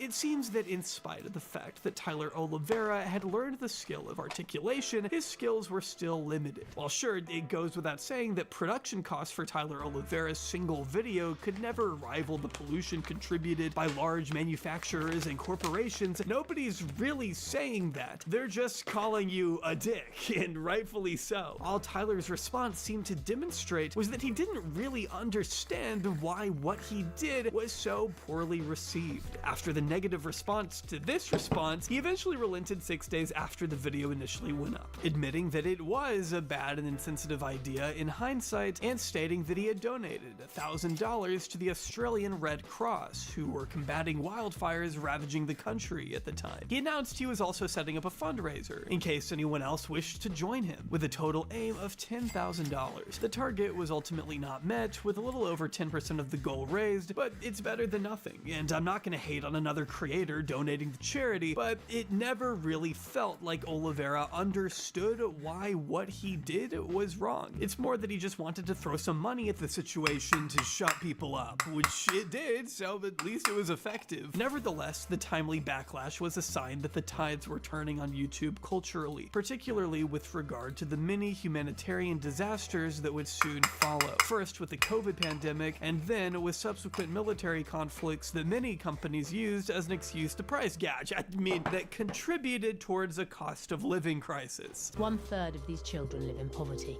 That equates to 1.3 million under fives.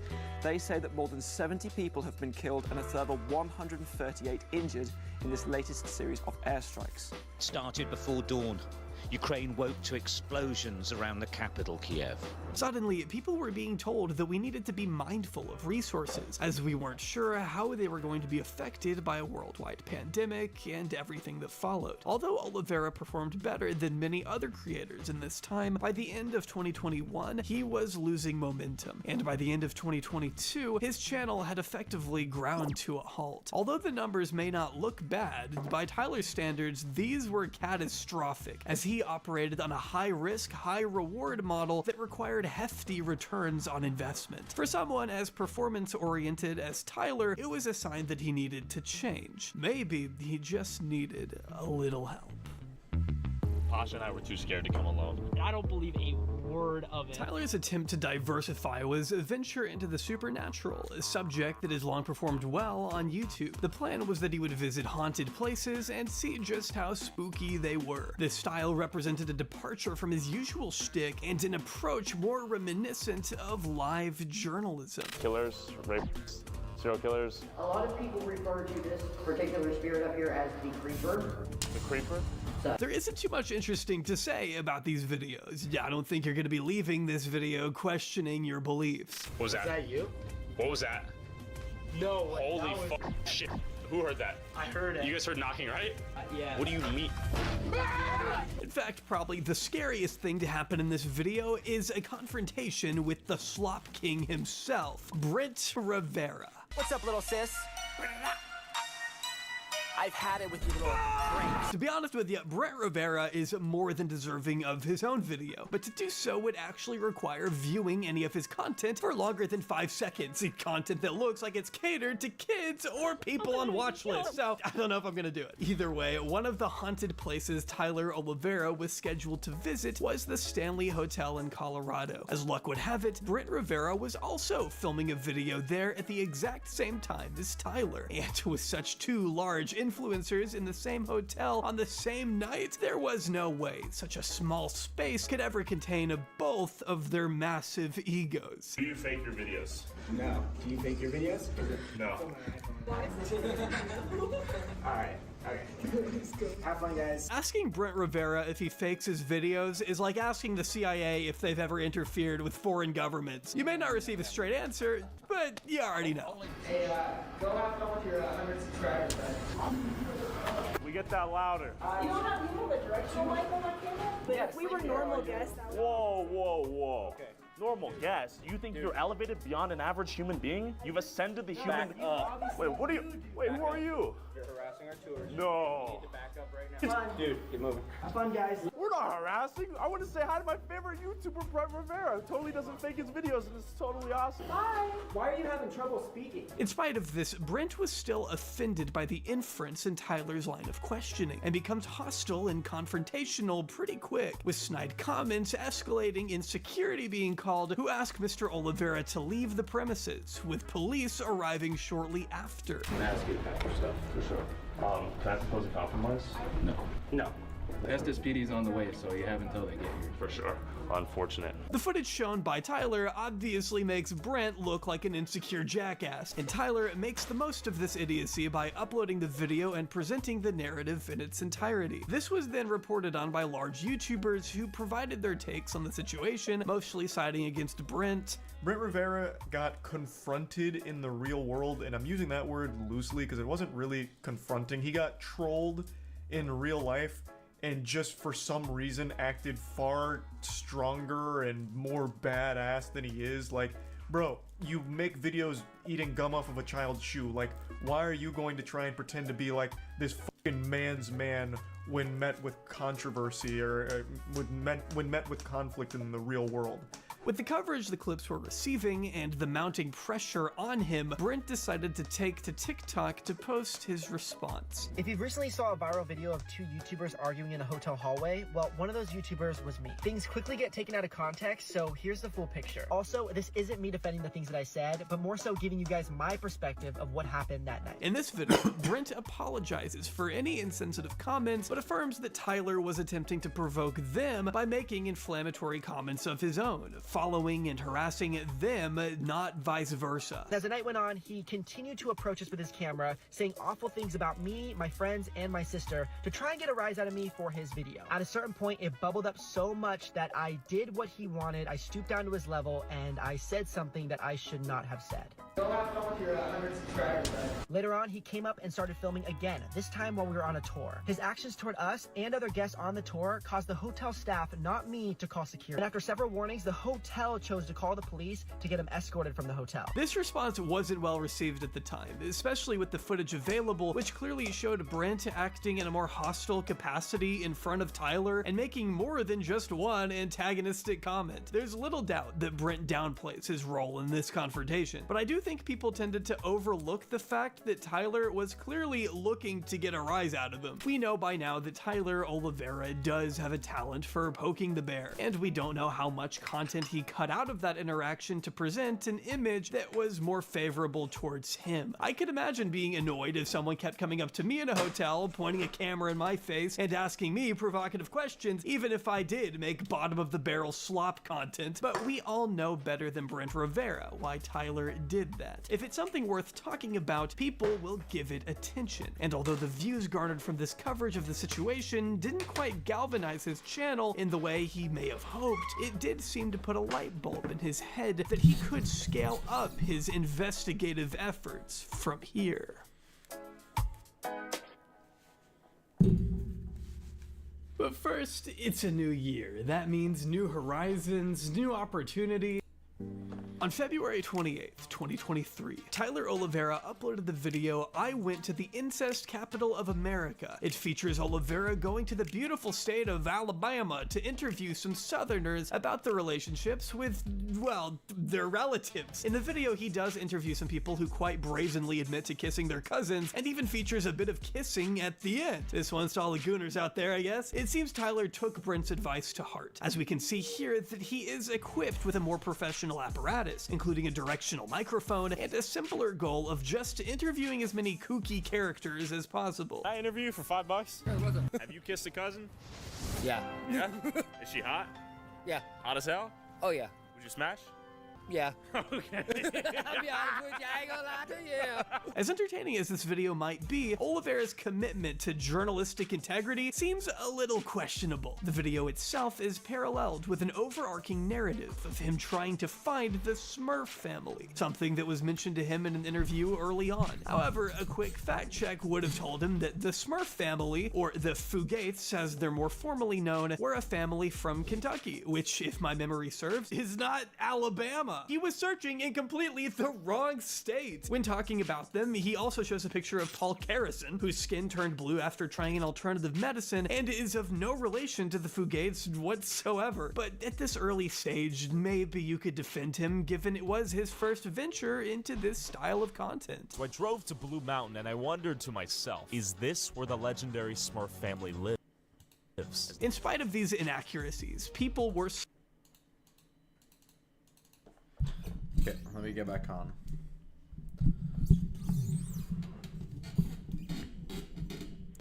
Let me get back on. Up.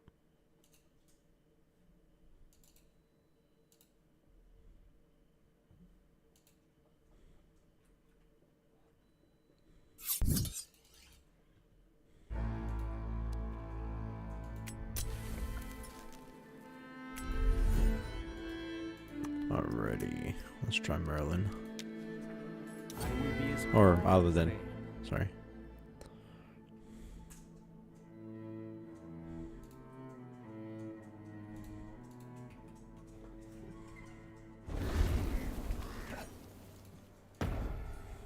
I didn't become a prince for nothing. Okay.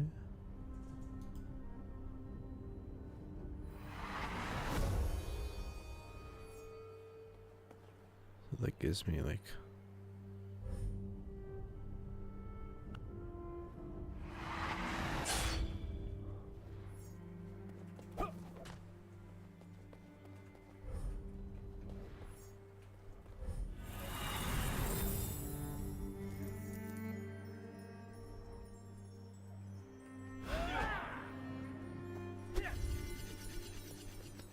okay, so I can only use Aladdin 3 times.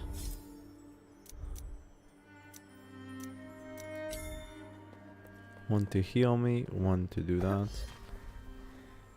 Greetings.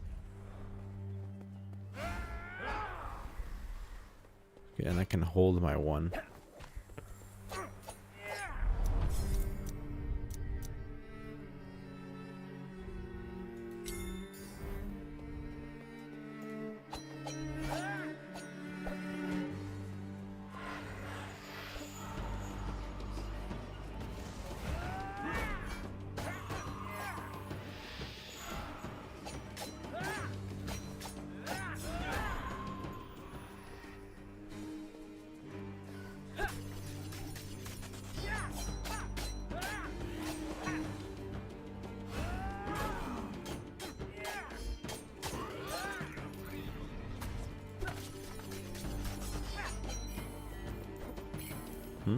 I like Aladdin.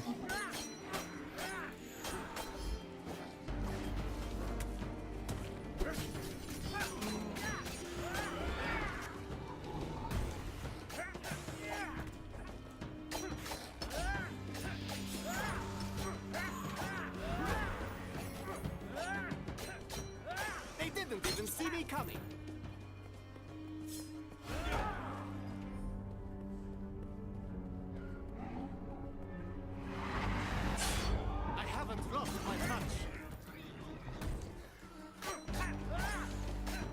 Okay, so I get it. I get Aladdin back over time.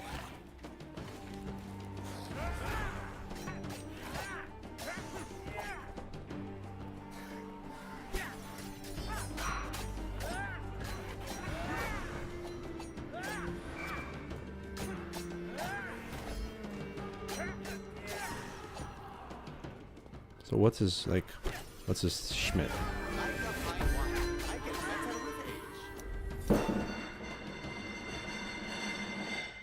Jesus Christ.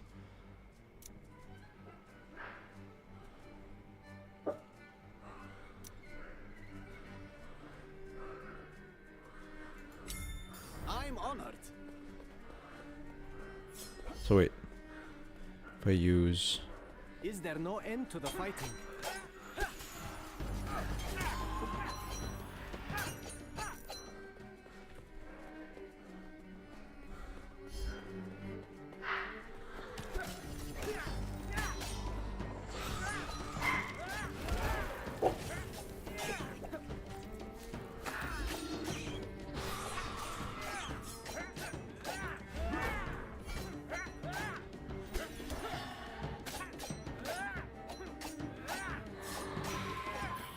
Interesting.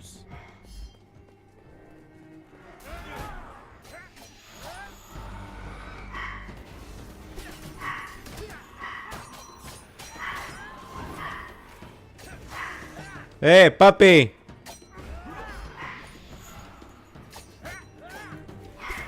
Faster than a flying car, deadlier than a cobra. Puppy! I've got this.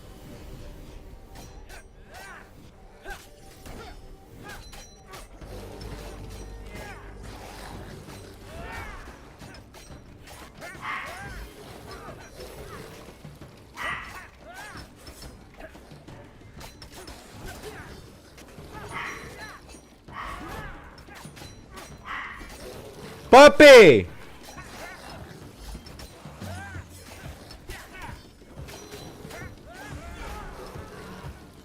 Okay, wait. This fucking dog.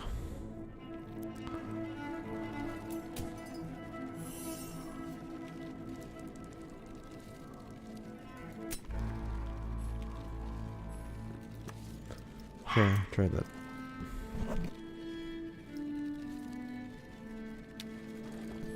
Okay, let me just try this last person here. Not last person, but last person for the moment. From here, we're gonna go take a break. Well, my scoundrels, it's time to get to work.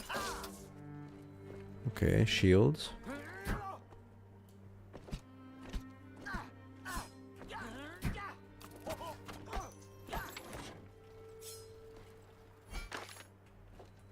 Show 'em your stuff.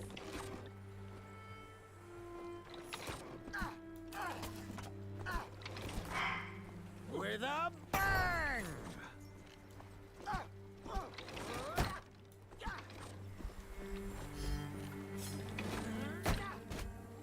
That's my little scoundrel.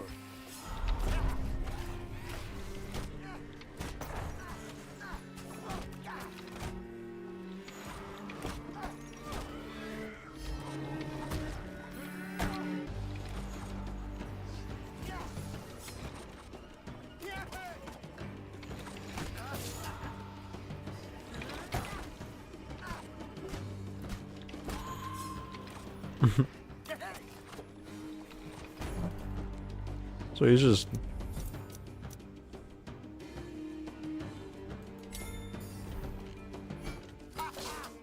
When reverie is saved, my boy, I'll build you a dancing tombstone for all to remember.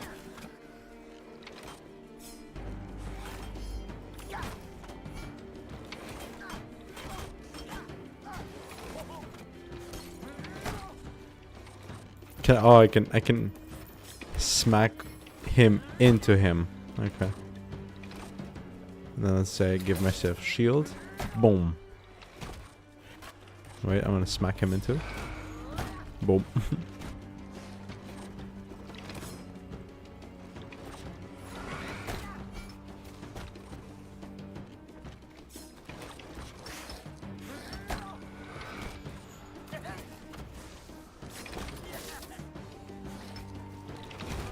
That technique is extremely efficient.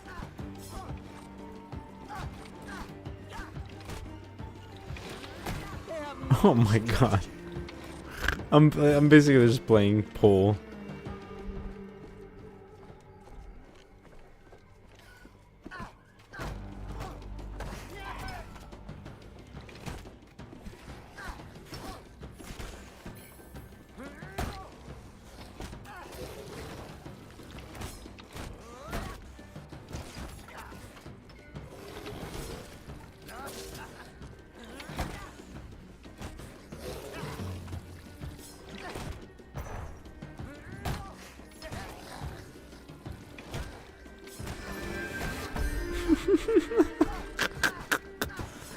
This cake is a big joke.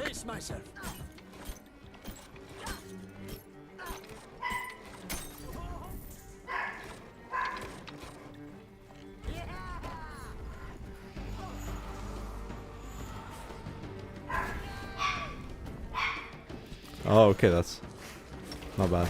Bravo, my little scapegrace.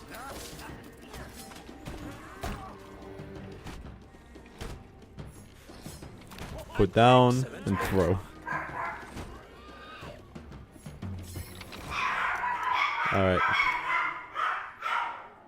I gotta go. I'll come back to him. He seems fun. But I'm done for the stream today. I love you guys. My wife is back from work. I gotta go. GG.